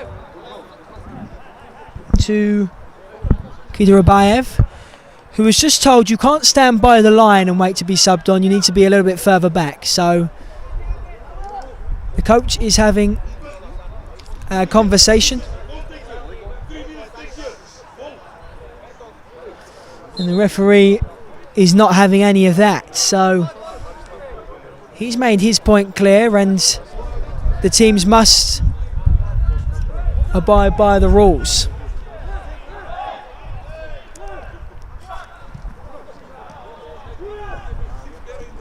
And that conversation with the referee is still going on. But meanwhile, a free kick is going to be given to Helpcar. And that looks like a okay substitution. That's all right. So we're back underway. All in order. I have to say, it's always good when a referee makes their decision clear. You have to be stern in the rules and stern in your decisions, and we've seen teams try and get the better of the referees, so to set the tone early is always a positive thing as we approach the last moments of this first half. Oberman on the ball again, plays it back, and Oberman and Salini are just interchanging passes, and we'll go again. And we know what this is for, to try and draw the side from Kazakhstan towards them. Richard Oberman And a draw, as mentioned a few times, is enough for Helpcar. A win would be nice as well, because that would actually put them top of the group if they can win this game. So at the moment they're going through, but in second place. So I wonder to see if Helpcar will play with a little bit more intensity to try and maybe win this group. Who knows? We will see. But it's level at the moment as we approach half time. Another goal's gone in over on pitch 2. And it's over for the first half on pitch 1. So interesting action. And it sets the group up, this group F, in an interesting manner. We'll wait to see what the score is over on pitch 2. But there is a score confirmed on pitch 1. And it is Zhanaozen 1, Helpcar 1. Join us for the second half coming up in the next few minutes.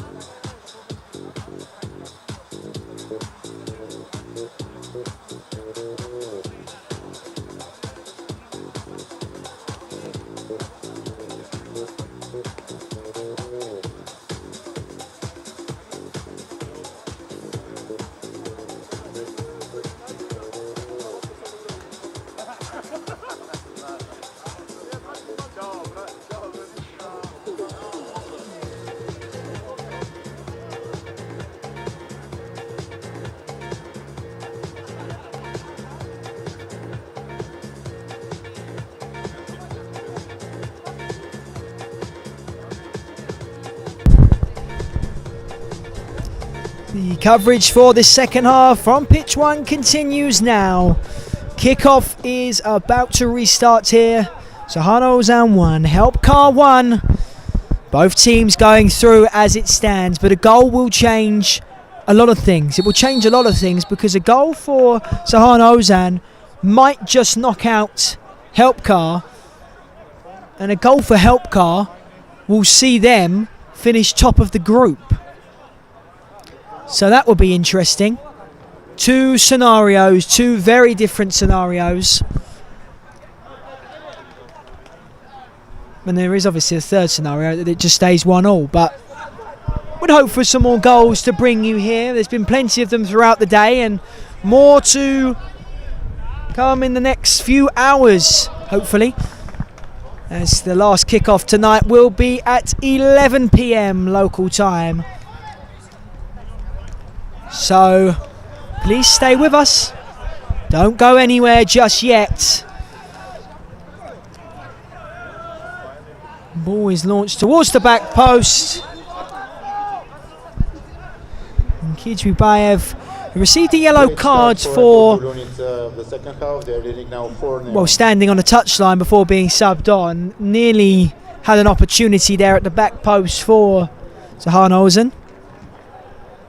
So a good start for the Kazakhstan side in the early moments.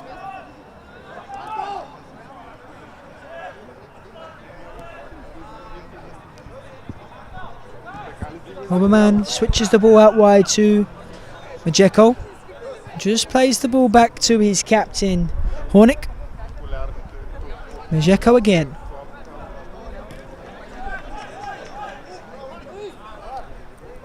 A bit more pressure. That's going to hit me. Good save from the cameraman. He may have just saved me.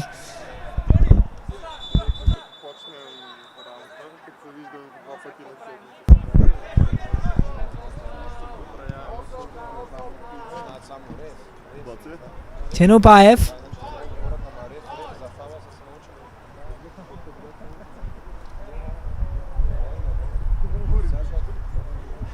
Again, slow play from the side from Kazakhstan.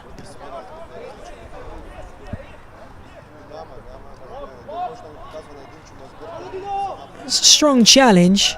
No foul given. And a good battle over on that far side, but Helpcar driving forward, and that ball was attempted to be played in behind, but just a little bit overhit. Another goal for Podgorica. It's now 5-0. Ball play forwards into the feet of the goal scorer Sibayev, who's just forced backwards.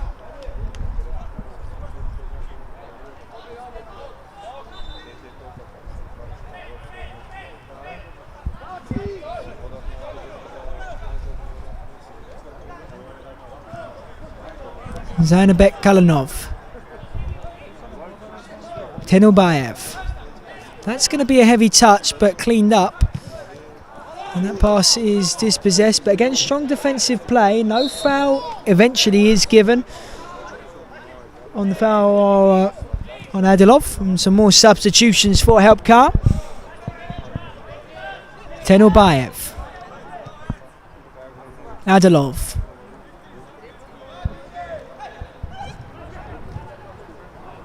Ball played forward again. And cross the back post is a decent effort by Sibayev, and was looking at his teammates as if to say, why wasn't someone at the back post there to tap that in? Number 73 has been electric, the Kazakhstan side. That's a nice touch, but it's given away to Sibayev, who just miscontrols the ball.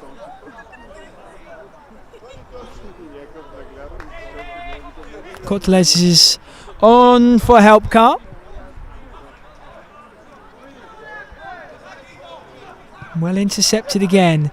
And can the Kazakhstan side strike here? Ball attempted to be played in behind, is well defended by Samuel Komarek on that far side. So Zhanaozen coming forward again with a throw in an attacking position. Yeskep Sabainev with the ball in his hands. Throws the ball in, but gets the ball back at his feet. And well blocked on that far side by Martin Koletis.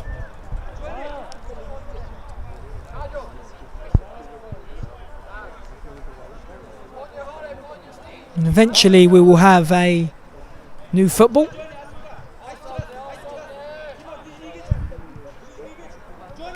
Sabayev throws the ball in again, and that's collected by Oberman, who isn't in a rush to throw the ball forward. Eventually does throw long, and it will just roll back through for Zhanaozen.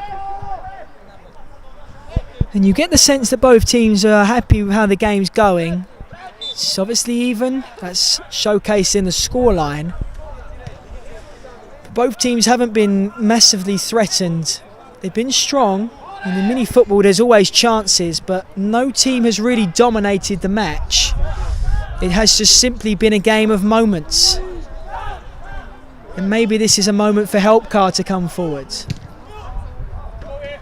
They are just attempting to play the ball backwards, but have won a throw-in and ended up further up the pitch than when they would have been if the ball was played back to Slanina. Oberman back to Richard Slanina.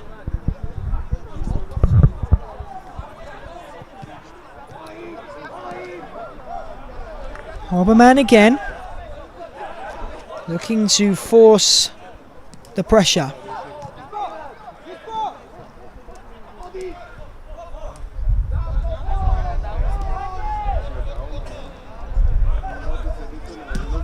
Clip forward again. Again, the battles are strong, and two players collide, and the free kick goes in the favour of Zhanaozen. Chipped across field now, and that's a nice bit of play, but also equally well defended. Can Helpcar drive forward? They can, and that's going to be a foul. Adrian Basinda was chopped down on not quite the edge of the box, but not too far away.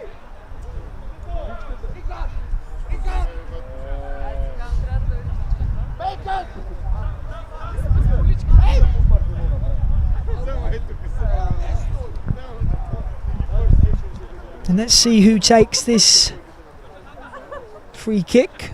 Richard Salina and Basinda over the free kick. And who will strike this? Basinda runs away.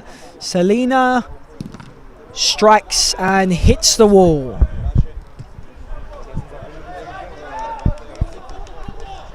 Thrown into the area and flicked on and collected eventually by the goalkeeper.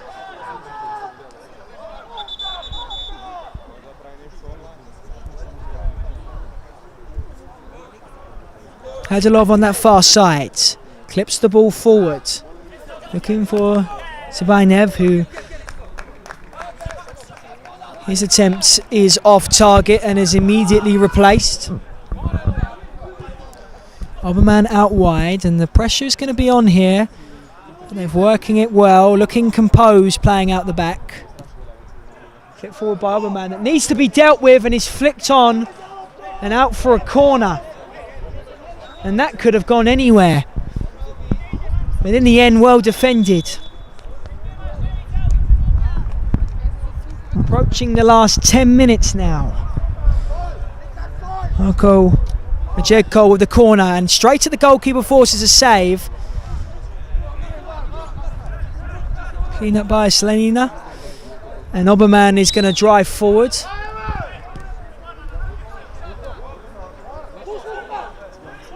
Oberman again, looking to play the ball in a dangerous area, but that's overhit.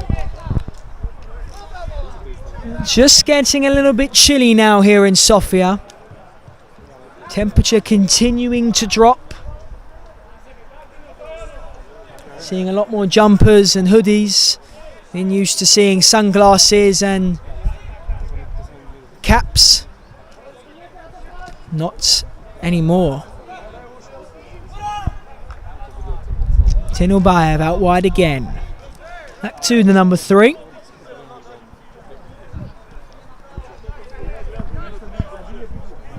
30 minutes played now. And that ball is misplaced.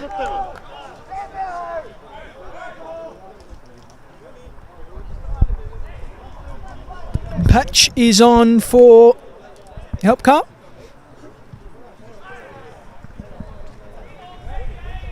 No matter the results on pitch 2, if it stays like this, will be qualified in second place. They're looking to come forward and just shake things up a little bit.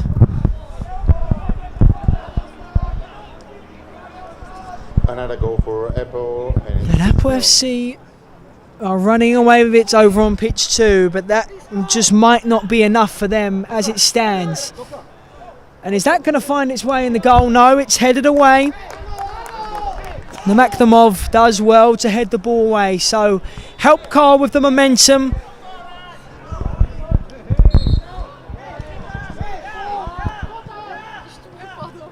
And take the corner in the end. Oberman's going to have to clear this ball, and does, goes direct, headed away. And a throw in for Zhanaozen.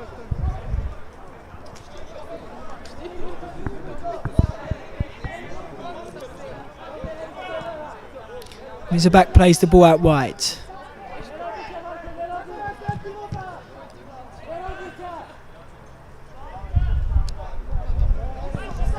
Zenobayev. Abu.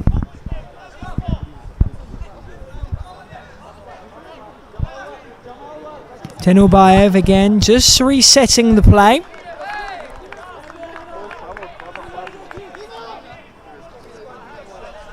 Looking to drive his team forward, but that's gone off. And Helpcar have got the decision. And again, making some more substitutions.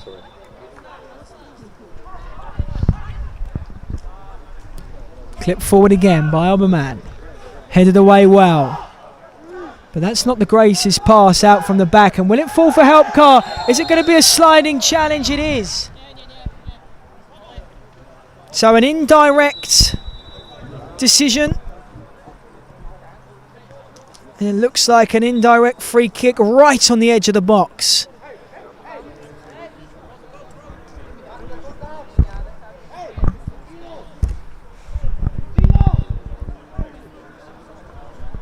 So still it remains 1-1. But will it change now? And this is going to have to be passed before it's shot. Warnick standing over it. And he'll have to be aware that he has to pass this ball. Tispalifi is the closest player to him.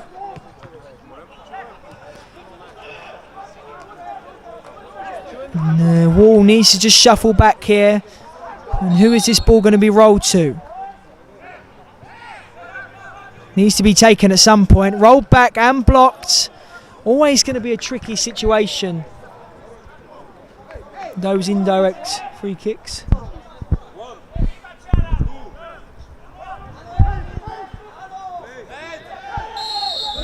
And that is a free kick for Helpcar in a dangerous position again. Zhanaozen not completely impressed with that decision, but it has been given.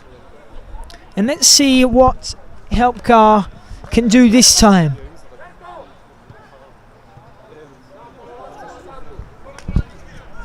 Approaching the final 5 minutes here. And how a goal would change everything for this group. Hornick standing over the free kick. He strikes, forces a save.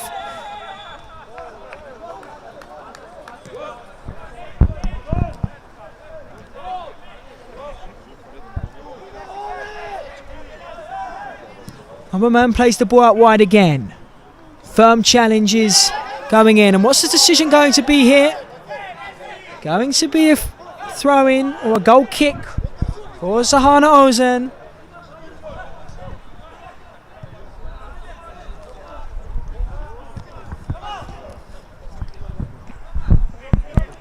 Ball played inside. Zhanaozen in attacking position for a first time in a little while, but that is overturned, and forward come Helpcar now. Good challenge on this near side by Tenilbayev, who has been quite consistent with that.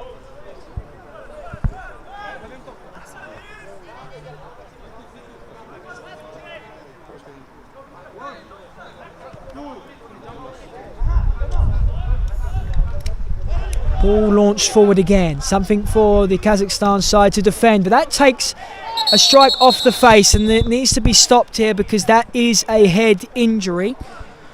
So there will be some extra time, no matter what. The medic needs to come on here. And a little bit of discomfort. That ball was smashed into the face. And some checks need to be done here. Amazing goal for the Gladiators. It's their second for the game, but they're still down by 4 goals.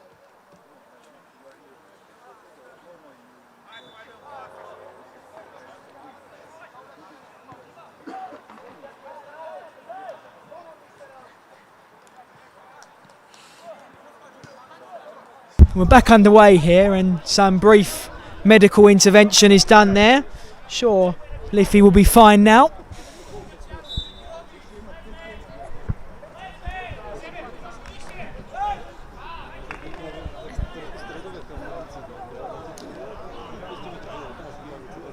And I think we've restarted. We have. I mean, both teams are sort of just standing still at the moment, but we are underway.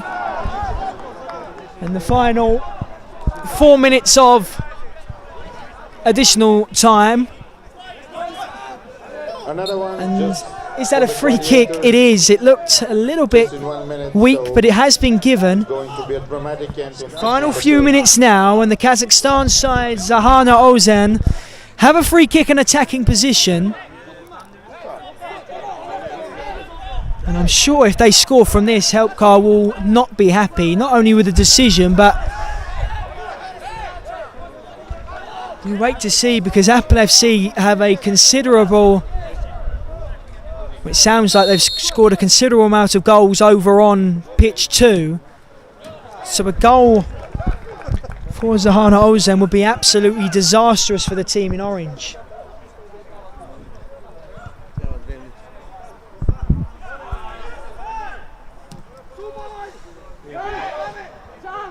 Forward they come, the side from Slovakia, and that is ball number 4 that's gone over that back fence.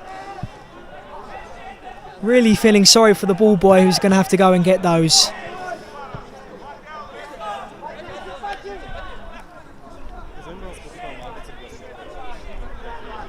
Azarabek out wide to Abu. Again looking to create.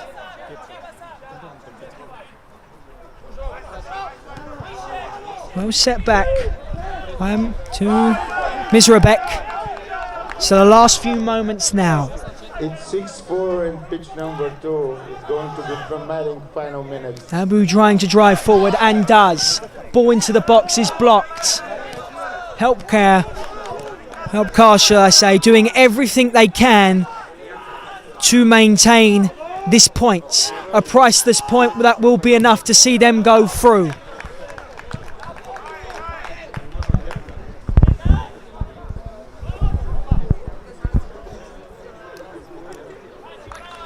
Tenilbayev with the ball at his feet.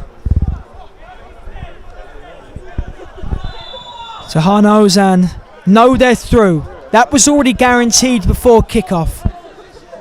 So they're comfortable. They don't mind. But for Helpcar, the concentration has to be at an all-time high. Any mistake now may be a disaster. Let's see if they can hold on to this point. And Apple FC, if they are leading by how much we think they are, will be thinking that they probably deserve to be going through. But Helpcar have done incredibly well in this game.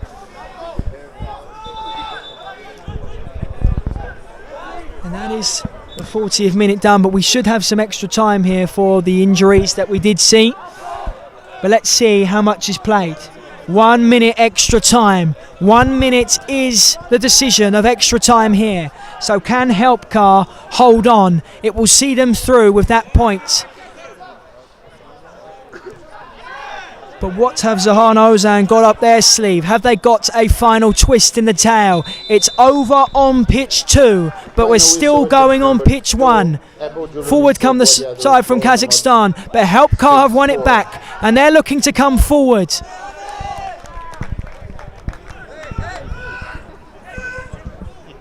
And Helpcar's bench are starting to believe that they're going to be going through now.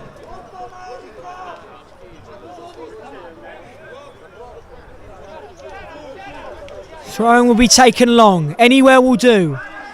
Launched long and headed away. Still in an attacking position for Helpcar, but it's flicked away. Surely the final few moments. Now or never.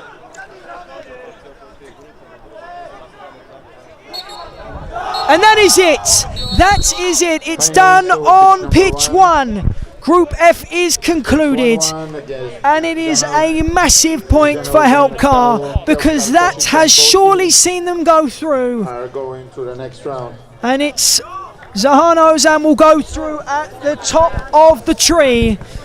It's finished here on pitch 1. Zhanaozen 1, Helpcar 1.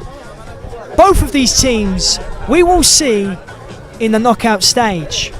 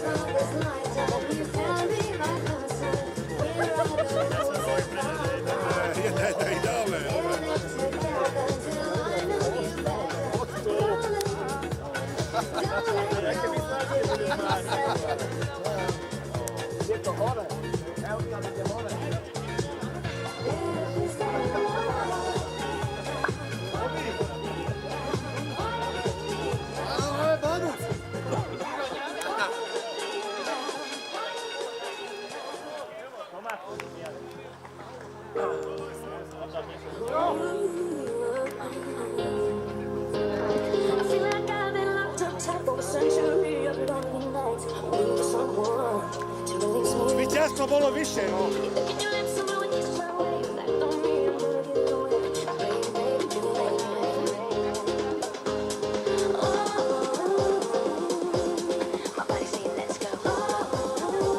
What an interesting game. I'm joining here today with Richard from Helpcar Košice. How are you feeling today?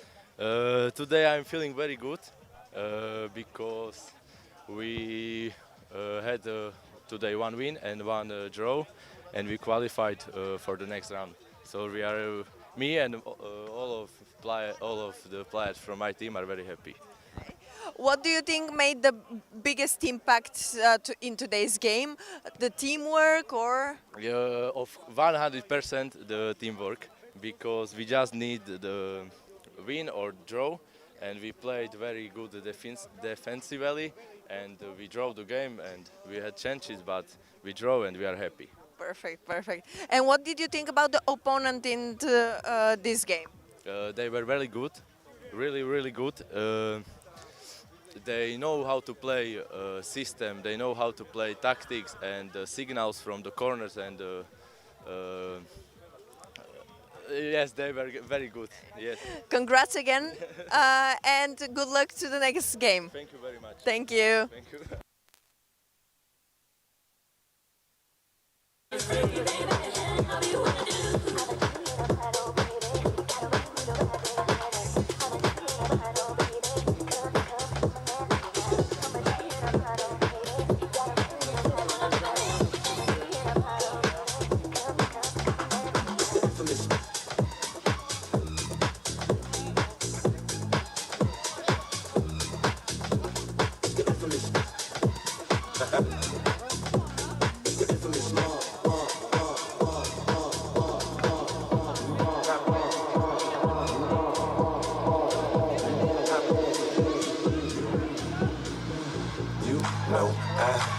What it takes to make the club go out of control. Quit playing, turn the music up a little bit. Bounce with me now, shorty, let's get into it.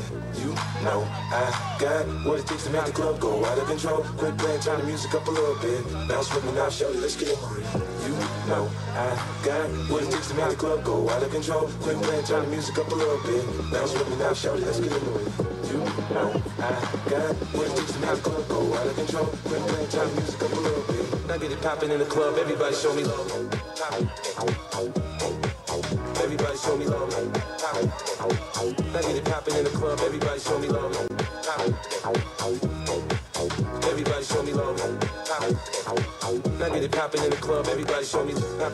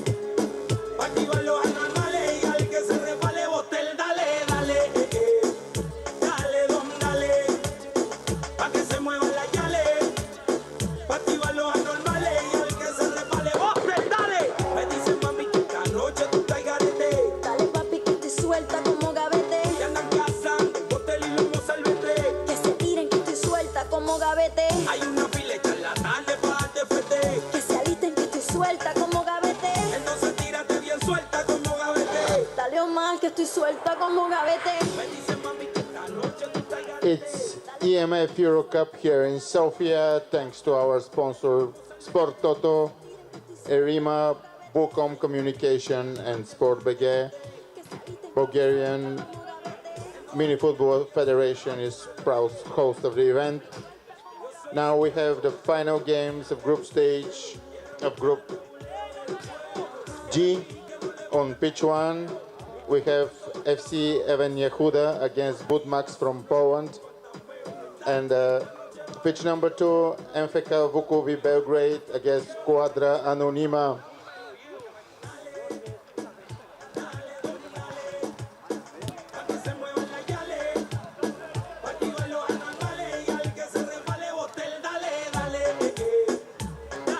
These two games will decide who will go to the next round.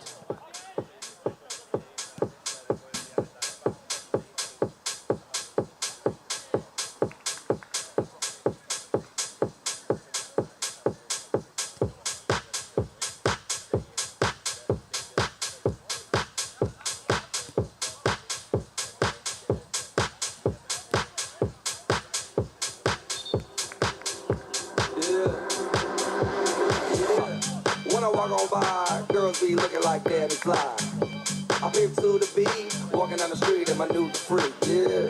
This is how I roll, animal print pants out control. It's Red Bull with the big ass fro, and like Bruce Lee, where I got the clout, yeah. Girl, look at that body. Girl, look at that body.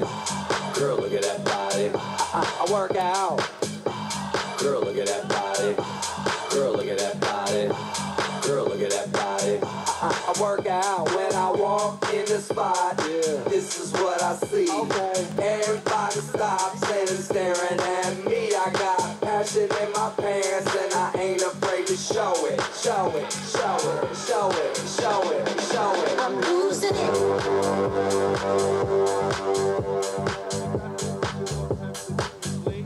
I'm sexy and I know it.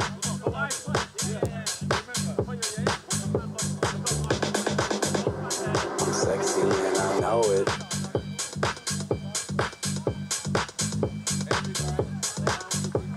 I'm sexy and I know it.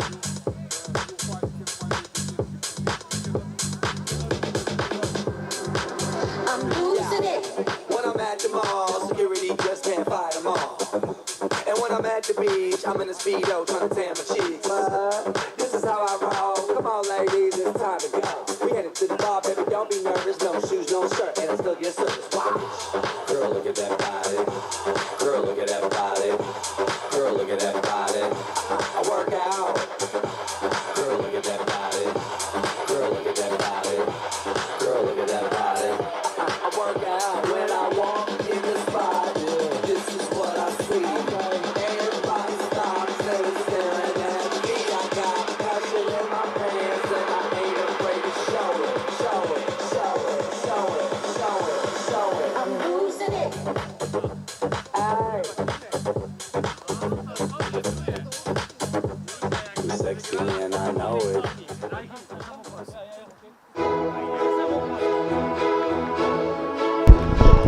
Hello and welcome to the closing stages of Group G. The last game in this group for all four teams, and I'm covering Matt Cullingford. FC Even taking on Squadra Anonima.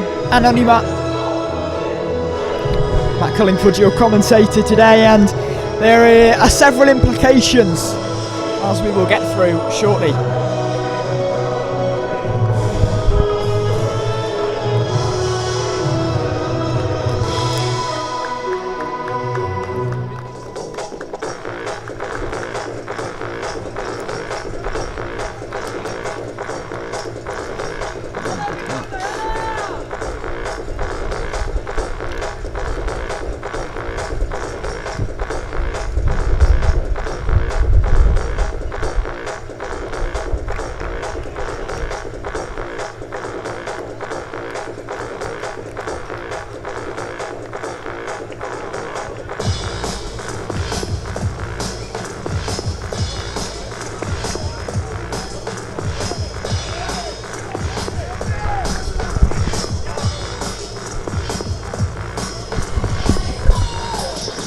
So it is in Budmax's hands as they sit in third at the moment, but a win today against the team in first, FC Even, could result in Budmax finishing and qualifying for the next round. So if they beat Even, then they will go on to 6 points, and just from that would go above them in the head-to-head. And Yven aren't quite safe, although their goal difference is far superior, which does help. If more than 2 teams are tied on the same points, it does go from head-to-head to goal difference, so that would benefit Yven.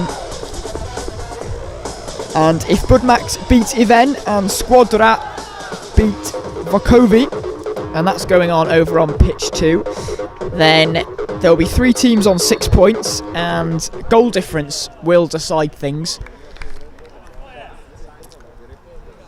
So a lot to be decided even at this late stage in the group.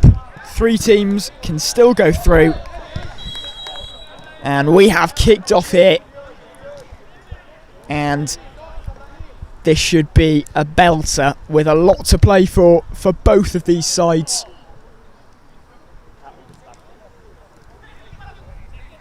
Right, it's an early chance.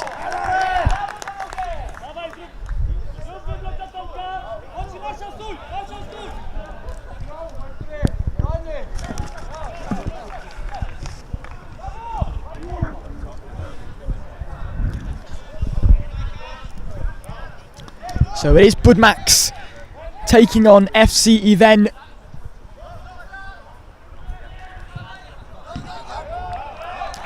Budmax in the dark blue and FC Yven in the orange. And it's a foul early on from an FC Yven player.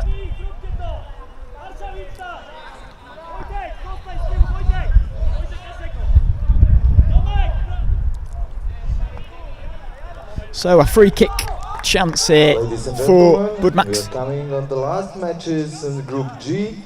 On the pitch 1, playing Budmax Przodkowo Poland and Yehuda Israel. On pitch 2, we have match between MFK Vukovi Belgrade and Squadra Anonima Blagodari, Hungary. After 40 minutes of mini football, we will see who will go to the next round.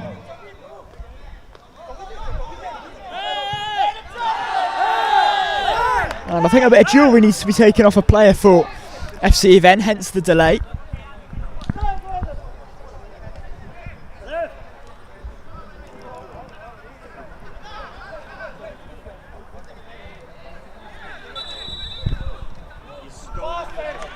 On the pitch 2, Squadra Anonima scores goal against Vukovi Belgrade.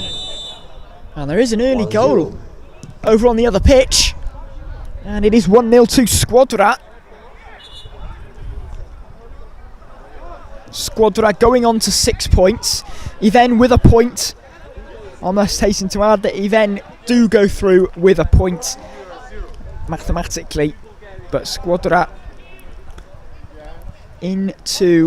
still in second, but on to 6 points.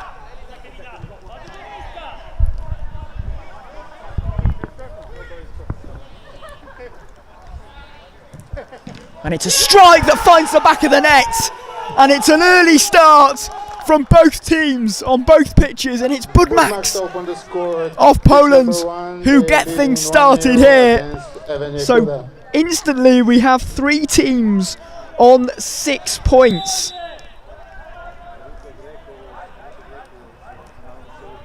And this is where goal difference would come into play. And it would be Budmax and FC Yven going through as it stands, but it's still early doors. But that is just the start we wanted in such an interesting clash and an interesting narrative that could be developing here with so much to play for. And when it comes down to goal difference, it's always exciting.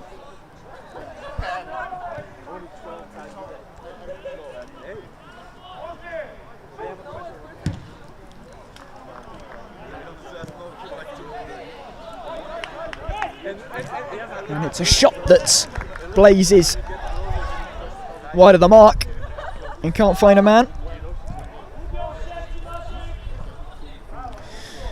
So with all 3 teams, FC Yven, Budmax and Squadra, on 6 points. Goal difference comes into it, so Budmax would currently be on a +2 goal difference and Squadra on a 0 goal difference. So 2 goals to make up if you're Squadra, and I'm sure they'll be keeping across what's going on here on pitch 1.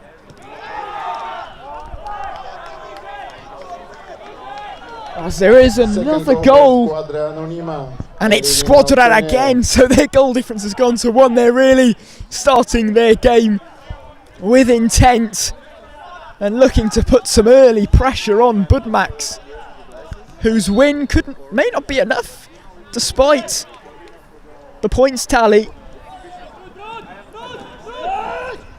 And FC event, you'd think without a capitulation they would be going through because of their good goal difference, but all could change here if the goals start flowing in and there's an effort that goes comfortably wide in the end for Budmax.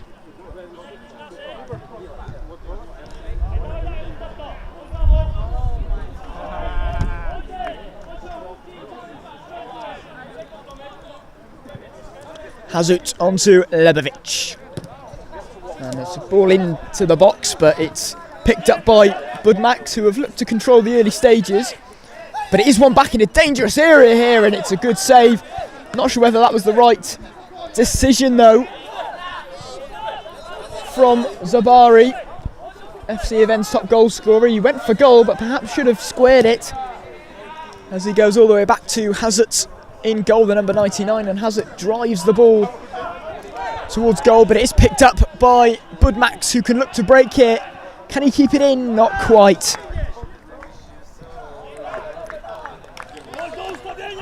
So 2-0 to Squadra as it stands.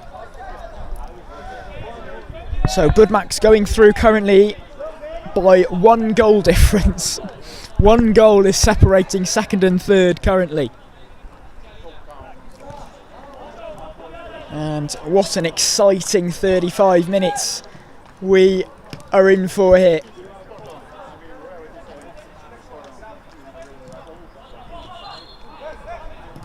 Hazut aiming for the wide player, and it's kept in well from the FC Ivan player.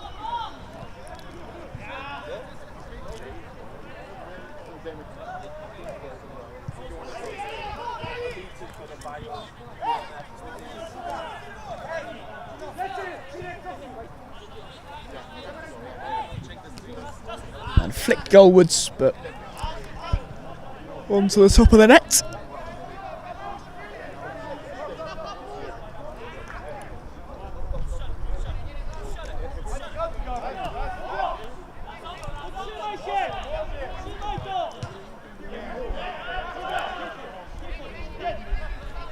Here is Dobek out to the wide man, and it's a save from Hazut. The volley back in, and it's gone wide of the mark.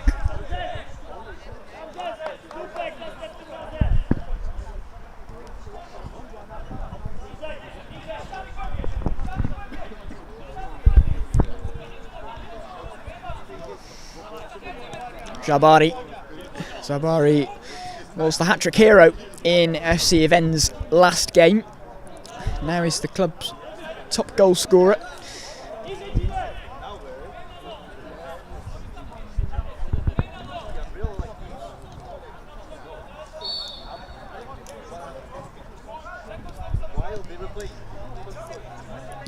FC Event looking to start some control in this game. And as they won't want to take any chances here and will want to get over the line by at least getting a point, even though they know that there is a good chance that they will qualify, but that is a dangerous mindset, as once a couple of goals go in it could just all unravel. So it's played out to the left. Zabari.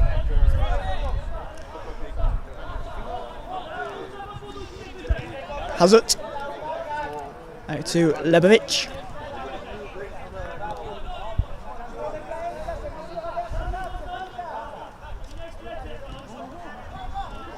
Steady possession for Ivan, but it's picked up now, the pace. And it is going to be a throw-in for Budmax. Thrown into the middle, and there's some space here. Played out to the right. And it's a shot across the box, and it's intercepted pretty calmly by Hazard, who is a calm goalkeeper. It's been noticed. But here is a chance for Iven, and it hits the side netting. And it's 3-0 to Squadra, which is huge. Because I believe it then goes down, if the goal difference is the same, it goes down to goals scored. As it's a shot that goes over the bar. So if goals scored was the determining factor, this is crazy. Then Budmax currently on 7 goals scored, Squadra also on 7 goals scored. So let's just hope it doesn't end like that, because then it gets to disciplinary rules and who's picked up the most yellow cards and red cards. What a story that could be, and what a narrative that could be unravelling here.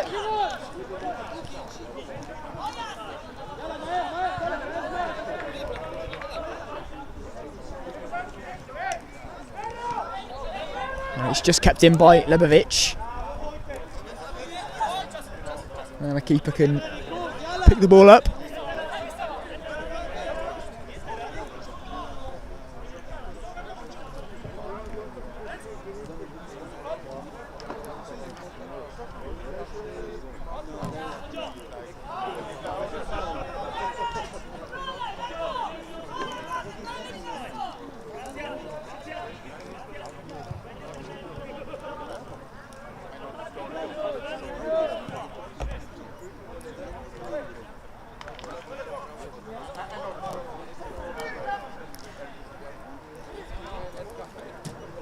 Sabari looked to play it into the box, but it was blocked.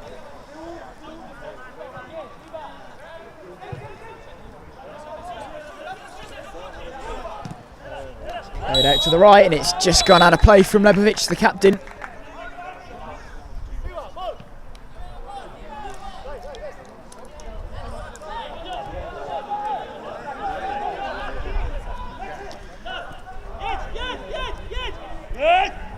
And the keeper can come out and clear, and it's a great clearance, in fact. Sabarai makes some room, and it's blocked. And it can't quite be kept in. Hazard.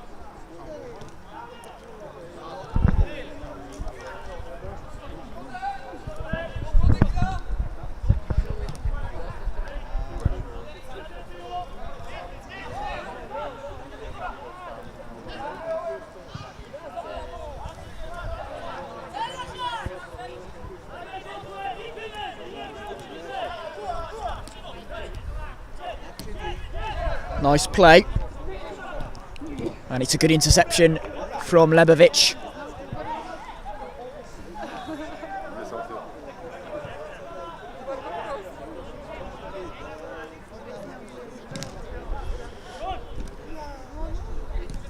Still with Budmax. And it can look to be cleared. Nice turn of pace from Dendor. And here's a chance for Ivan, and it's good defending.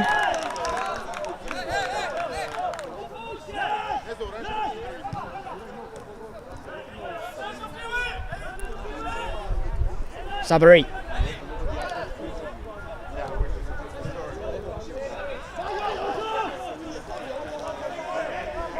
And it's a shot that's flicked goalwards. And out for a goal kick. So, as it stands, this is quite incredible, because Budmax and Squadra are both on the same points, the same goal difference, the same goals scored and the same goals conceded. Nothing can be separated between those two sides at the moment, as that's a lovely nutmeg. And it's crossed in, and it was nearly diverted home. Just couldn't get enough of a connection on it there.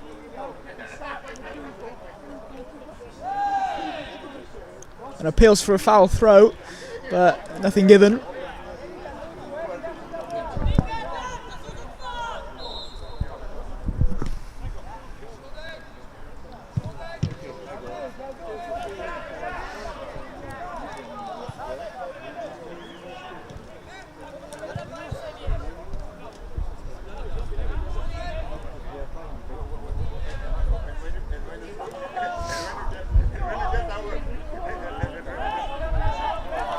A chance here for FC Even. Good defending though by Budmax.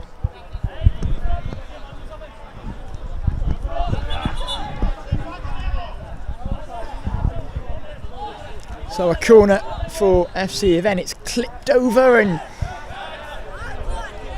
Sabarai misses the flick. But here is Lebovic.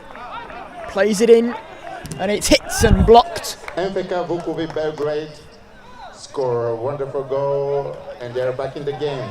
It's only 3-1 for Squadra Anonima. So a goal back for Squadra Anonima, which reduces the goal difference for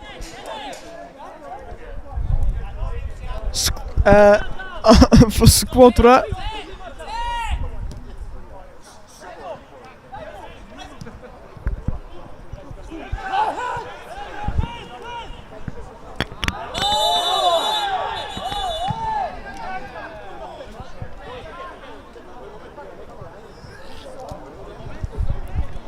So now Budmax back in second, or I mean they may have been second anyway.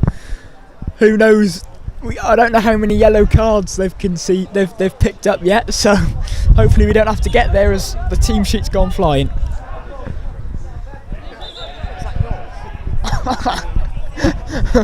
My team sheet's just gone onto the pitch.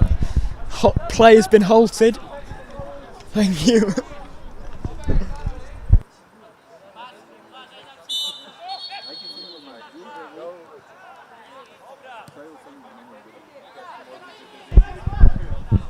Well intercepted. Marzalowski looked to go forward, but it's picked off by FC Even.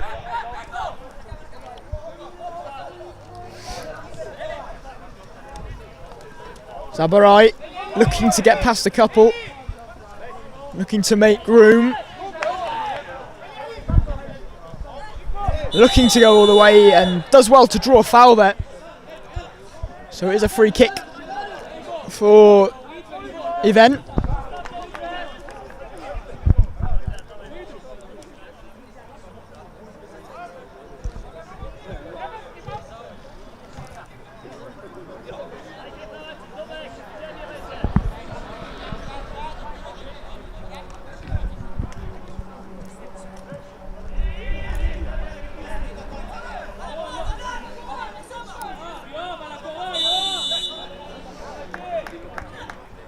And it's going to be struck and it's saved by the aggressive goalkeeper, who was out quite a way there.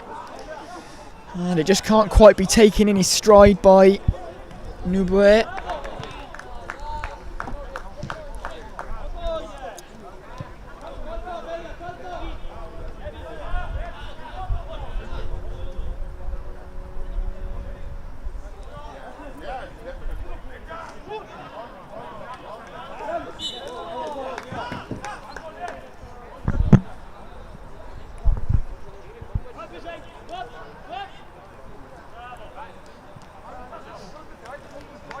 And the header is missed, but it is regained by Even. Here's Bendor.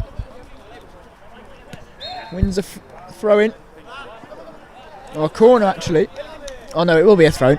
They thought it was going to be a corner, but told to pick the ball back up, and that's an unmarked player that's just put the ball in the back of the net, and that is an equaliser. Evan Yehuda scored a wonderful goal, so it's now 1-1 at pitch number 1. And it's Yolf Kimel. Another goal for him in this tournament. Goal number 3 for him. And it's 1-1, so Budmax into third now, needing a win here.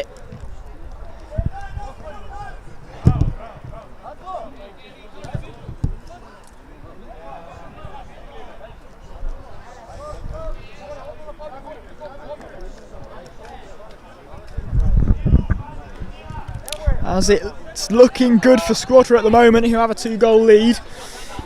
Here is Bendor, and just takes it a bit away from him too much there.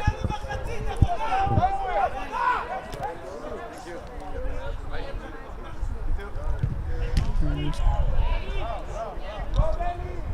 Even, good doubling up there. to win the ball up back, and that looks like a foul.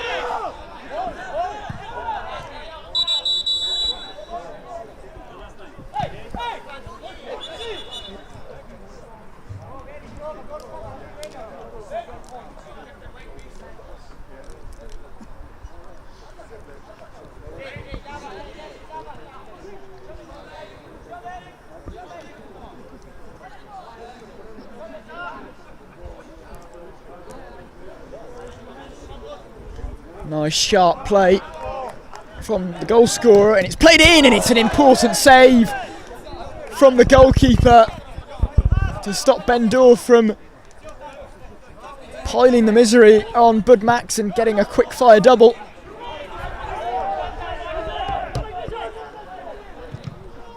But FC then getting into this game now.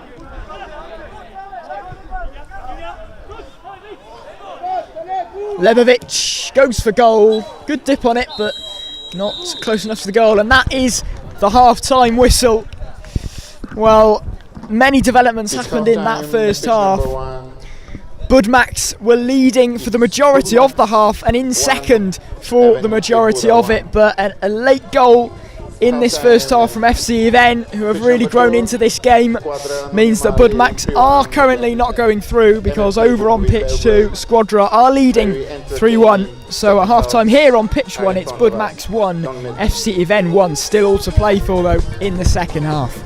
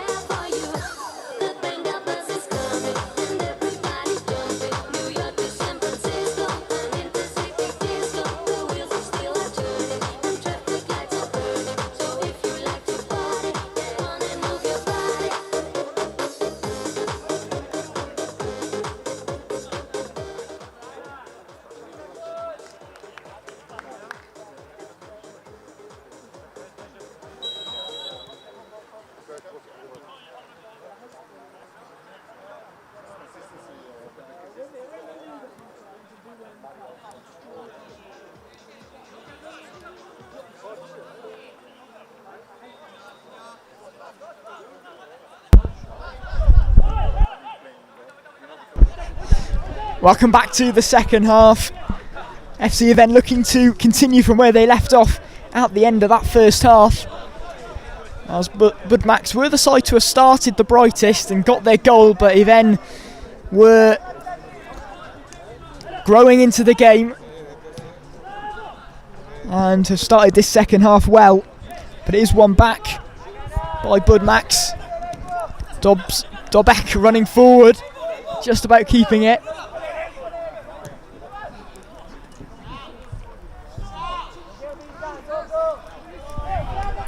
But the break is on for Bendor and Iven, but it's won back well. And it will be a throw-in for the team in orange. It's a throw taken quickly, and Bendor just couldn't really sort his feet out there to hook the ball back in. It's a chinned effort from the number 6 Wenter. But it will be a free kick for Iven.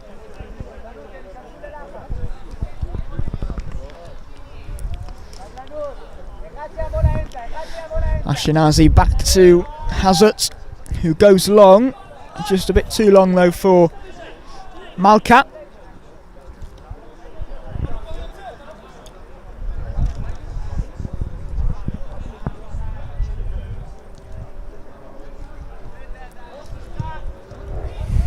Budmax looking to get some possession and dominance for the first time in this second half, as Iven have come out of the blocks really well in this second half. But it is played to Dobek, back to the goalkeeper.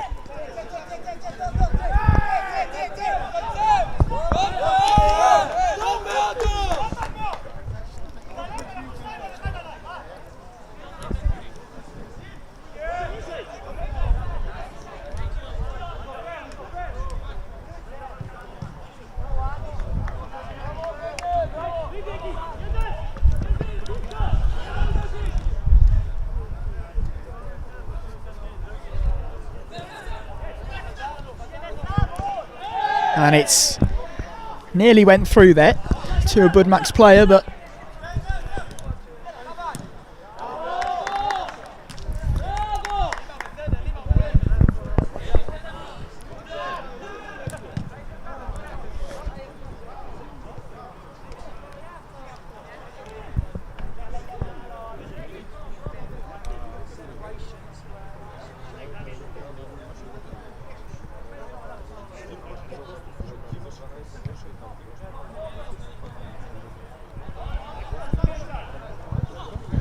and the goalkeeper's advanced a long way there, and it was a decent effort from the number 1.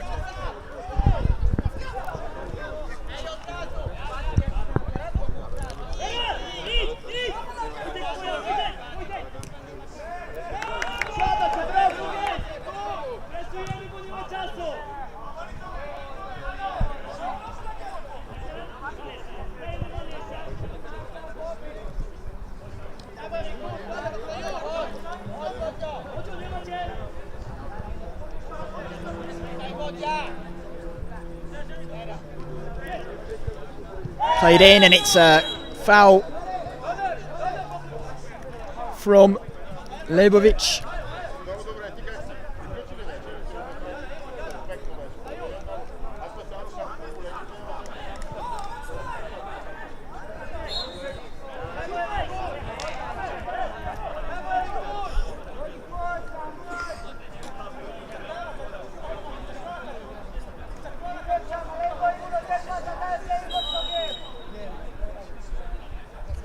And it's going to be hit, and hit well. Keeper had to make sure.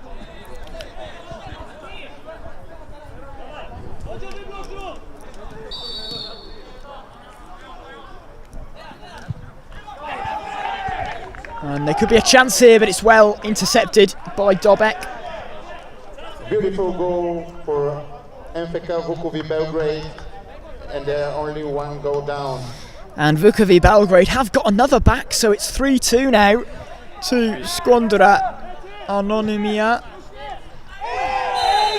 Anonymous still going through though as it stands.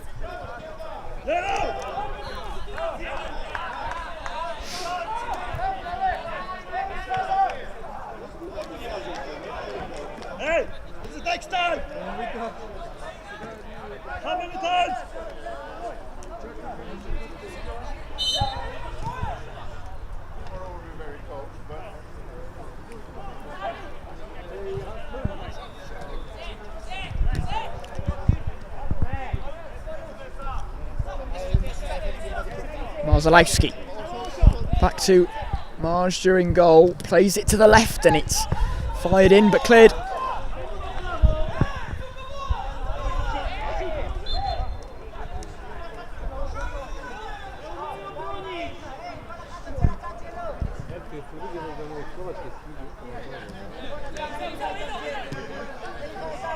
Back with Marjak.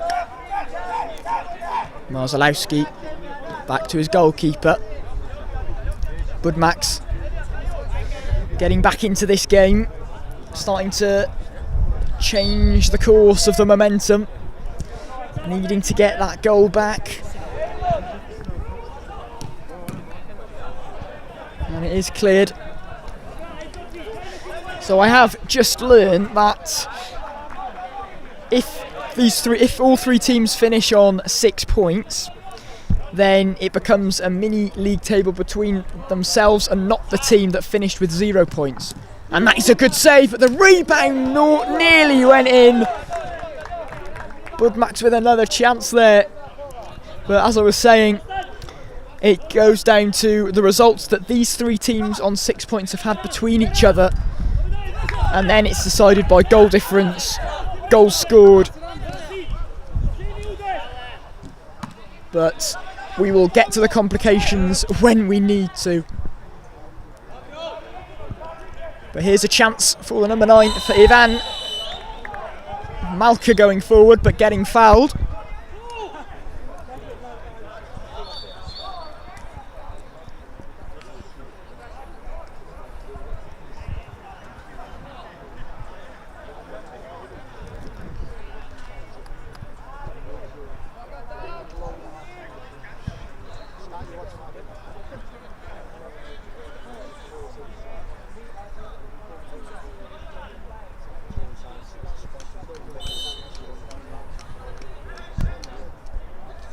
It's going to be laid off to Lebovic, and he smashed the crossbar. So close from the captain. So close. And I wasn't sure if that ball had gone over the line. But not to be, it will be a corner. And it's hit the post. Lebovic. And it's back with Hazard. Hits a shot and it's cleared.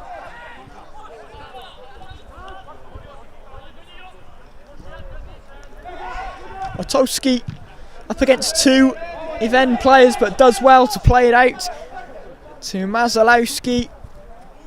And it's rolled all the way to Hazard in goal.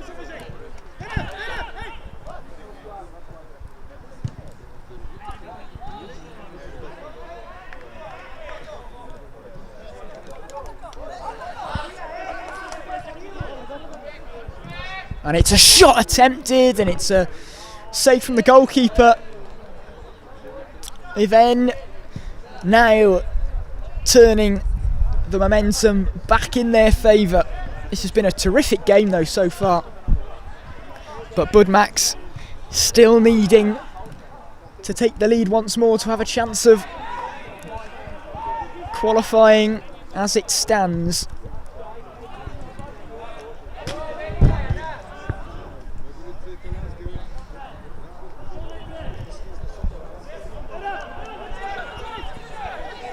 Hazard getting closed down, plays it across.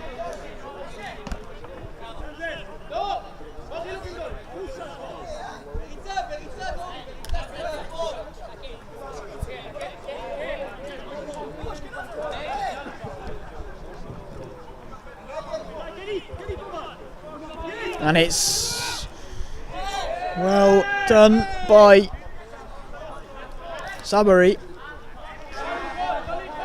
And the pressure is on Budmax, looking to evade it.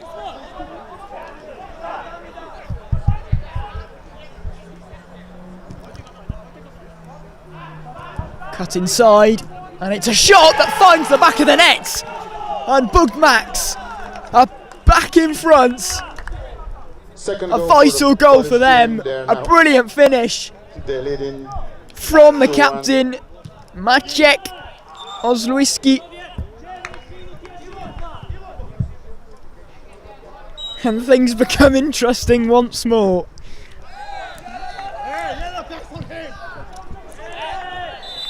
And there is a bib on the pitch.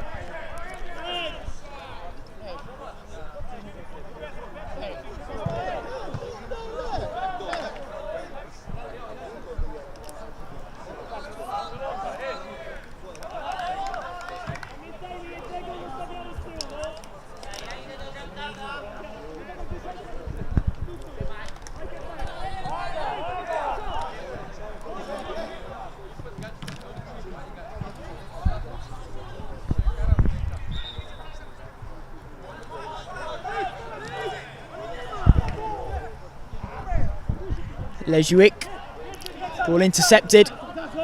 Number 5 doing well to keep the ball though. Plays it forward and it's a shot from Sabari and it needs to be tipped over.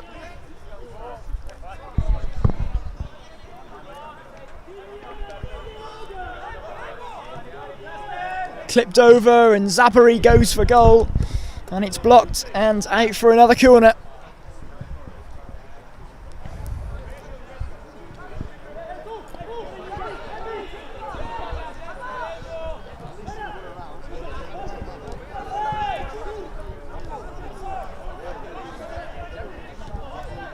Played down the line and then a miscued pass. Means that Budmax can get forward again, but it's well intercepted by Lebovic. And it will be a throw-in for the Polish side.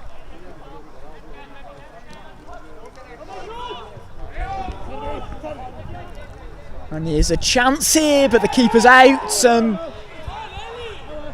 suspicious hands up from one of the Budmax players, but nothing is given.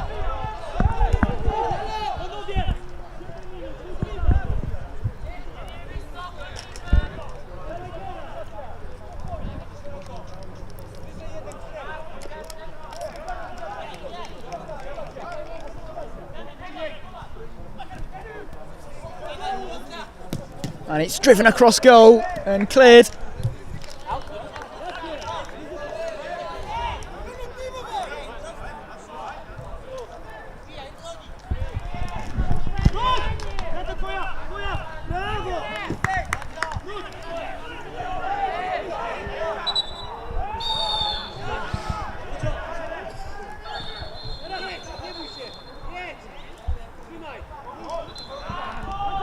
And here is a big chance for Even, and it's a good save from the goalkeeper and headed clear.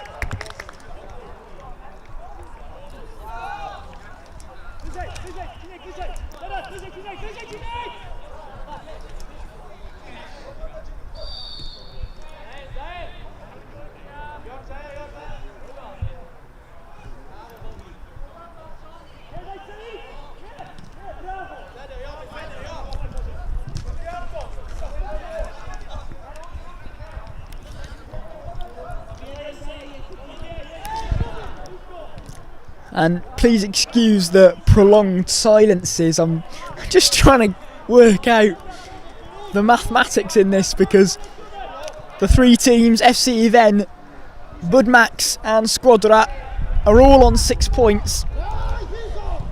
And it is so close. Even look good at the moment, despite losing, as it is a chance for Budmax, and it's not finished. Budmax win the ball back, but it's out for a throw-in.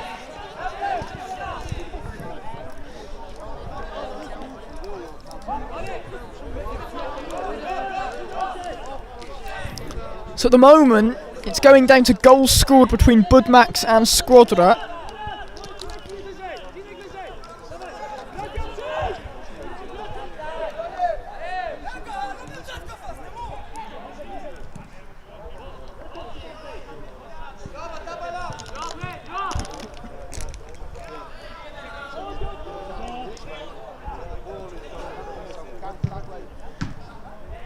And it's headed away.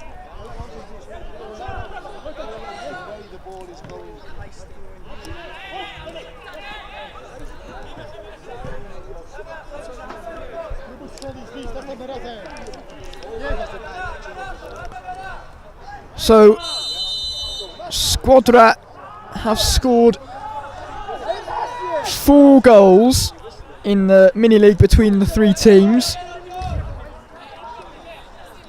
And Budmax have scored 3 goals between the 3 teams. So I believe, as it stands, Squadra are going through by 1 goal, but I just need to... That's... This is quite extraordinary. I mean, this could make sure of things as the goalkeeper goes close again. And he then looked to go forward with the goalkeeper looking for the goal and finding it! And all of the mathematics I was trying to work out may not even matter anymore, because he then might have just crushed Budmax's dreams of getting through to the next round. 2-2 hit.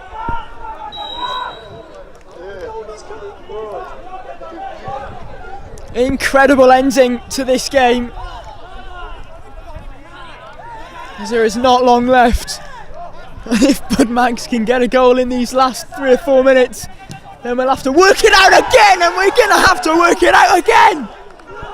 It's 3-2. It's 3-2. I don't know. I don't think so. Unbelievable. Unbelievable.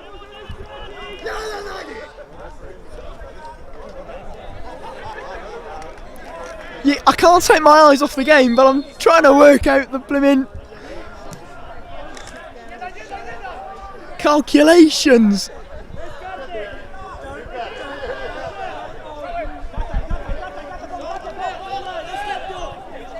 Oh my word, this is incredible.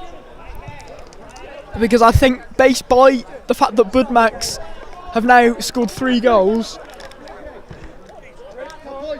I think Budmax and Squadra are now on the same amount of goals scored in the mini league.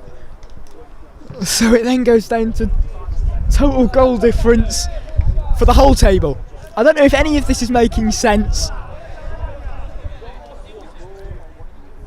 but I'll just try and tell you who is going through, as it's played across dangerously. And I mean, it goes without saying now, a goal for Budmax here, and they are going through.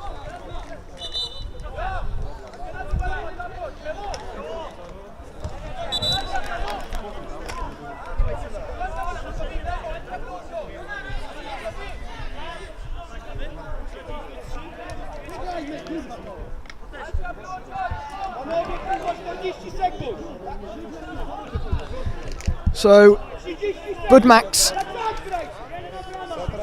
currently going through. That's the main thing you need to know. The maths have been done.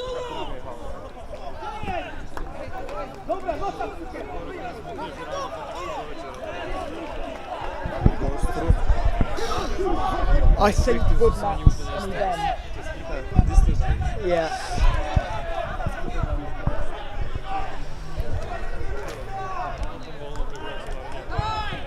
They are playing for the first place in the group. Then are in first. Yeah. Not long left now. I don't know how long left is on pitch 2.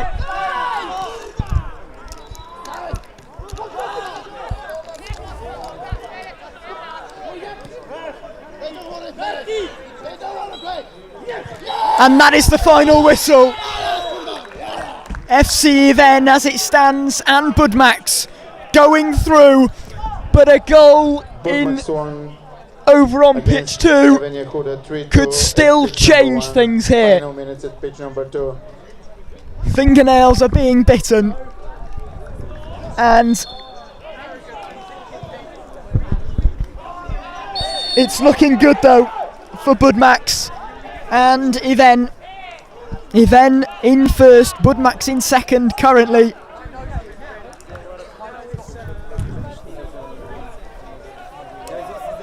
And we will just stay with you until the ending of that game. What an unbelievable 40 minutes this has been. Still 3-2 to Squadra.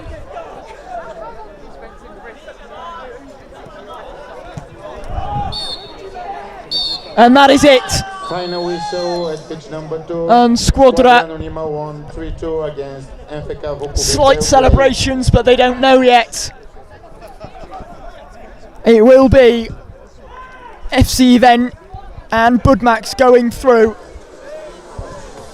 And what an enthralling affair that was over the last 40 minutes. Unbelievable drama, twists and turns, just what you want to see.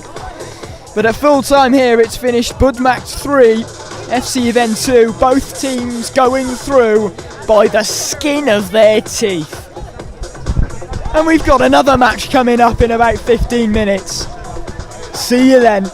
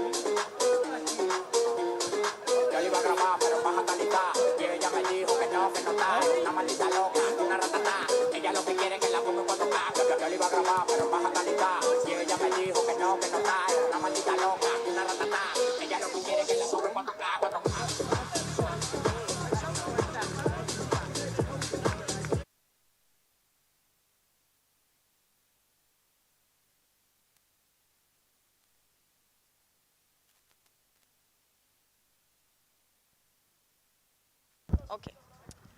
I'm joining here with Leibovic and Better from Yehuda. How are you feeling? Good. Was a hard game, but we do what we want. We go level up with in the first place, and that's it. And what did you think about the opponent? Amazing. Amazing. And what did you think, like, you lost that game, but what did you think was the key to maybe succeed in the next one? How are you preparing? One family, so it's easy for us to play together. And now we think about the next game. So good luck, and see you tomorrow. Yeah, Thank see you tomorrow. And see you this Saturday. We win the cup. Yay! Thank you.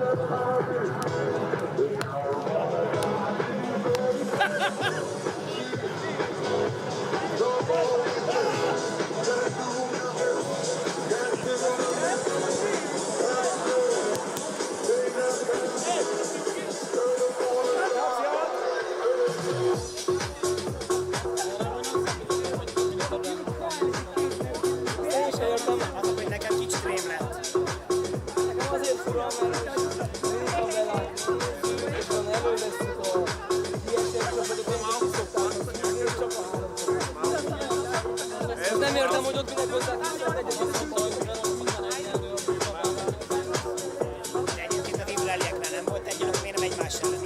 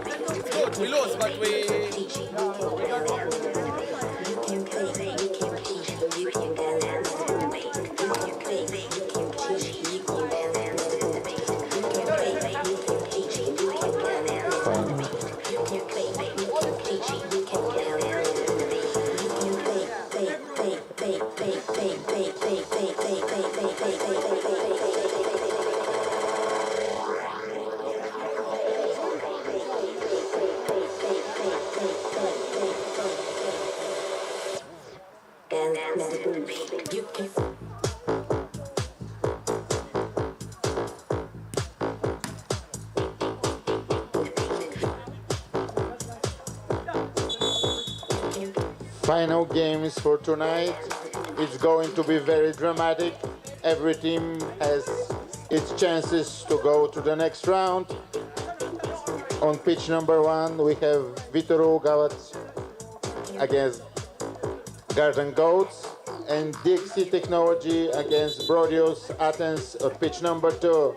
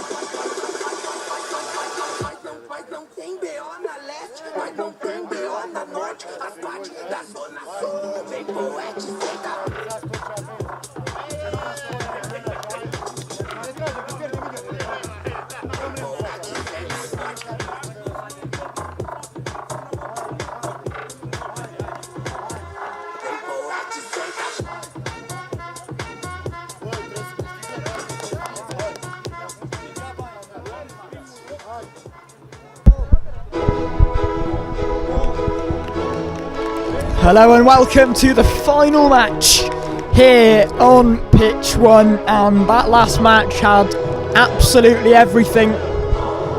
Budmax and Even going through in the end in Group G, but here we have another group that could cause just the same amount of drama. It is Viitorul Galați taking on Garden Goats, and the league table is, well, it goes 4-3-2-1. Viitorul Galați are the team on 4 points and in control, but a lot can still happen as Garden Goats, who themselves are at the bottom of the league at the moment, can go through still.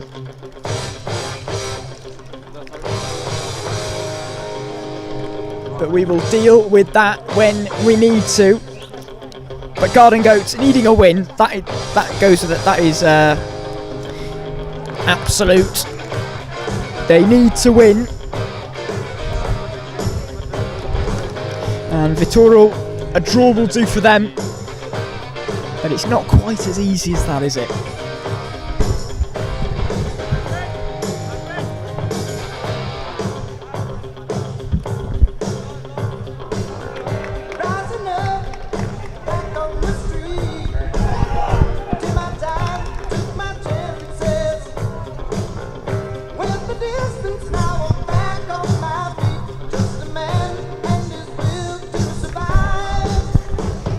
So it's the Garden Goats in the red, kicking from left to right, and Viitorul of Romania in the green and white strip, kicking from right to left, and we are ready to get this final match here on day 2 of the EFM Eurocup. As the ball is played to Viitorul Galați to get things underway.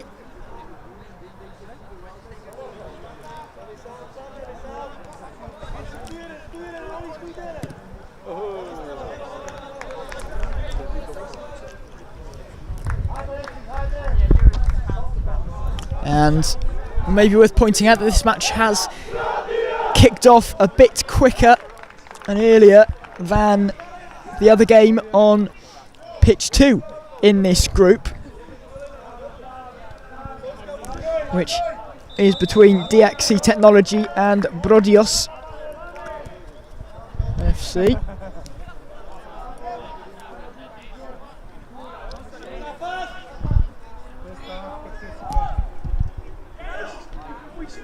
Header flicked on and the keeper gets there in the end.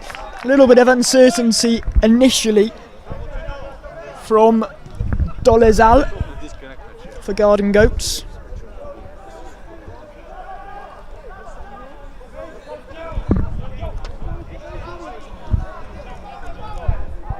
Out wide to Ola.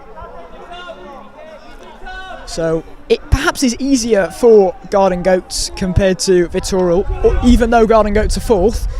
Obviously you like it in your own hands, but Garden Goats know that they just have to win. They can't focus on anything else other than winning.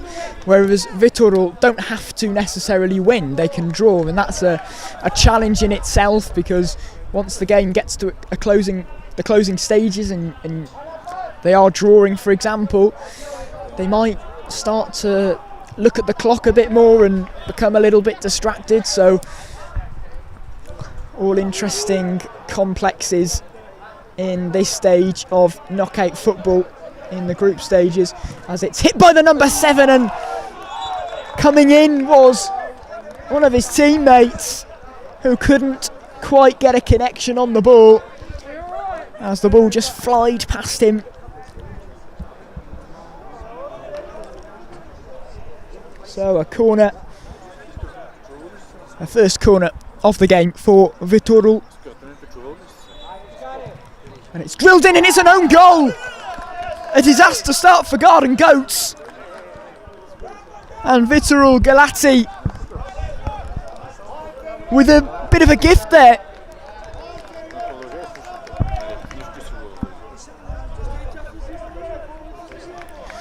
And it is the perfect start for them.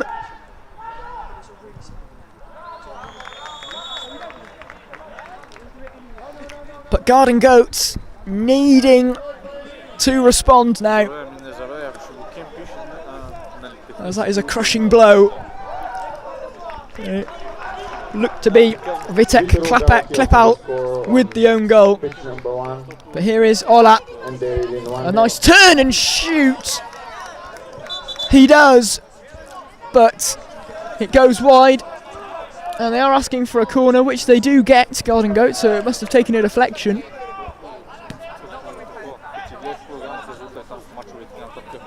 Lovely from Ola. Gets a little push there and wins a free kick. It's been a positive response to going a goal down from the Czechia side.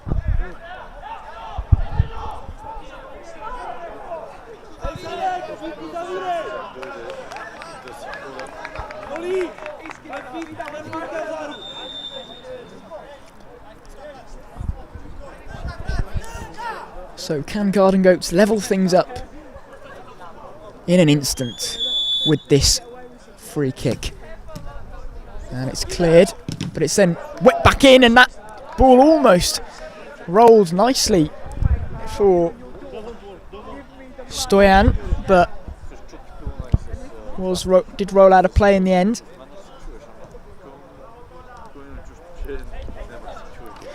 Klepal. Oh wow. Back with Wojtek Klepal. Looks to play a ball through, and it's caught, but then dropped by the goalkeeper. And he got away with it there. The goalkeeper for Viitorul, Butonjoi.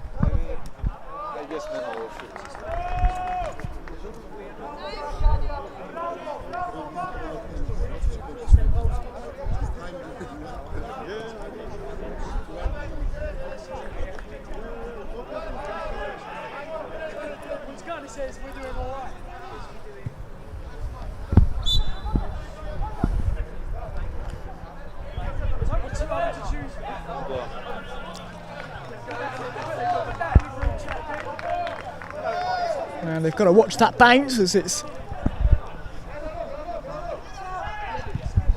headed back to the goalkeeper. Viitorul back on the ball, but it's a lofty kick and it's come off the head of Postelincu.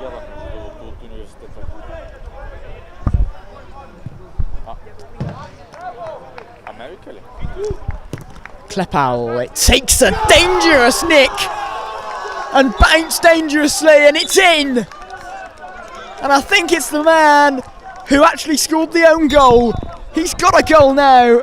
Vitek Klepal gets his side back into the game, and that will make, he will feel a lot better after that one. Garden Goats back level here.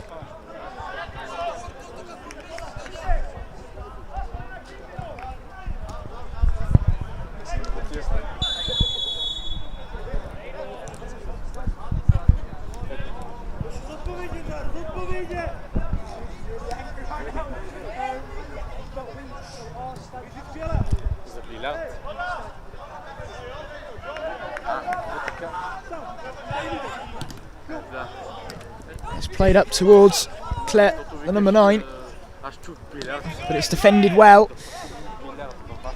Viitorul looking to clear their lines.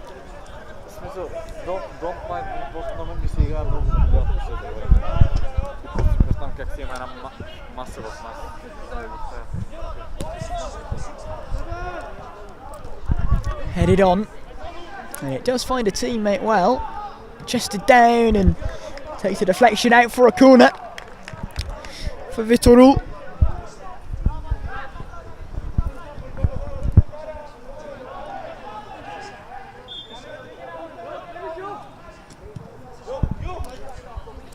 And that did take a flick on from the head of the number 19, and it's a corner that's taken quickly and fired over.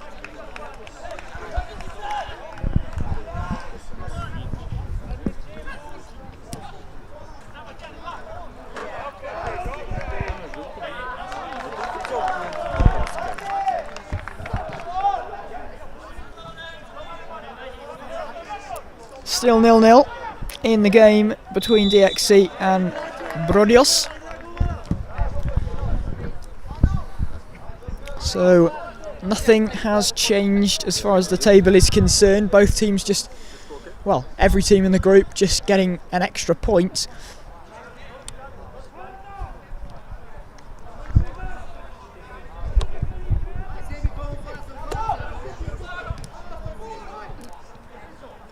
And it's a hit from the 19 and it's a strong save from Dolezal.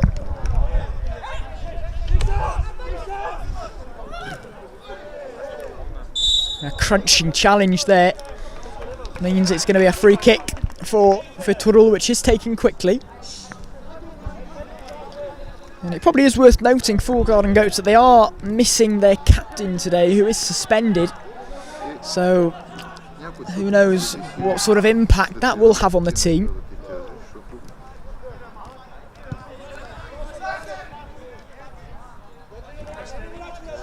And Thomas Suchi has taken the armband in Schmoch's absence.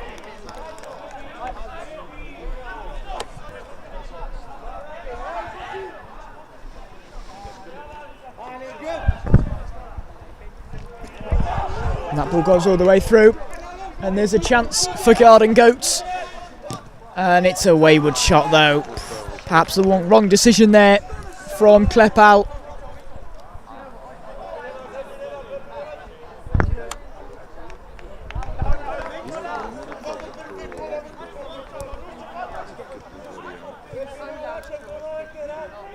Clipped over, but a nice foot in there. Here is Klepal, fires it across goal, and that was a dangerous cross which took a deflection, and it will be a corner for Garden Goats. And Garden Goats have definitely grown into this tournament, as they did suffer a 3-0 defeat in their first game, but then got a steady draw against Brodios in their last game, so they'll be hoping to get a win here, and the goal has gone in again for Garden Goats, and it's 2-1. Second goal for Garden Goats. They're leading now. And it's that man again, Klepal. He's been involved in all the goals, even the ones at the other end. Unbelievable. 2-1 to Garden Goats now. Big goal and a big development here in Group H.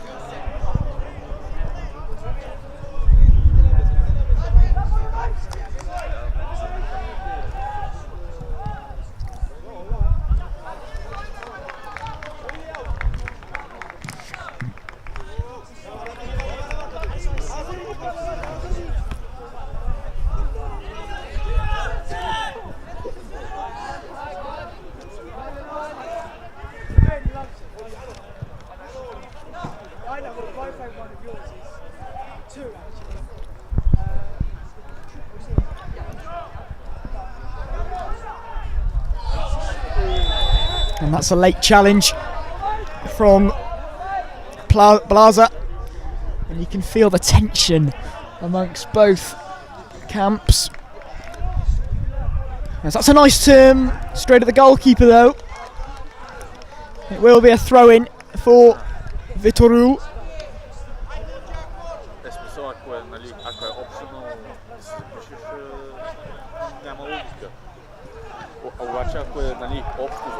And it's a volleyed effort that goes wide from Spanace.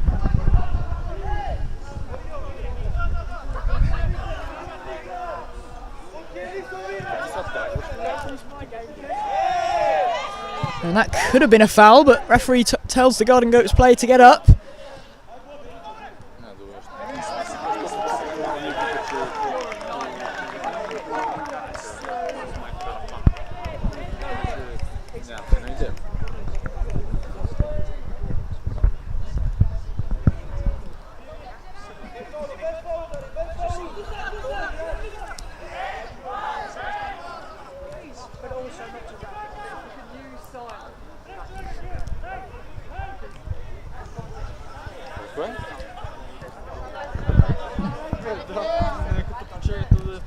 A shot comes in and it's blocked, and here come the Garden Goats once more.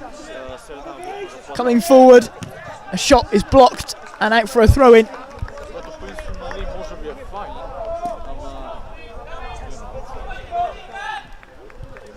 And he needs to be careful there. So Zola. And it's then smashed away. If in doubt, just smash it out.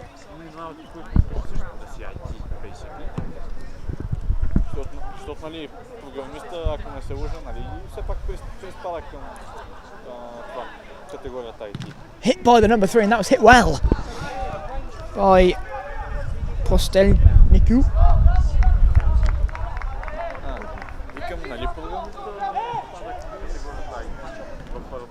Cushioned back into the box and then cleared.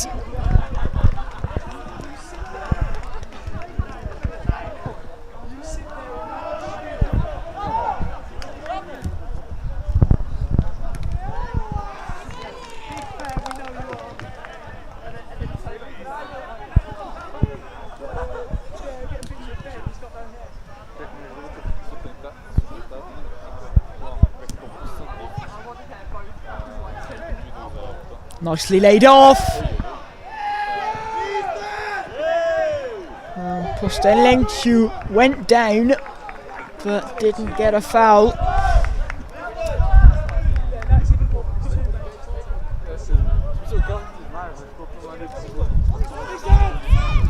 Hola.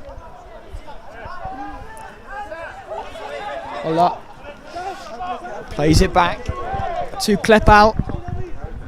Klepal goes for goal, and the rebound is shanked over the bar.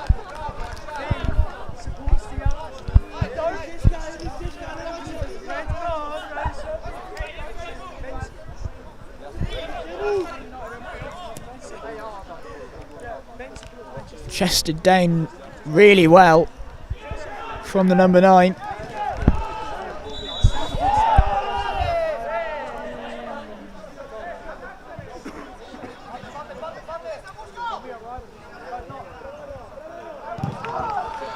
Shot fired in and it's blocked.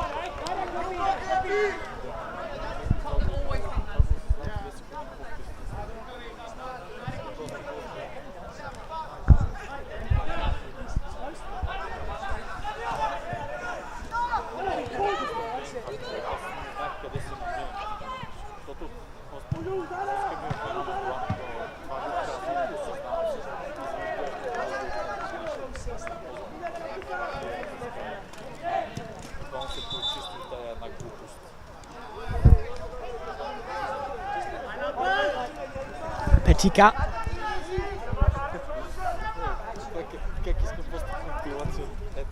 Nice passing, nice patient play on the edge of the box from Viitorul, but have been forced back here.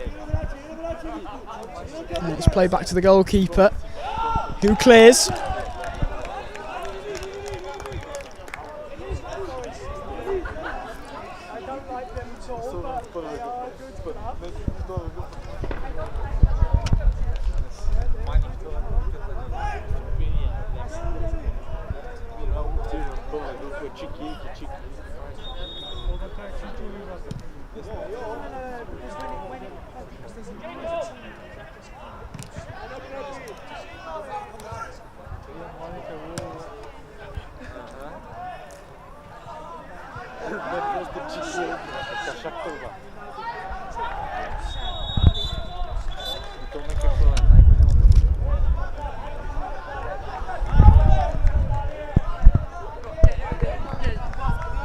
Played up to the number 11, goes back to the captain. Ontoff it, onto Shepetivka, clips it forward, and they could look to break, but the ball bounces kindly for the goalkeeper. And there's a real tussle and a real battle going on. It's laid off well though and struck well by Shepetivka, and it will be a corner for Viitorul, who look to get back on level terms once more.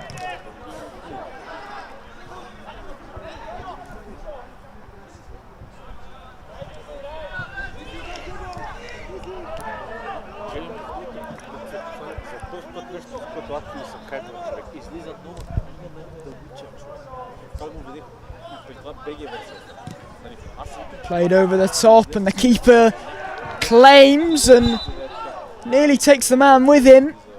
And the player down looked in a bit of pain, but he is back up.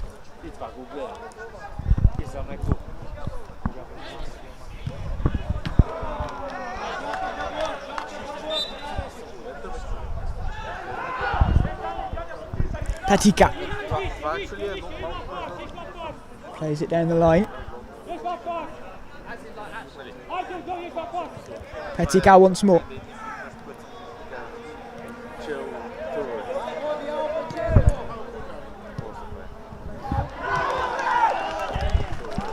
Great team goal for DXC Technology. They're leading 1-0. And there has been a goal for DXC Technology. So a big development there. As DXC now go on to 6 points and are currently top of the league.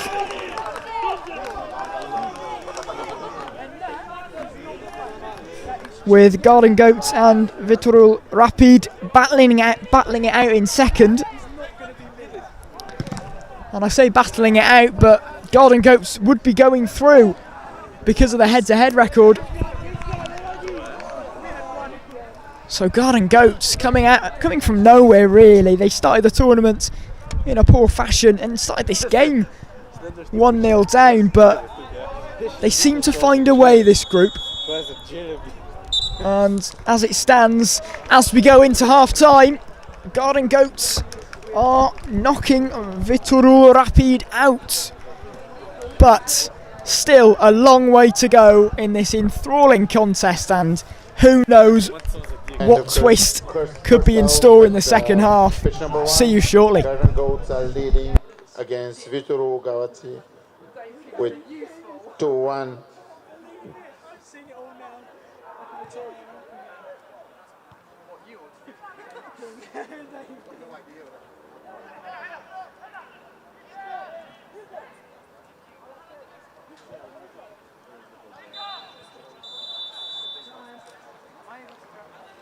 Half time at pitch number 2.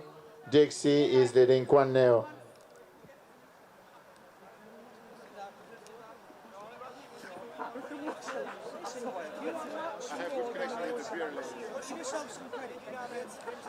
Thank you very much.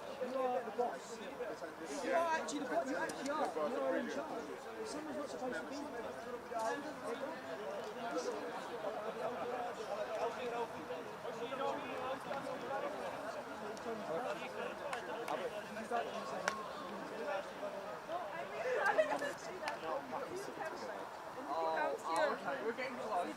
Here we go. Listen, I don't care if you won't run this place. I run this. So you're out.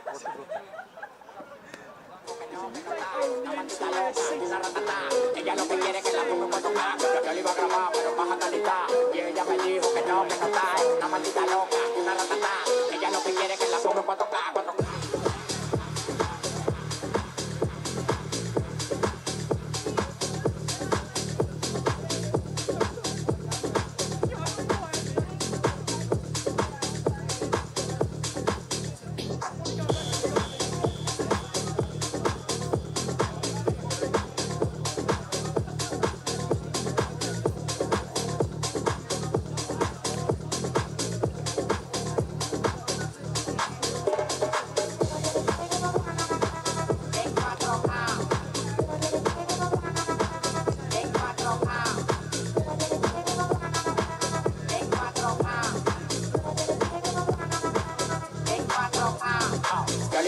Pero baja calidad. Y ella me dijo que no está. Es una maldita loca, una ratata. Ella lo que quiere es que la fume cuando cago. Yo le iba a grabar, pero baja calidad. Y ella me dijo que no está. Es una maldita loca, una ratata. Ella lo que quiere es que la fume cuando cago.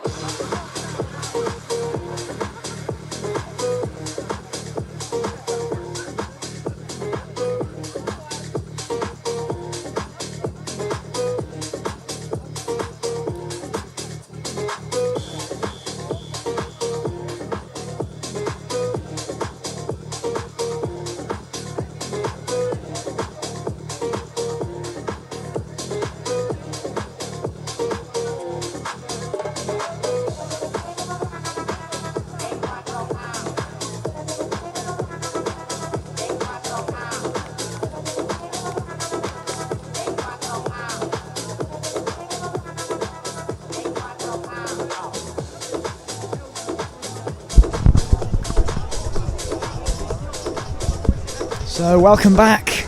And as it stands, Garden Goats and DXC Technology going through. Vittorio Rapid going out despite starting this game top of the group. But we've still got a long 20 minutes ahead where everything, and I mean everything, can still change.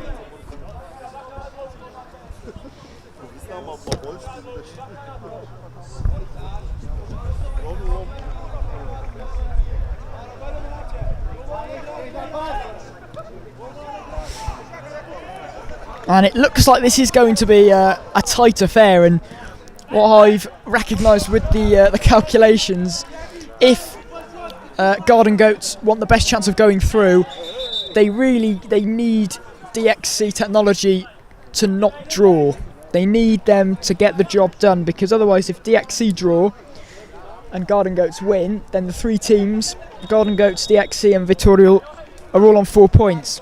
And then it goes down to goal difference between those three teams and the games they've played against each other, as that's picked off by Ola, and it's a straightforward enough save by the goalkeeper. But then goal difference comes into that mini league, if you like, and Garden Goats, their goal difference is not very favourable for them. So unless they can put a few past the Romanian side, then it wouldn't be looking good if that was the case, if DXC were to draw. But at the moment, Garden Goats going through.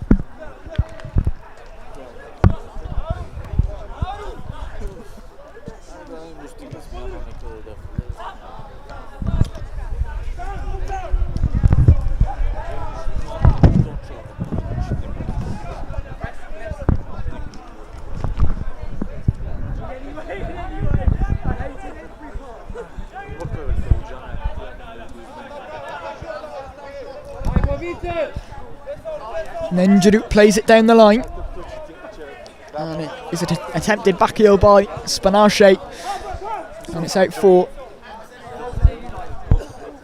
a throw-in. So Viitorul in a position now where they have to get an equaliser, otherwise they're going home. Here is Garden Goats though, and Ola with a good effort, but it's blocked. It's back out to the goal scorer. What a game he is having! Incredible! It's a hat trick for Klepau. And Garden Goats are living up to their name at the moment.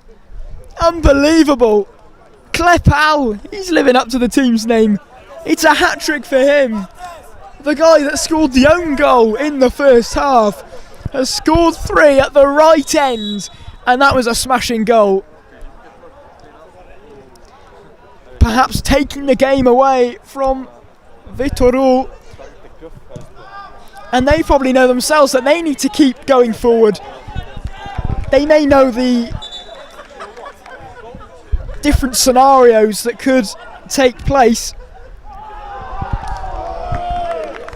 And there is another goal over on pitch 2. Second goal for DXC Technology. And it is another goal for DXC Technology. So things are getting even better for the Garden Goats.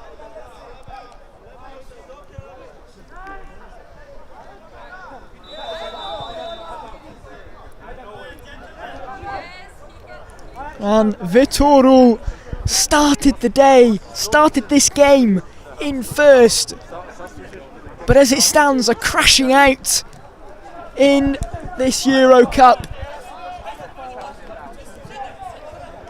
And they need to get on with things now.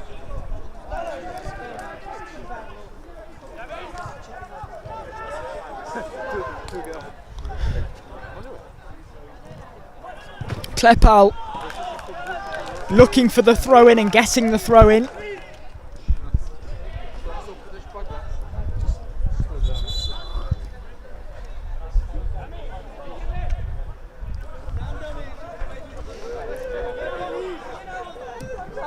Clipped over, but can't find a Garden Goats player. But it will be regained by Garden Goats, and it's Klepal again who fancies another go, and then the keeper needs to clear it and does.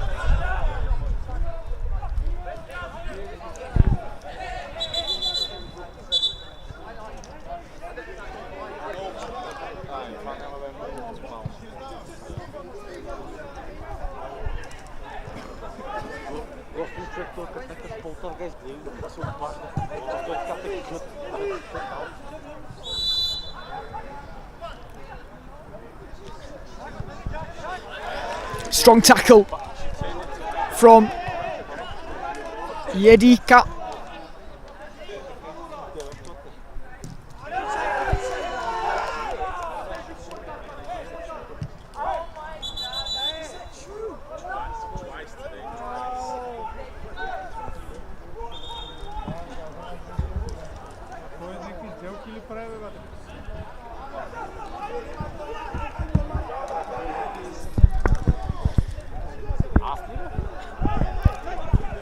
So 2-0 to DXC over on pitch 2, which would mean, as it stands, DXC would be in first, going through on 6 points, and Garden Goats going through on 4 points, beating Viitorul, winning on the head-to-head, as they are winning currently against them, as it's a shot taken and flown over the bar.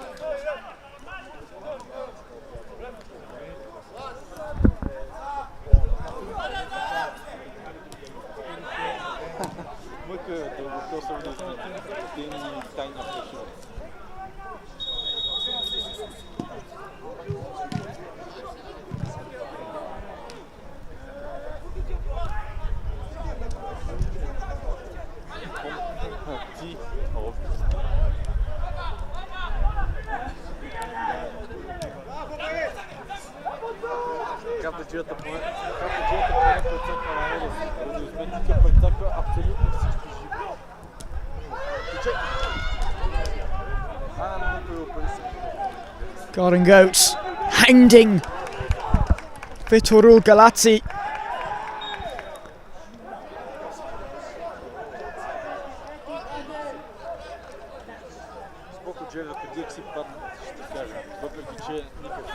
Played inside into the box, it's a good turn, but good goalkeeping, and the volley goes in and it's blocked.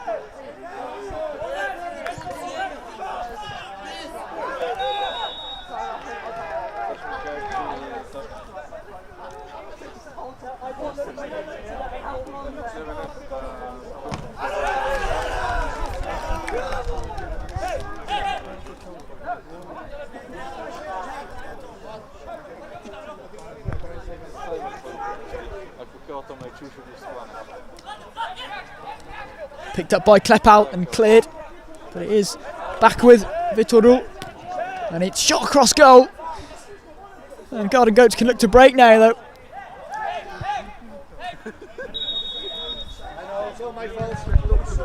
I know. I need a magic wand when I see everything now.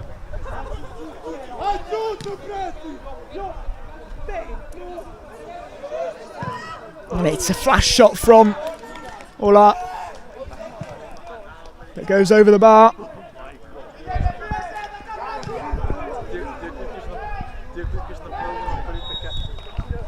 But Garden Goats doing their job so far and doing it well, as they are 3-1 up currently. DXC doing their job as well, which is actually helping Garden Goats. And a shot comes in and it's blocked.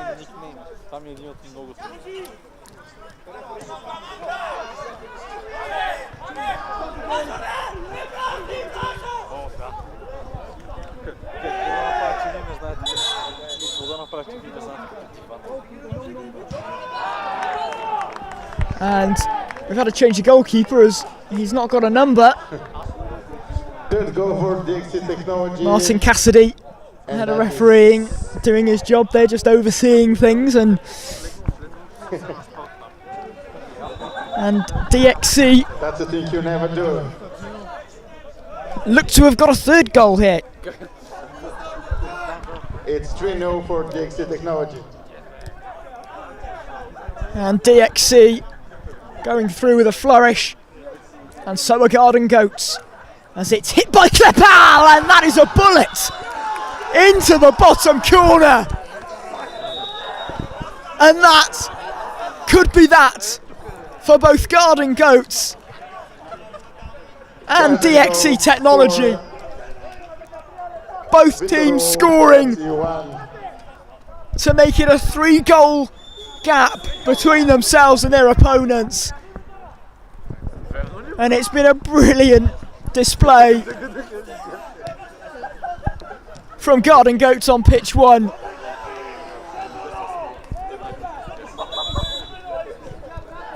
And jubilation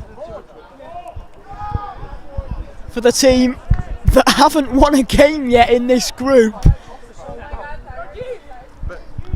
but look to be getting one when it matters. Still 10 minutes left though, so perhaps a bit premature as the goalkeeper goes for goal.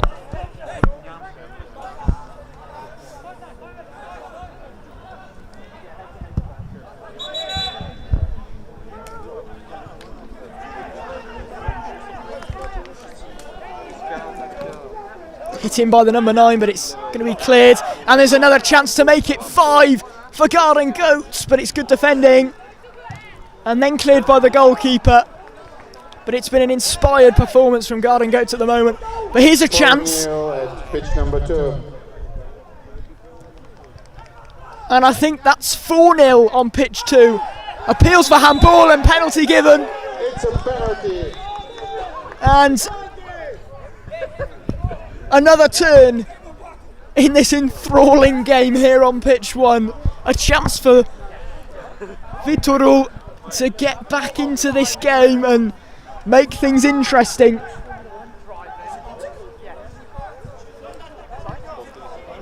And it is 4-0 to DXC. And it will be a penalty taken and scored. It's 2-4 and 5 minutes to go. By the captain Ansofi. And that's 4-2, so it's not done yet. Garden Goats, a test of their bottle now. As once that first goal goes in, the momentum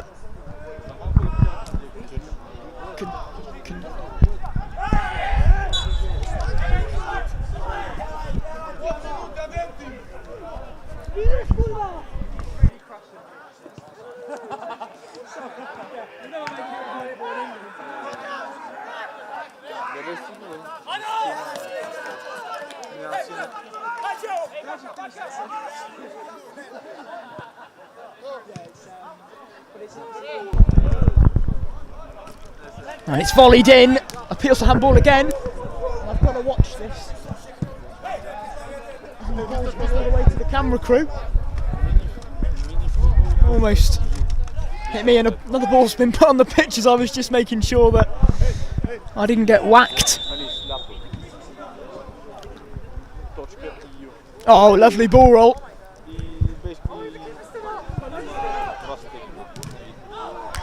And a good block. Garden Goats, no, they're not far away now.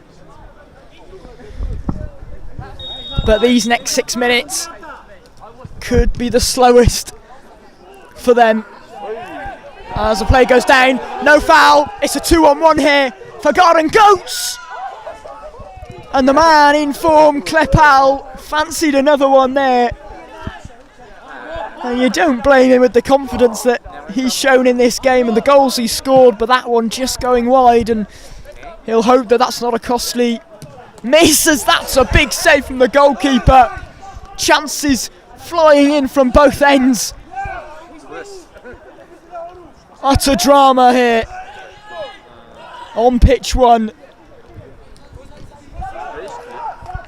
Nenjenu, and the referee blows his whistle for a foul against the number 16.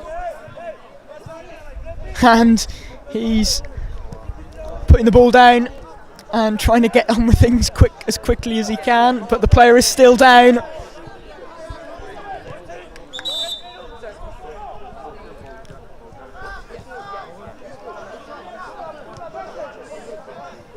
And the medic is called.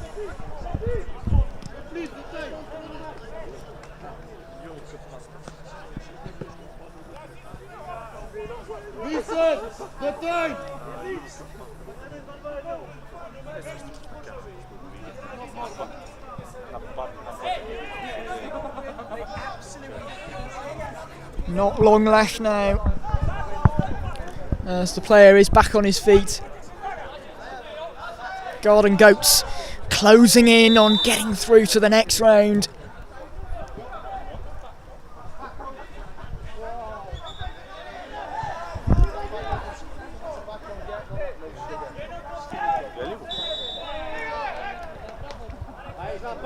Five minutes left here, as that ball goes all the way out for a corner kick.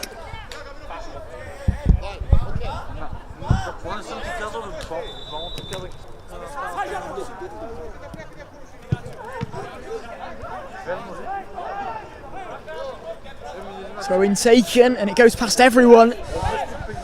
Not what Viitorul wanted.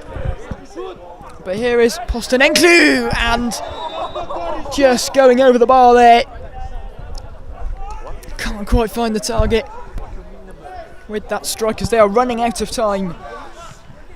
Viitorul needing 2 goals.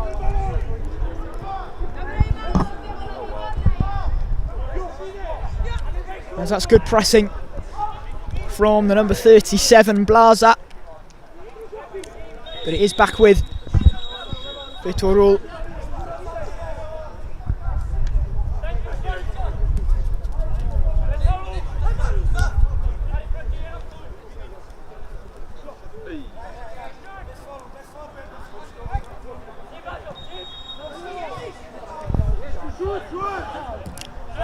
And that shot goes wayward.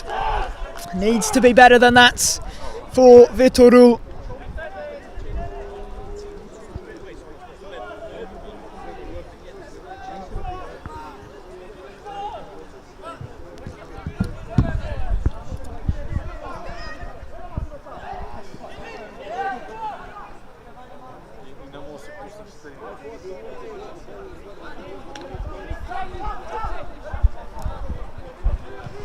Here come the Romanians once more.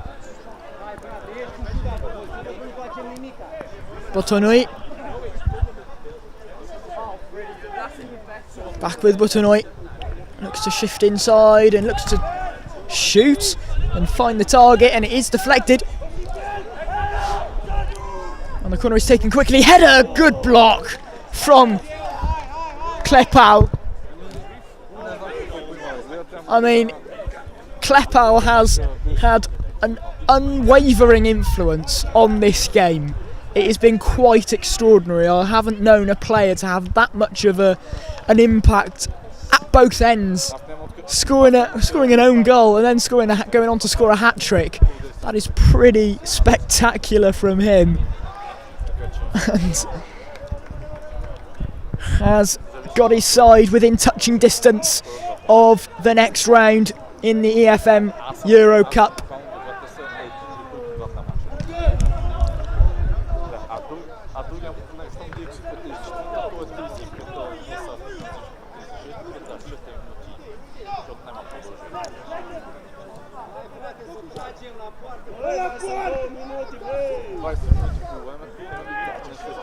And that's decent play, and it almost wriggled in.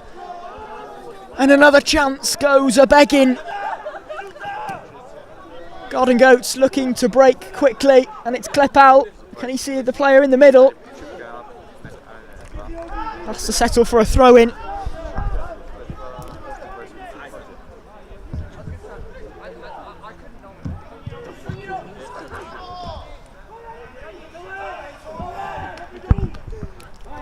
Viitorul really running out of time now. You just think that last chance they had needed to go in, as there is no more than a couple of minutes left here, and it's won back again by Garden Goats. Klepau shifted on nicely.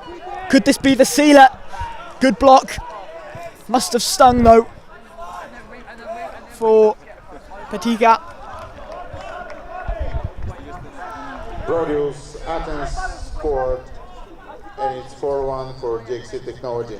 And DXC have conceded, but are still in a prime position, winning 4-1.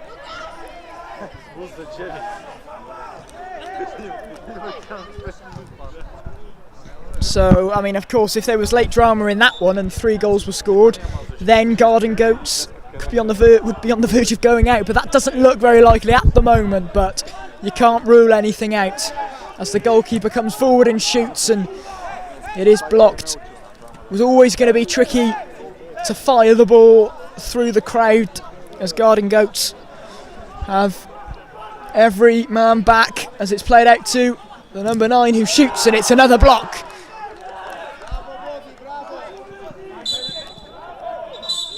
And that is the final whistle. Garden Goats are celebrating as they are moments away from getting through into the next round. And Viitorul Galați moments away from crashing out after being top of their group going into this game. And we'll stay with you until the final stages on pitch 2 just to make sure something silly doesn't happen and DXC's opponents, Brodies, don't score 3 goals.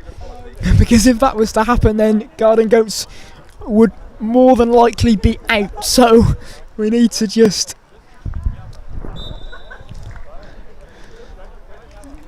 get confirmation, as there are barely any seconds left.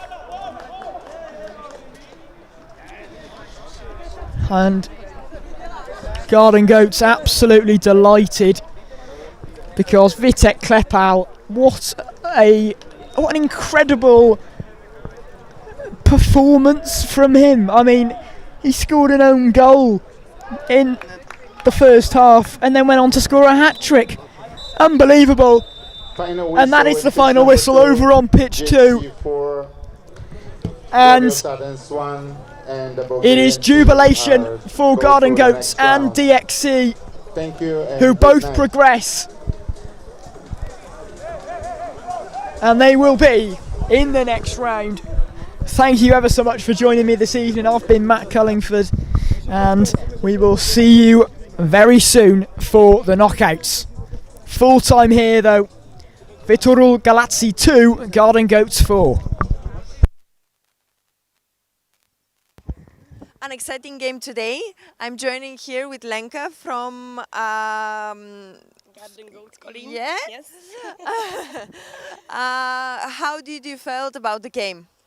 I was a little anxious and I was worried, but I believed in my boys and it went well, so I'm really excited now. What was the strategy that worked well for it to win? I just told them to go for it, and that's it. And so, it worked. So the teamwork was really good. Congrats. Yeah. And what did you think about the event, the organization overall of the event? We love it here. We love it here. It's okay, and we hope we can come back next year. For sure. Congrats on the win, and good luck to the next game. Thank you very much. Have a nice day. You too.